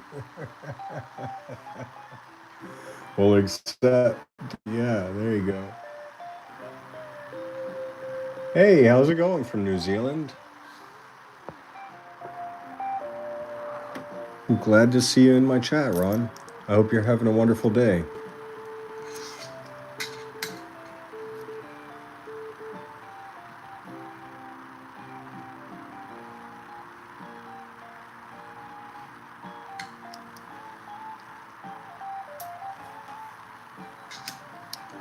Let's see, in New Zealand, it would be, let's see, it's probably like 5 in the afternoon on Wednesday right now for you.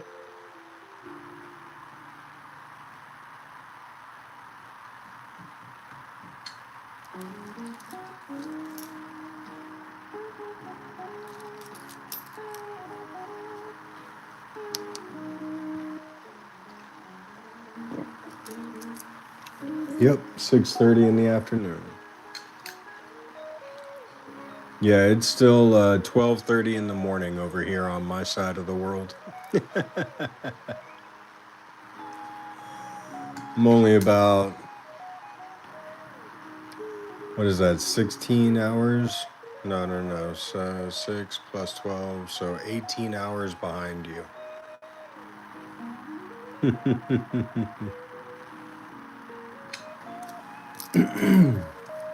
Yep, AJ, my right-hand man here, is Australian. That's actually how I guessed close to whatever time it is in your area of the world. To be honest with you, I would not have known that if it weren't for the fact that AJ is one of my best friends and we talk regularly. But I know not to text him at 3 in the morning.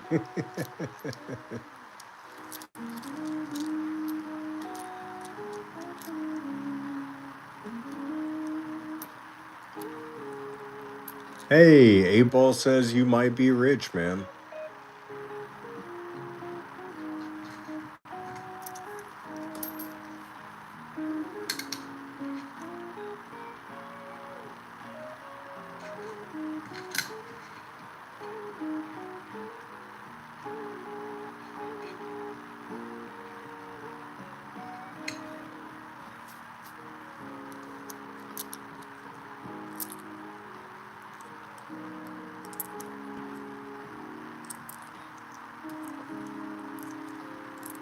Yeah, Streamlabs said I would say so, Thomas.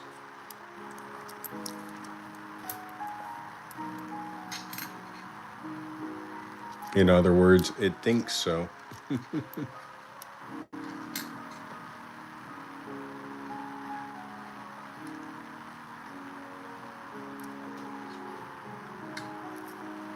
I don't know. It's still just it's a program set of 7. I would say no.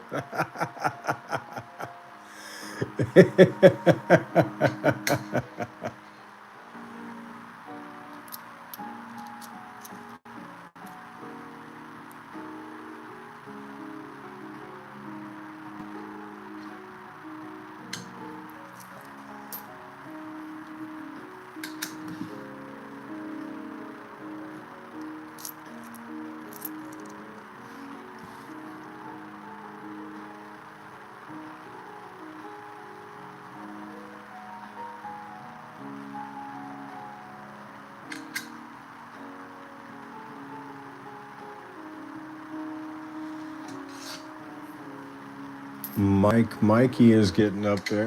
He's at 70,000 J bucks, pulling his way up the leaderboard. You might be Thomas.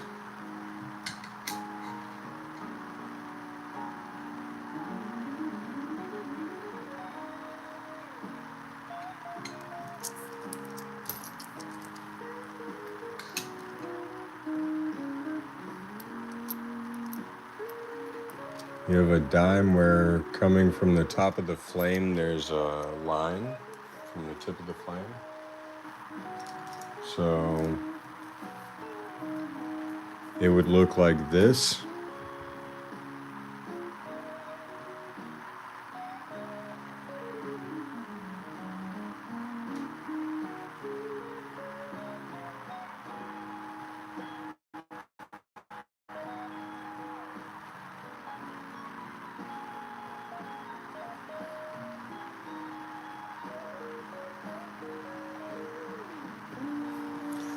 I mean, depending on what the type of damage is, would depend on, whether or not it's a coin worthy of a premium. Because just earlier tonight, I found this coin with a line that's going all the way across it. Now, I've heard stories of coins from the mint that have what's known as a swing arm line. Excuse me, sorry. And it has these lines that go across it. Let me take a drink of water real quick. Hold on, guys.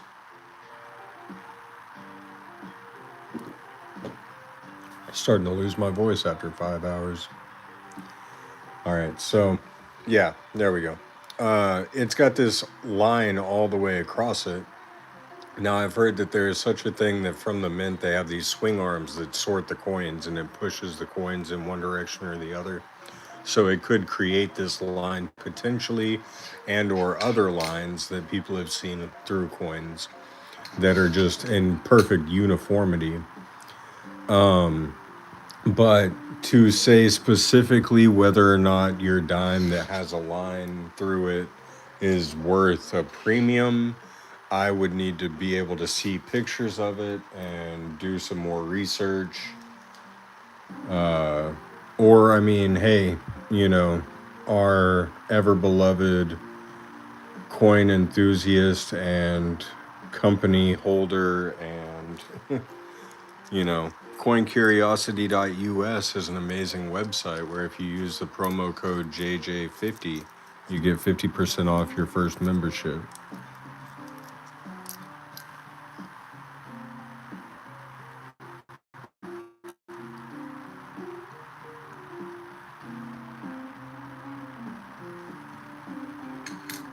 And there you're able to upload your high resolution images and ask an entire group of numismatists. Numismatists, that's always a hard one to say. Any questions you might have about your coin. And I happen to know the owner of and the founder of the company quite well. He's a pretty cool dude. And he's always on top of his stuff. He makes sure he answers any questions, any emails. Full customer satisfaction, always.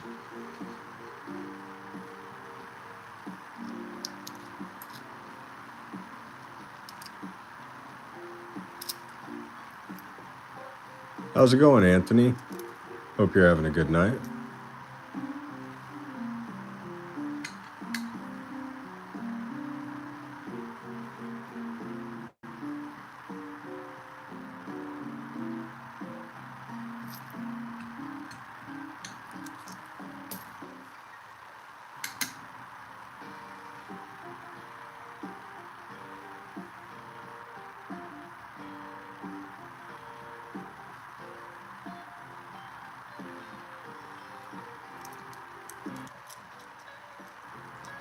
Oh, I'm doing quite well. I appreciate that.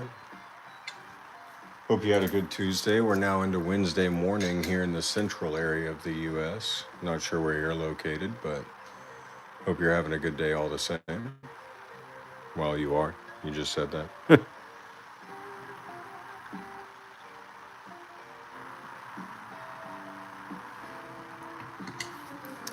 What are you doing for? What am I looking for?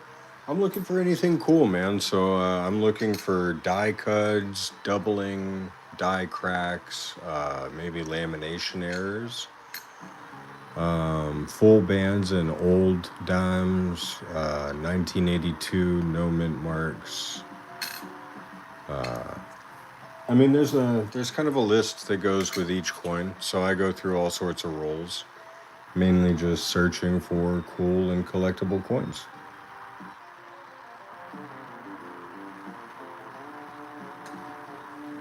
Anything worth keeping.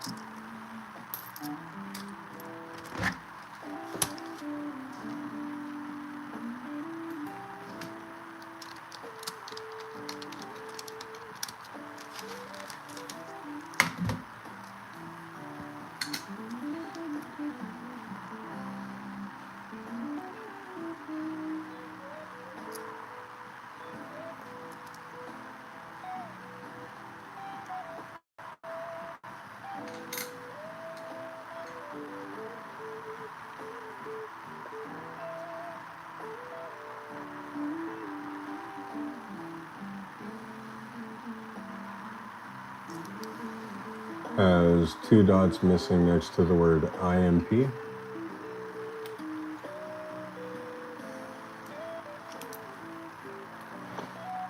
So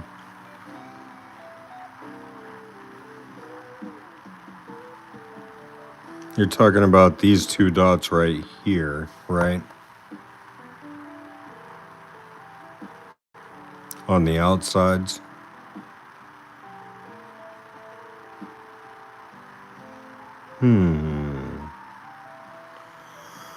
I mean, it could be where, because, I mean, yours, you said it's what year? 1912. So this is in 1896. And I mean, you can see the wear that's on it, right? Like, you can't even see the lettering at the top of it. You want to just put exclamation mark top. So exclamation mark TOP, Mike Mikey. But yeah, I mean, with the way that these coins wear so easily on the face, it might just have worn away those dots. That might not be an actual mint error. But if it is, I mean, it's always worth good condition, not much wear. It's always worth getting graded or getting graded then. It's always worth getting graded then, just to make sure that you can, verify the legitimacy of the error. And that would, immediately make it worth a bunch more.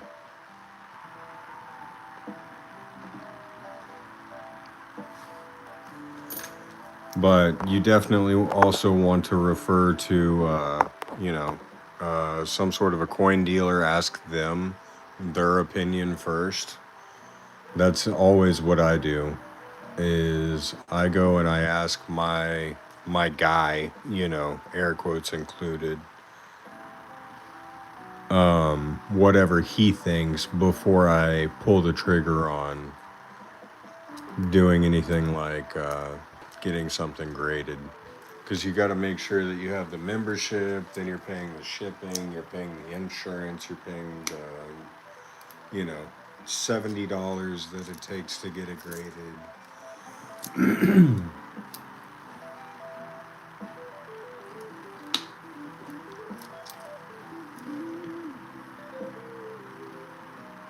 Got a little bit of a strike through grease error here on the E pluribus unum.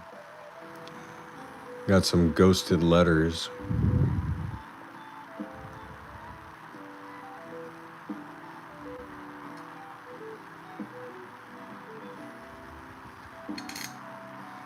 From a 1979. We'll go ahead and just throw that in the keep pile just to see if we want something from it later. We might just throw it back into circulation, who knows.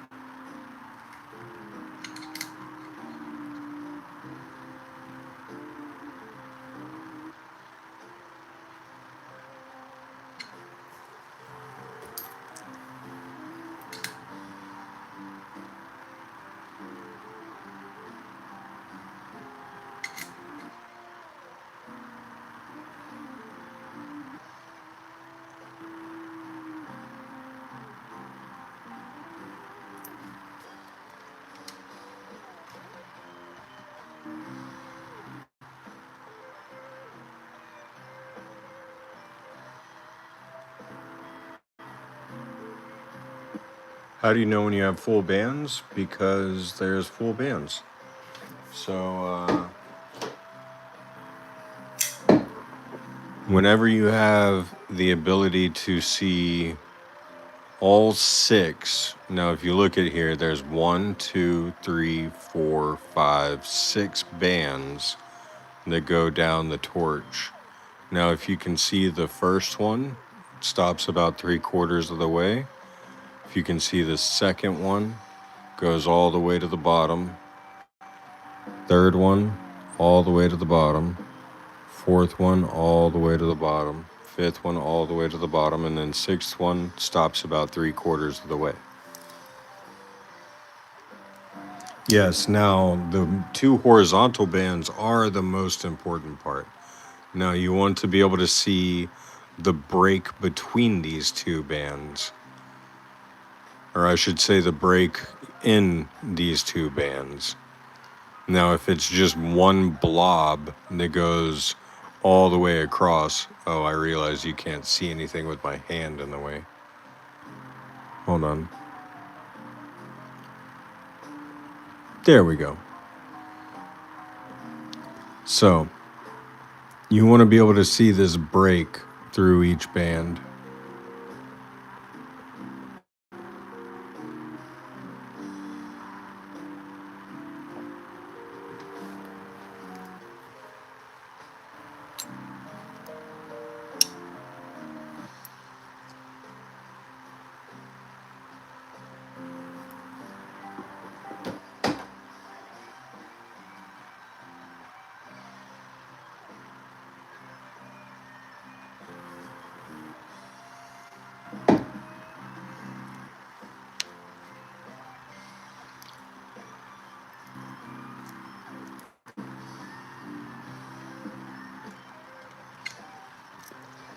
That's cool, man.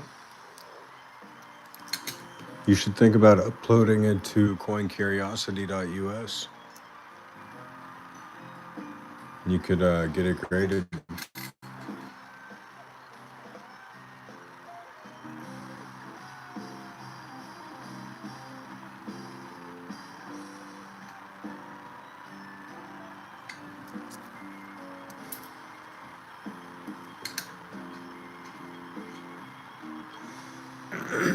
Excuse me.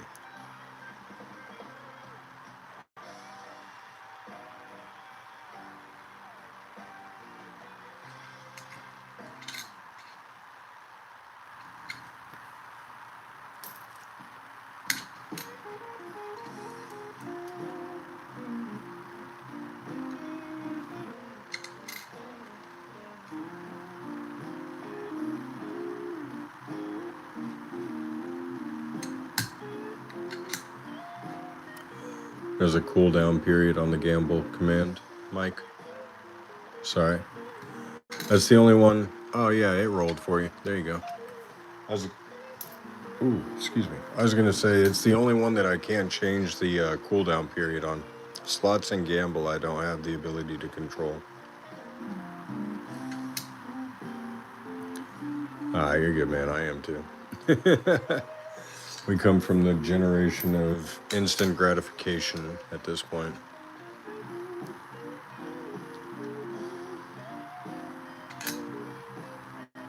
Can you lightly clean coins at all? No.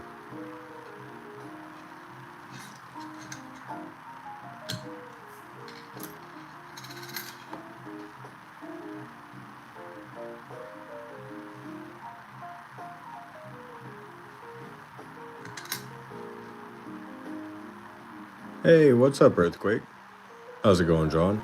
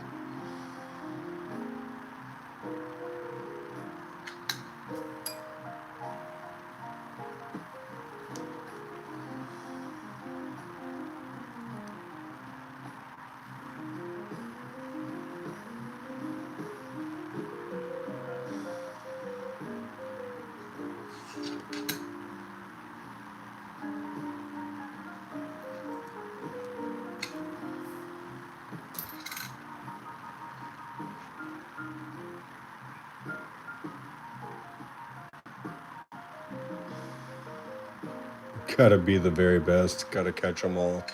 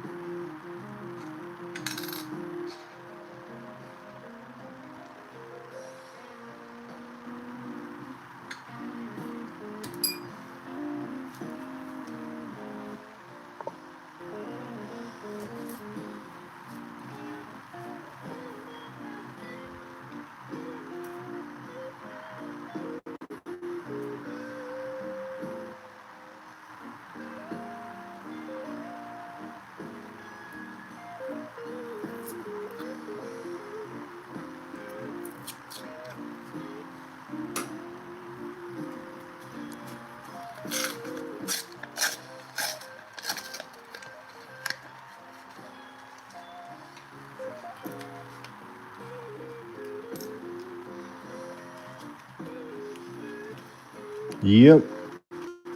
I have an iPhone 14 Pro, whatever, I don't know. iPhone 14S or something, I think it is.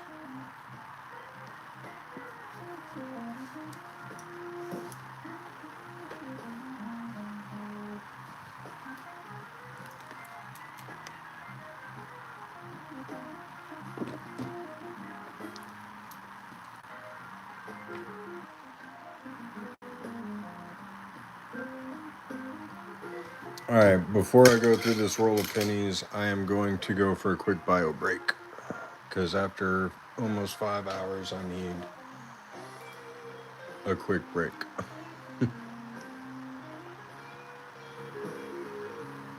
You have a 1984 Lincoln 1 cent. It has a double earlobe as well.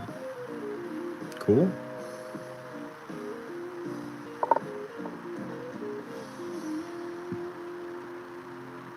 You're hunting a Cheerio.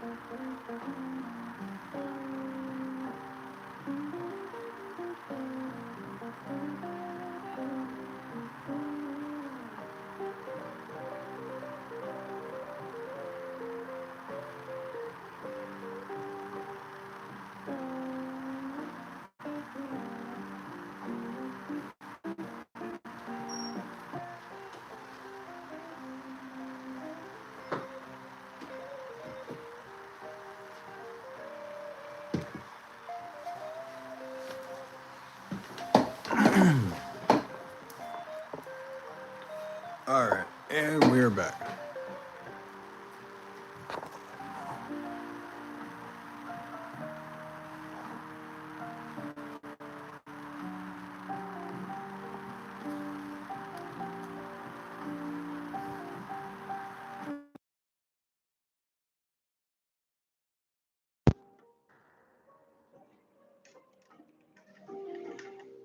$1984 double die obverse. Nice.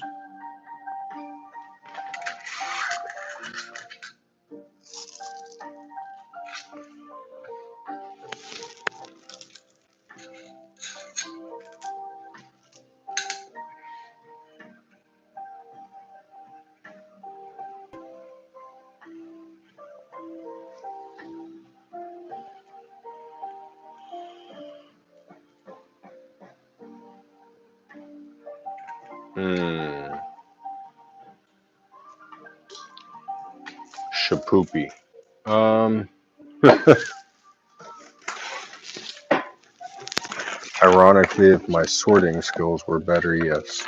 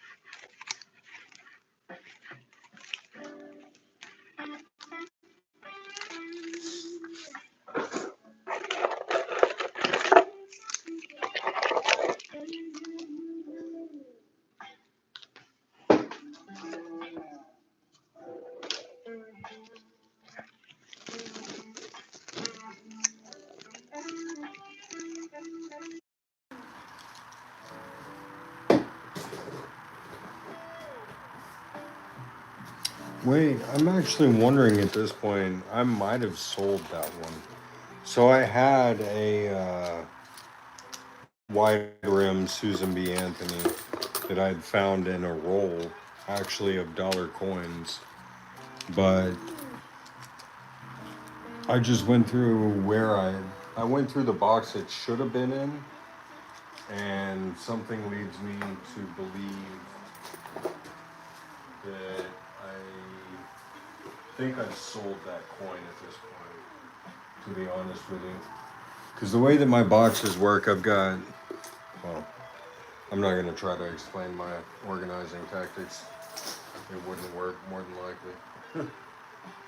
But I don't have a graded example. It's certainly not in my box of coins. Um, I did have a raw example that I found, and at this point, I don't think I have it anymore. I think I've sold it. But I can use the red book to show you. I mean, other than that, it's a super simple process. So the way that Susan B. Anthony coins normally look, like here's a 79. So the date is going to be a lot closer to the rim on a large date, or a wide rim, I mean. Yes, Mike.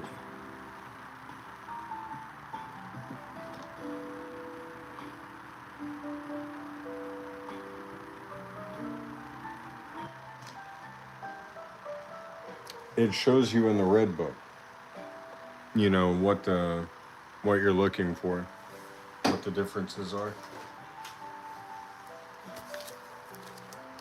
It's got a pretty clear picture of it. Well, it would have to be a S mint mark.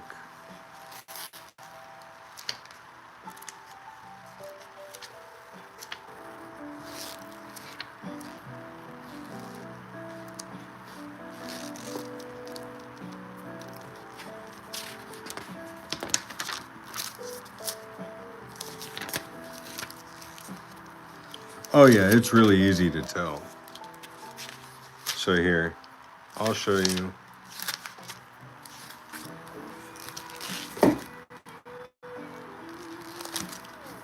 Now, this is a perfect example right here.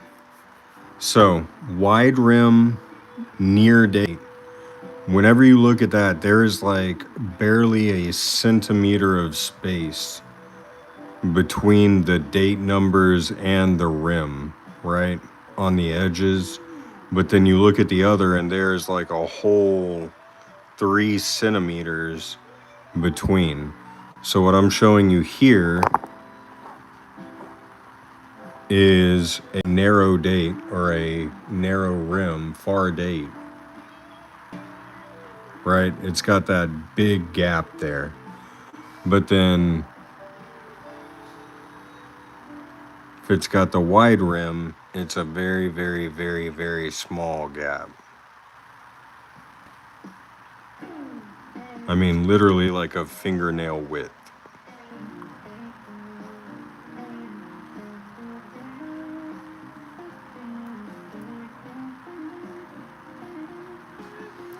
And then wide rims are usually going to be S.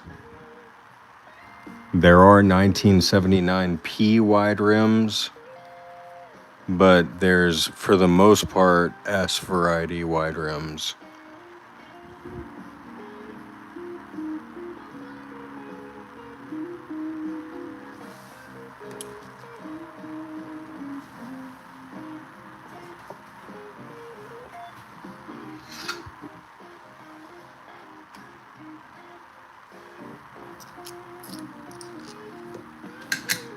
See, like, all of these would be narrow rimmed.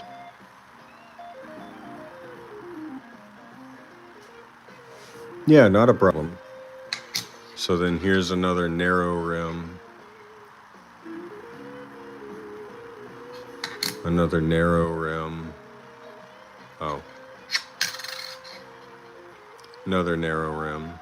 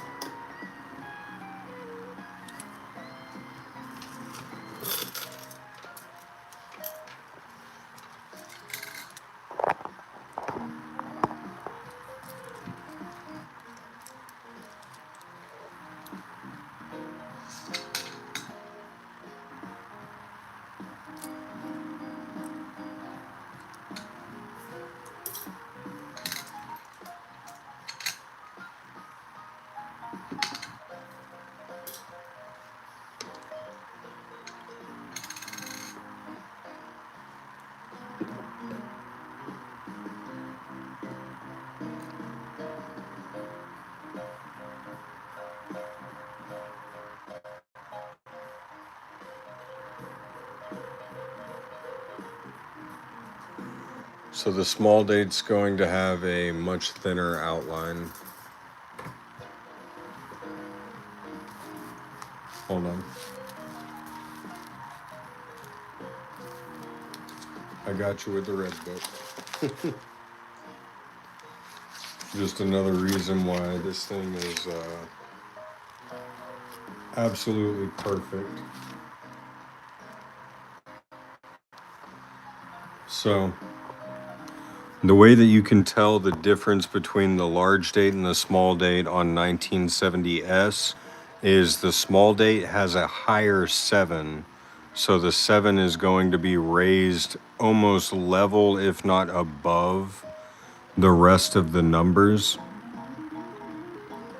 And then, yeah, the large date, the date is low. The 7 is lower. Thomas just answered that. Oh, yeah, okay. Well, close enough. But yeah, so on the large date, your 7 is going to be lower than your numbers. And then on the small date, your 7 is going to be higher.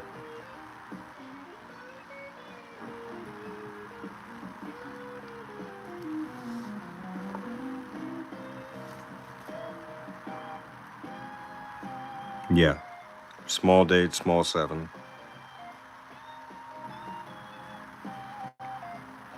You can kind of tell by the way that it's stamped as well. No problem, Ron.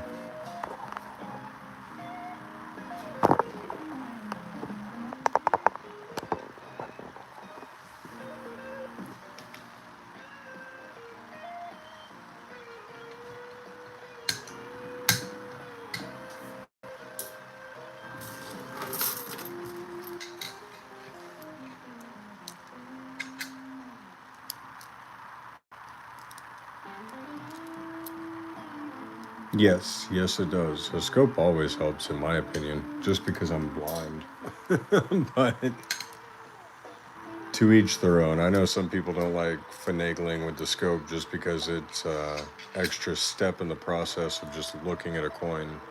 But at least, I mean, as long as I'm showing it to you guys, this helps me 10 times as much as just zooming in with my phone and being like, you guys see the penny? All right. Yep. And there it is. And there it is. And there it goes. I at least like, I mean, personally, I like to look at the coin. I like to look at the details. I like to see the things that I know are off because I've looked at every single other coin that looks just like it. So I can tell the small, finite details that are missing or out of place or doubled or I don't know. That's kind of what just gets my jollies off in the world of coin collecting is finding something that I'm not supposed to, right? Because the mint supposedly does such a good job of making sure the error coins don't leave the facility, but I don't believe it. There's a 1973 S.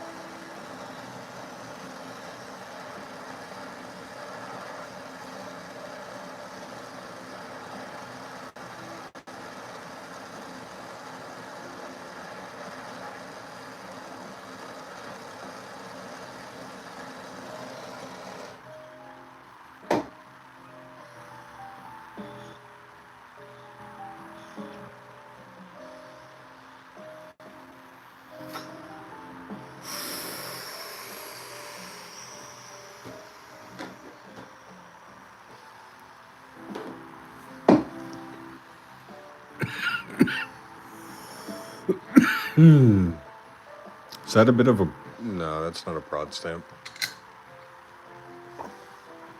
Broad stripe.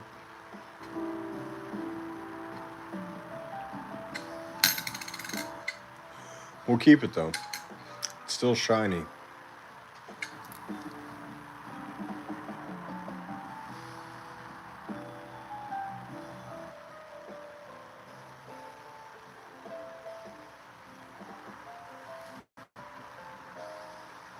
If a coin is rare, does it have to be good condition? Need a tire guy with connection. If you have a rare coin, does the condition matter? Now it depends on the rarity. If you have, say, a 1909 SVB or whatever, then condition matters as far as the premium is concerned, but it's still gonna sell for, a pretty good chunk of change. Like the fact that you can sell a penny for a few, $1,000 or whatever, ungraded, is still ridiculous.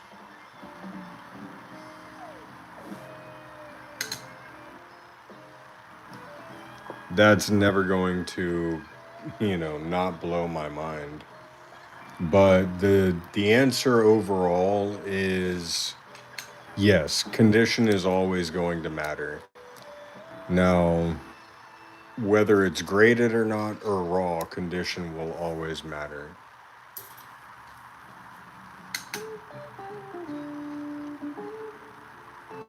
But then you look at things like shield nickels, and even if the condition is not in the best shape, then they still have, a high enough premium because the rarity of the coin. Sorry, didn't mean to say that.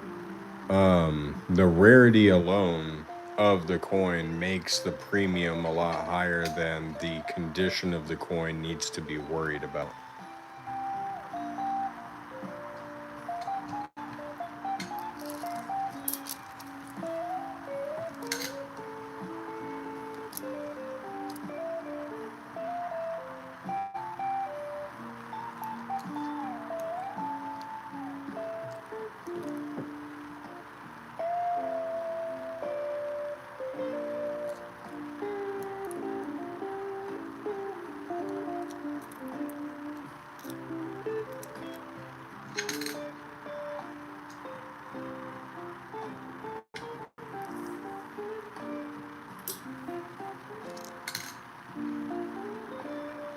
No problem, Rob.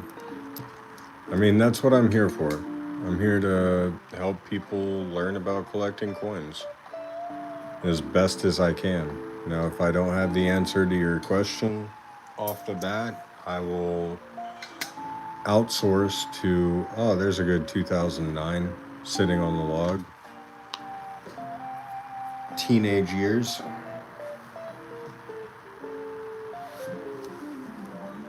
But if I don't have the answer to your question, then I will outsource to someone that I believe does formative years. Thank you, RMB cards. Thomas corrects me on that every single time. But anyways, so yeah, if I don't have the answer right off the bat, then I will reach out to someone that could potentially have the answer. You purposely didn't this time? Oh, alright. Well, that's okay. I will still probably continue to get it wrong for potentially ever.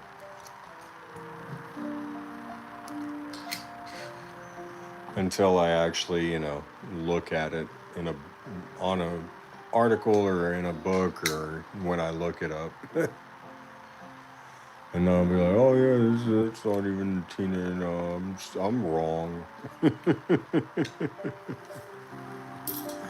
And that's fine. I'm wrong a lot. I'm not a machine. I'm not a robot. I don't pretend to know everything. And that's why I rely on other people and the internet because there's no way I'm going through encyclopedias at this point in my life.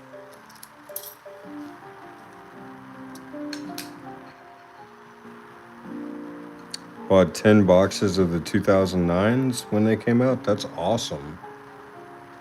Yeah, I mean, I know proof sets for those are selling for a pretty high premium right now. If you get all four in an S, there's a nice bit of spare copper in a Philadelphia mint. If you get them all in an S, that whole proof set can go for upwards of $120 to $130 right now. Mark Lester actually had me look that up yesterday on stream, or not yesterday, but I think a couple days ago.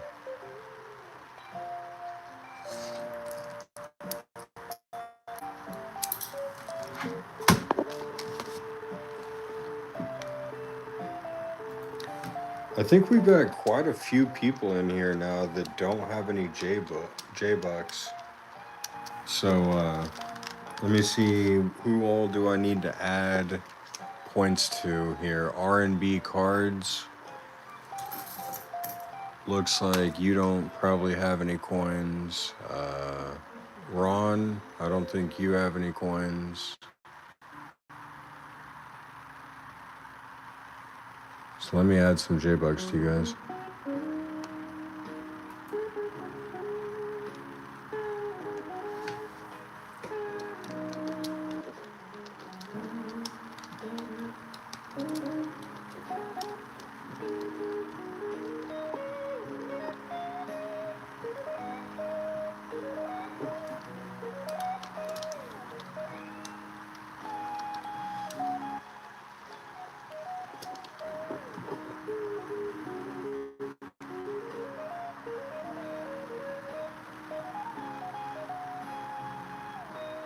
Uh-oh.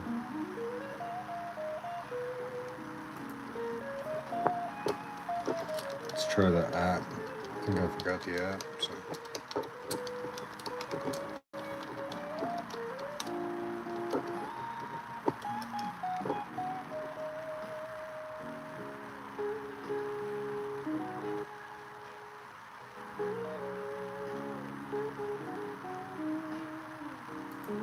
Ron, you're invisible.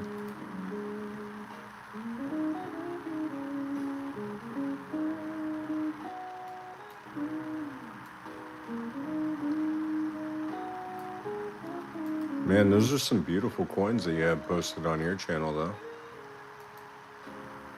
Got an Australian 1924 penny.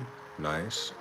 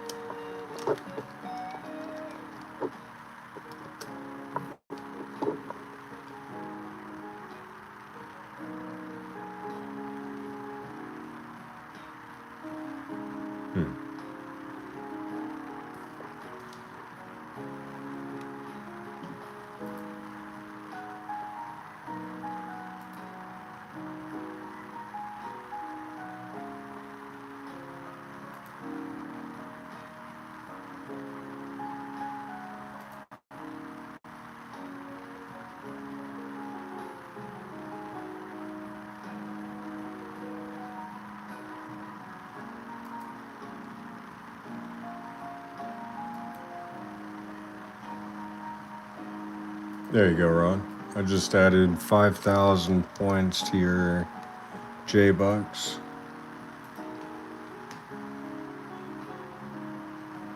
And then R&B cards. Let me get you real quick.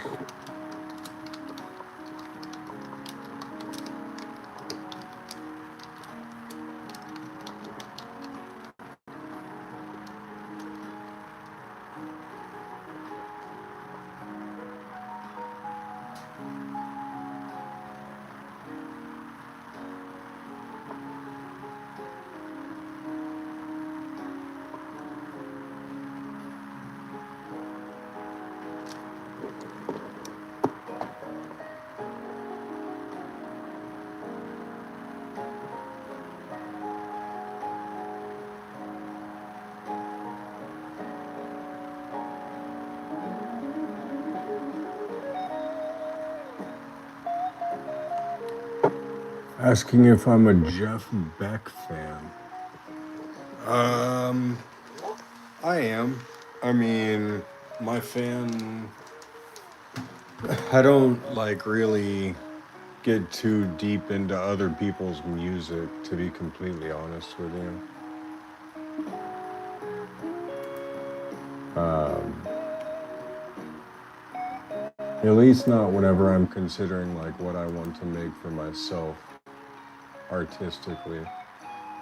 For the simple fact that I don't want to mistakenly create something that someone else has already created.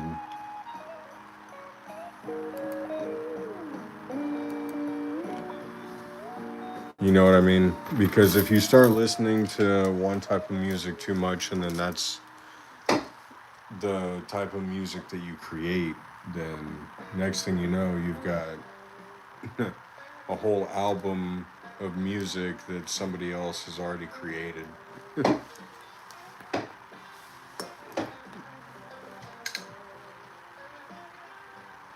But no, for the most part, I mean, yeah, Jeff Beck's a great guitar player.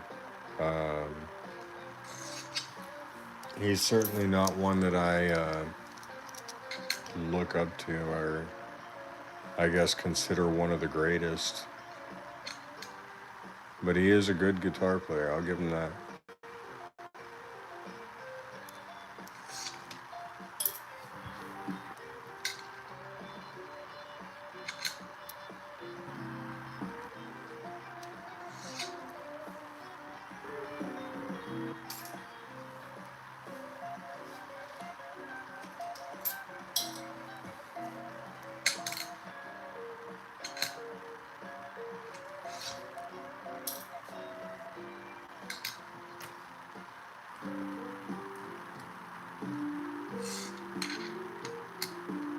Oh, Ron, sorry, I just not caught your question about the J Bucks. So everything that you see your the fellow chat members doing with the gambling and the heists and everything like that, you are capable of participating in with your newfound J Bucks.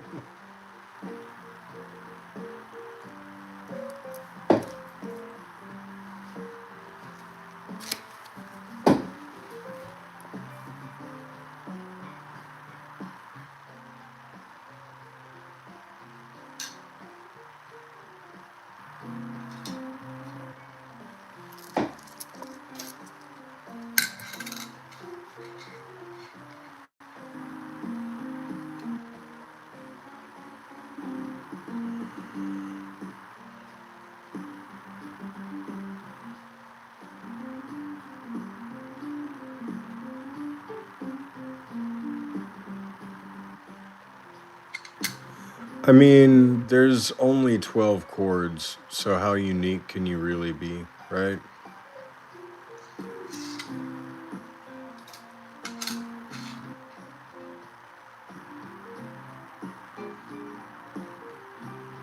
Or only 12 notes, sorry. Yeah, only 12 notes. How unique can you really be? Sorry, I'm tired.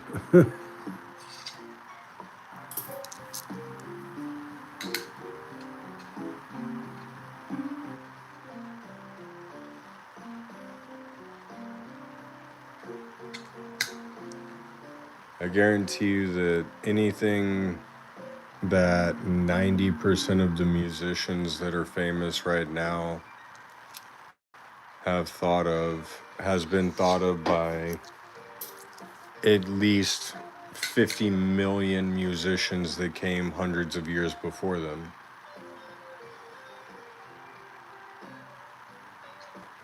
And I mean, we're talking, Beck, Bach,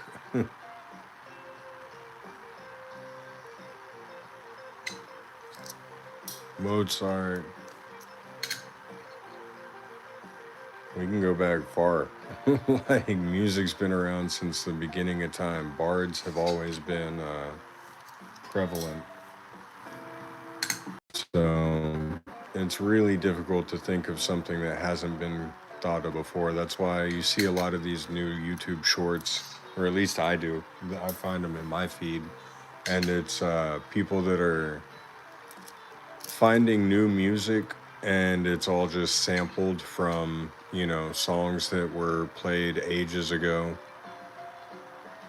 and showing it to their parents or whatever, and their parents are like, yeah, I know that song, but I know that song from 30 years ago, and it didn't sound like that when I listened to it, but whatever. That's something that I continuously talk about in my life is there's a 30-year cycle for everything. Like, even the pet rock came back in the year 2000, man. Like, the fact that the pet rock came back tells you that no matter what it is, there is always going to be a 30-year cycle. There's 20-year generations and 30-year cycles. So what you get is a generation of kids that grew up for their younger years doing something, playing something, listening to something, a specific thing, a specific style. And then they have kids 30 years later. Their kids are doing the same thing because they're looking up to their parents. It makes sense. It's just the way that the cycle of nature works, at least in this consumer marketplace.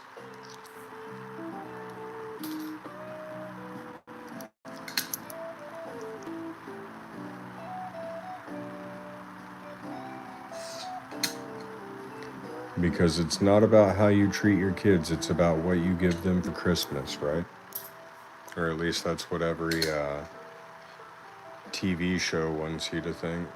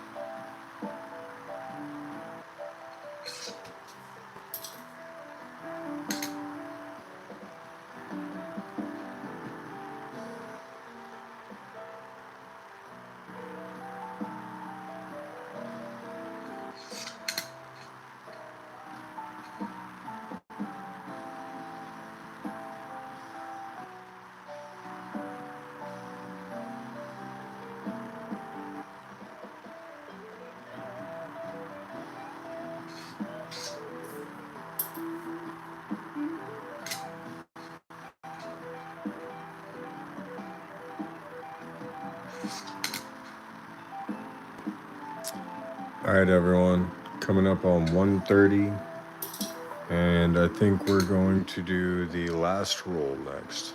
It'll be rolling nickels, because I'm actually starting to get pretty tired.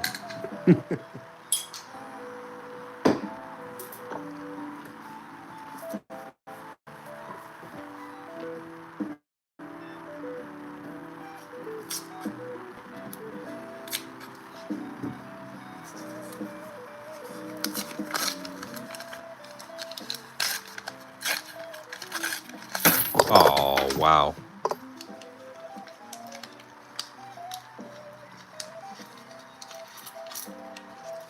Couldn't ask for anything better. Sorry.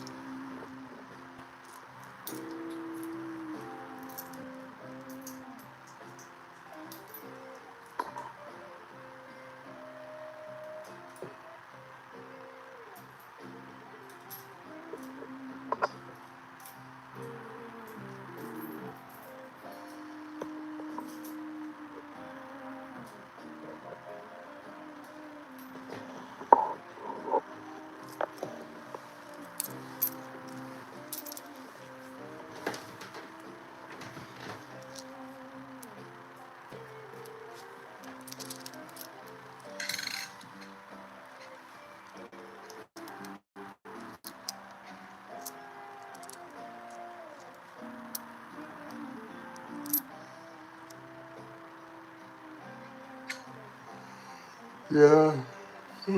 Tinny, I actually don't have control over the cooldown timer on gamble or slots, sadly. The cooldown on the heist, though, is 15 seconds, and you make a lot more money on the heists.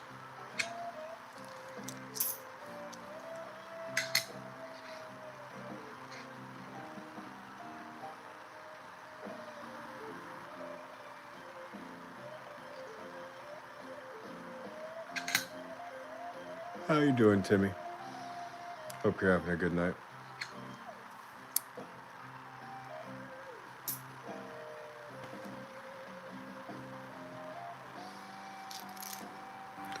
Alright, I'll be right back. I'm gonna go grab another bottle of water before I go through this roll, just because I am parched.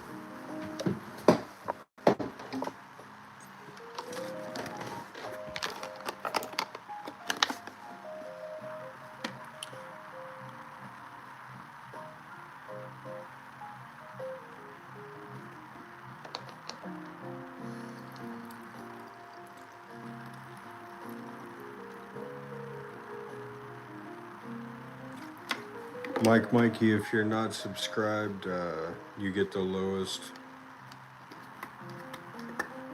You get the lowest multiplier.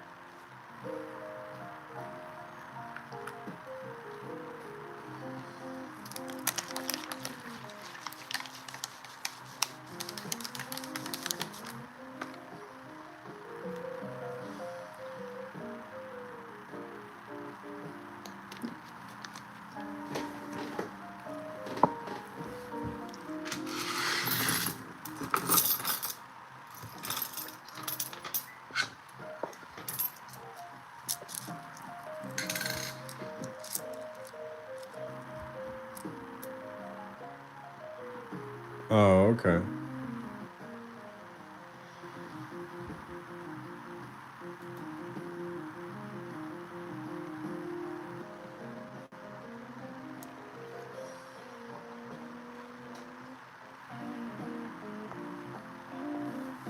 Now try it.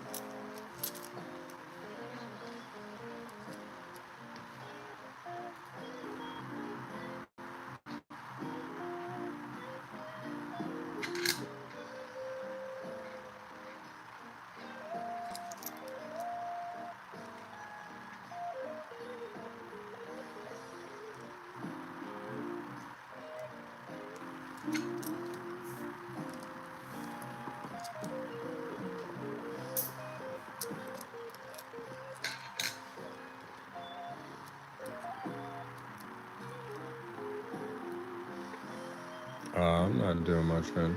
You're all good. I appreciate you hanging out with me. That's the way I see this. It's not y'all watching me, it's us hanging out.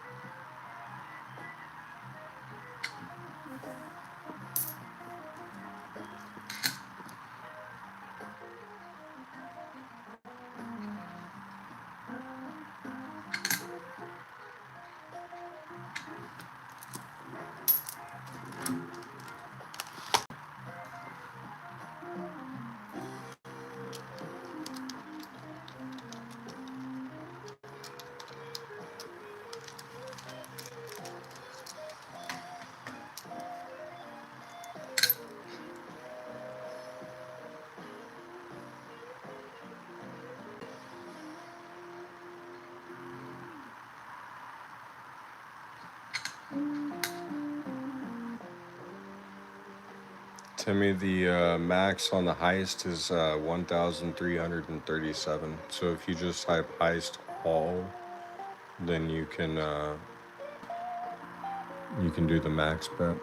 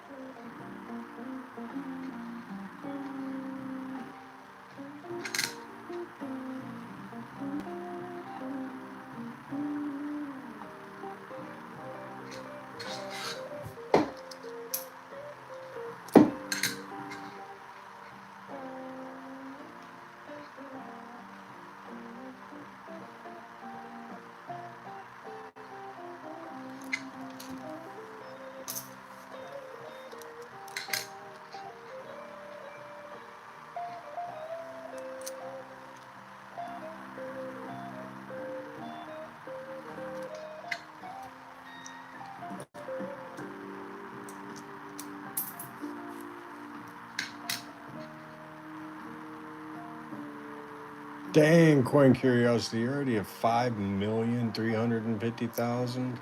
I hadn't even realized.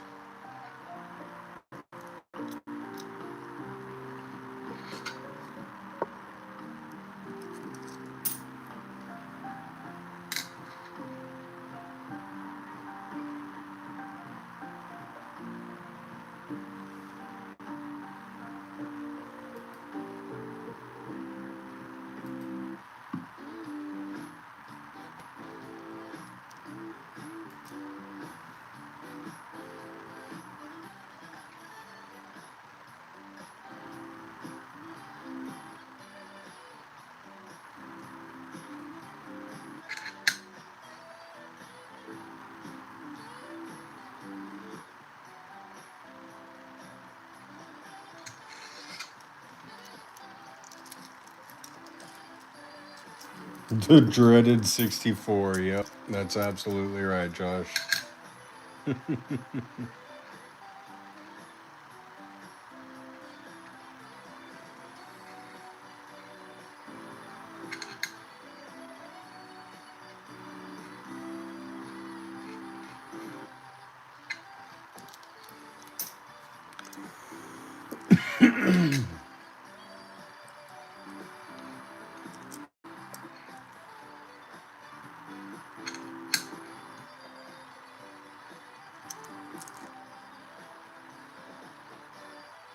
So I guess your stream is over, Josh?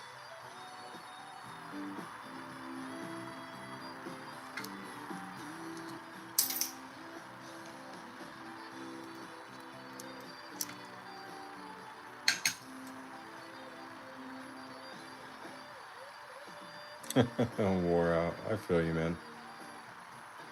Well, hey, you're killing it, bro. What, you've got, let me check real quick.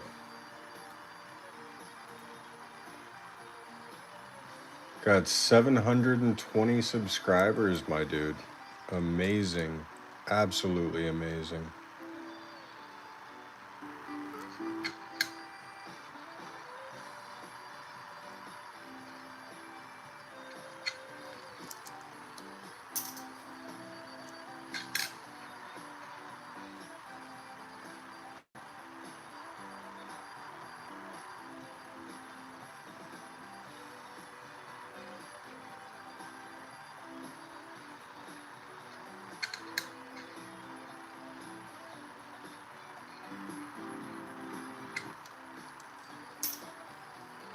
Yeah, it is nuts. I agree. I would be flipping out too, bro. Like, you blew up in, what, just the last week? Like, over the last week alone, you've blown up, pretty much doubled your subscribers, doubled your views.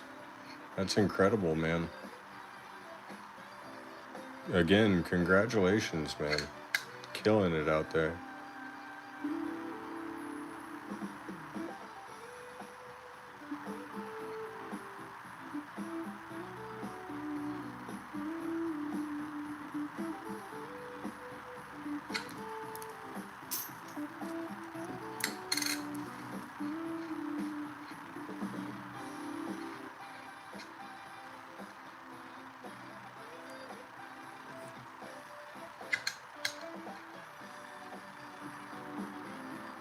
I mean, with those numbers, you'll definitely be monetized here soon. You'll be able to do the super chats and have members and everything like that. So just stay on it, bro. I mean, hey, even if you're wore out, maybe it's not the best time to take a break. You know what I mean?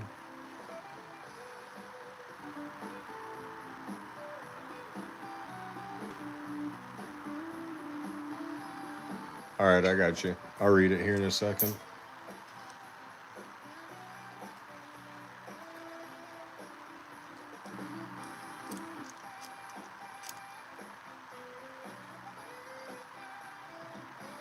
Yeah, I mean, that's the thing is there's no way you can really fumble it. It's just you know, if you decide to take a break or whatever, it's going to be a lot harder to come back from. You know what I mean? Like that's obviously what I'm going through right now. You and I have talked about this. It's something that you have to just continue to do. I mean, I just broke 400 subs tonight with this live stream, and I've been going for 5 hours. So, you know, it's just one of those things where if you stop, then the algorithm's just going to kind of forget about you. And then you're going to have to literally grind your way back into the limelight.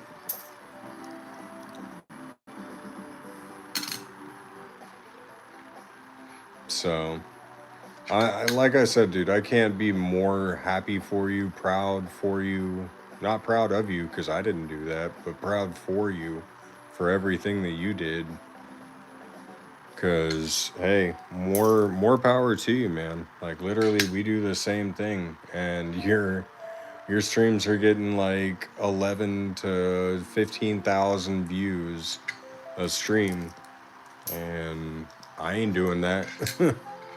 That's obviously because I faltered somewhere. You know, I fell short.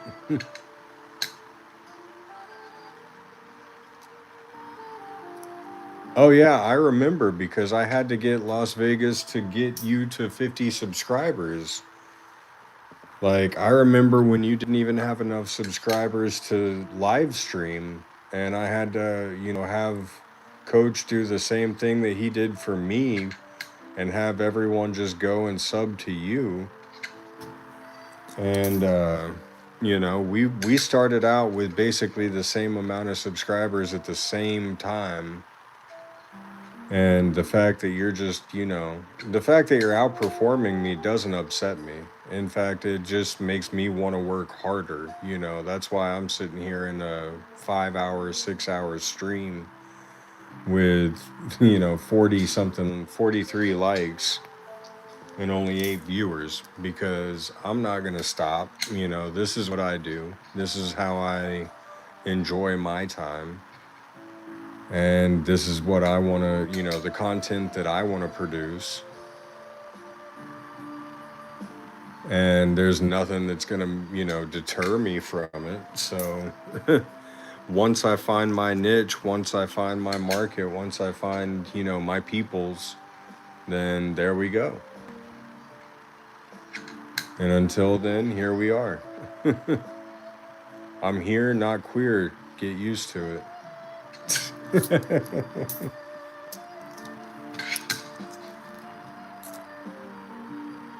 Oh, there's a machine doubled.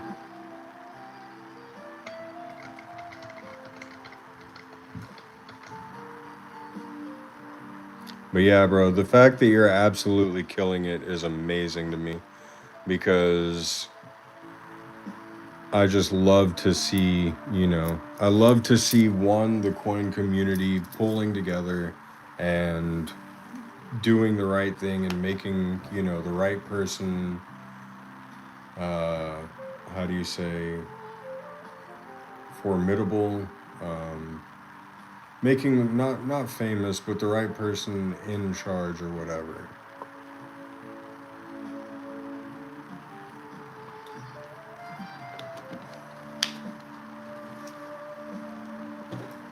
Because whatever. The worst comes to worst. I mean, we still do this for fun. It's not, you know, it's absolutely not, it's not a competition.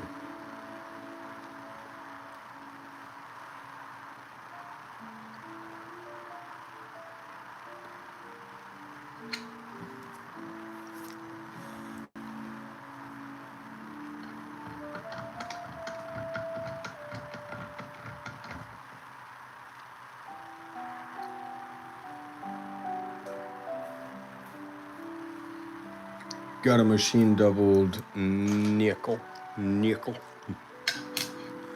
Not gonna stretch that word out any more than that because I might get in trouble.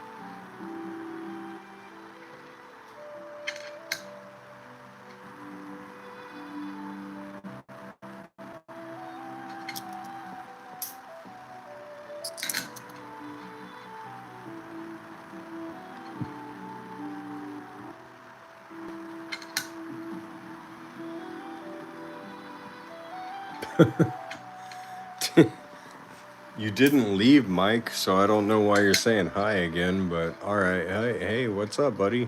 Glad. Feels like I've seen you 15 seconds ago.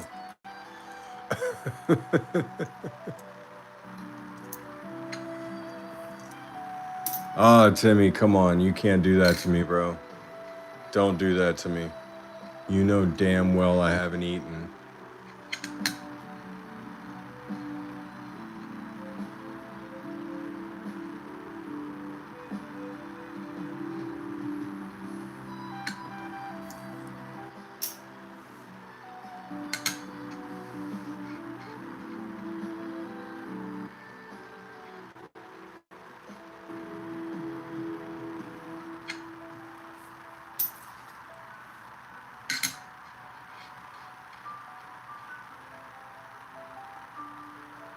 Steak tartare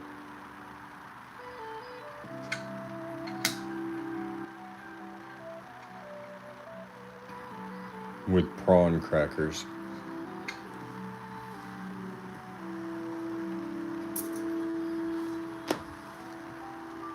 Oh man, so that was the last nickel. But I don't know if I necessarily want to stop streaming yet.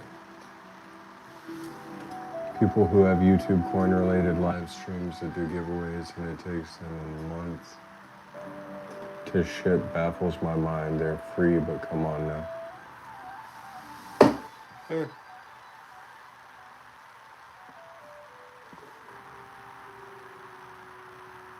I mean, I don't I don't have anything to say on that because I don't do live streams. Turkey bacon? Yeah, turkey bacon's always a much better alternative to bacon. Especially if you don't eat pork like Timmy. Oh, no bacon at all. That's sad. Who can't? Oh, well, you. Sorry, buddy. It's honestly not that great.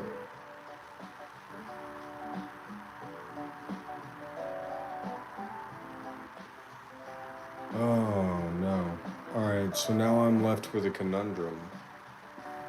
Do I go through more rolls, or do I go eat now that Timmy has the idea of food on my mind?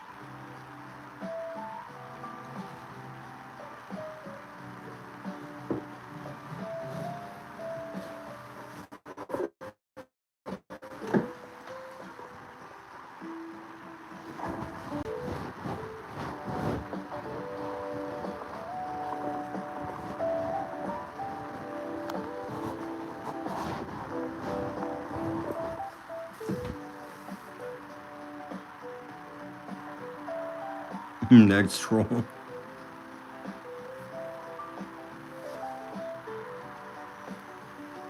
Oh, man. Alright, well, I think we'll save the majority of the next rolls for the next time, which will probably be tomorrow. I know I don't have a live stream scheduled, but chances are I'll probably be going live tomorrow. Usually around the same time, 8 p.m. Central, for anyone that's trying to tune in at a regular time. All of my lives are at 8 p.m. Central.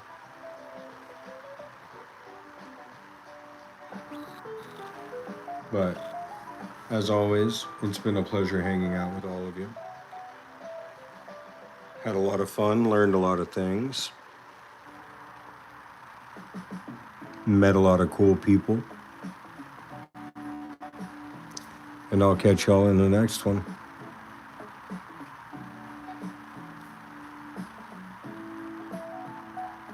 Yeah, not a problem, Mike.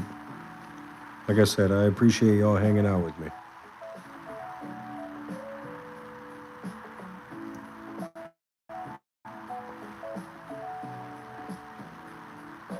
See you later on. Talk to you later, Josh. I'll check your Discord message here in a second.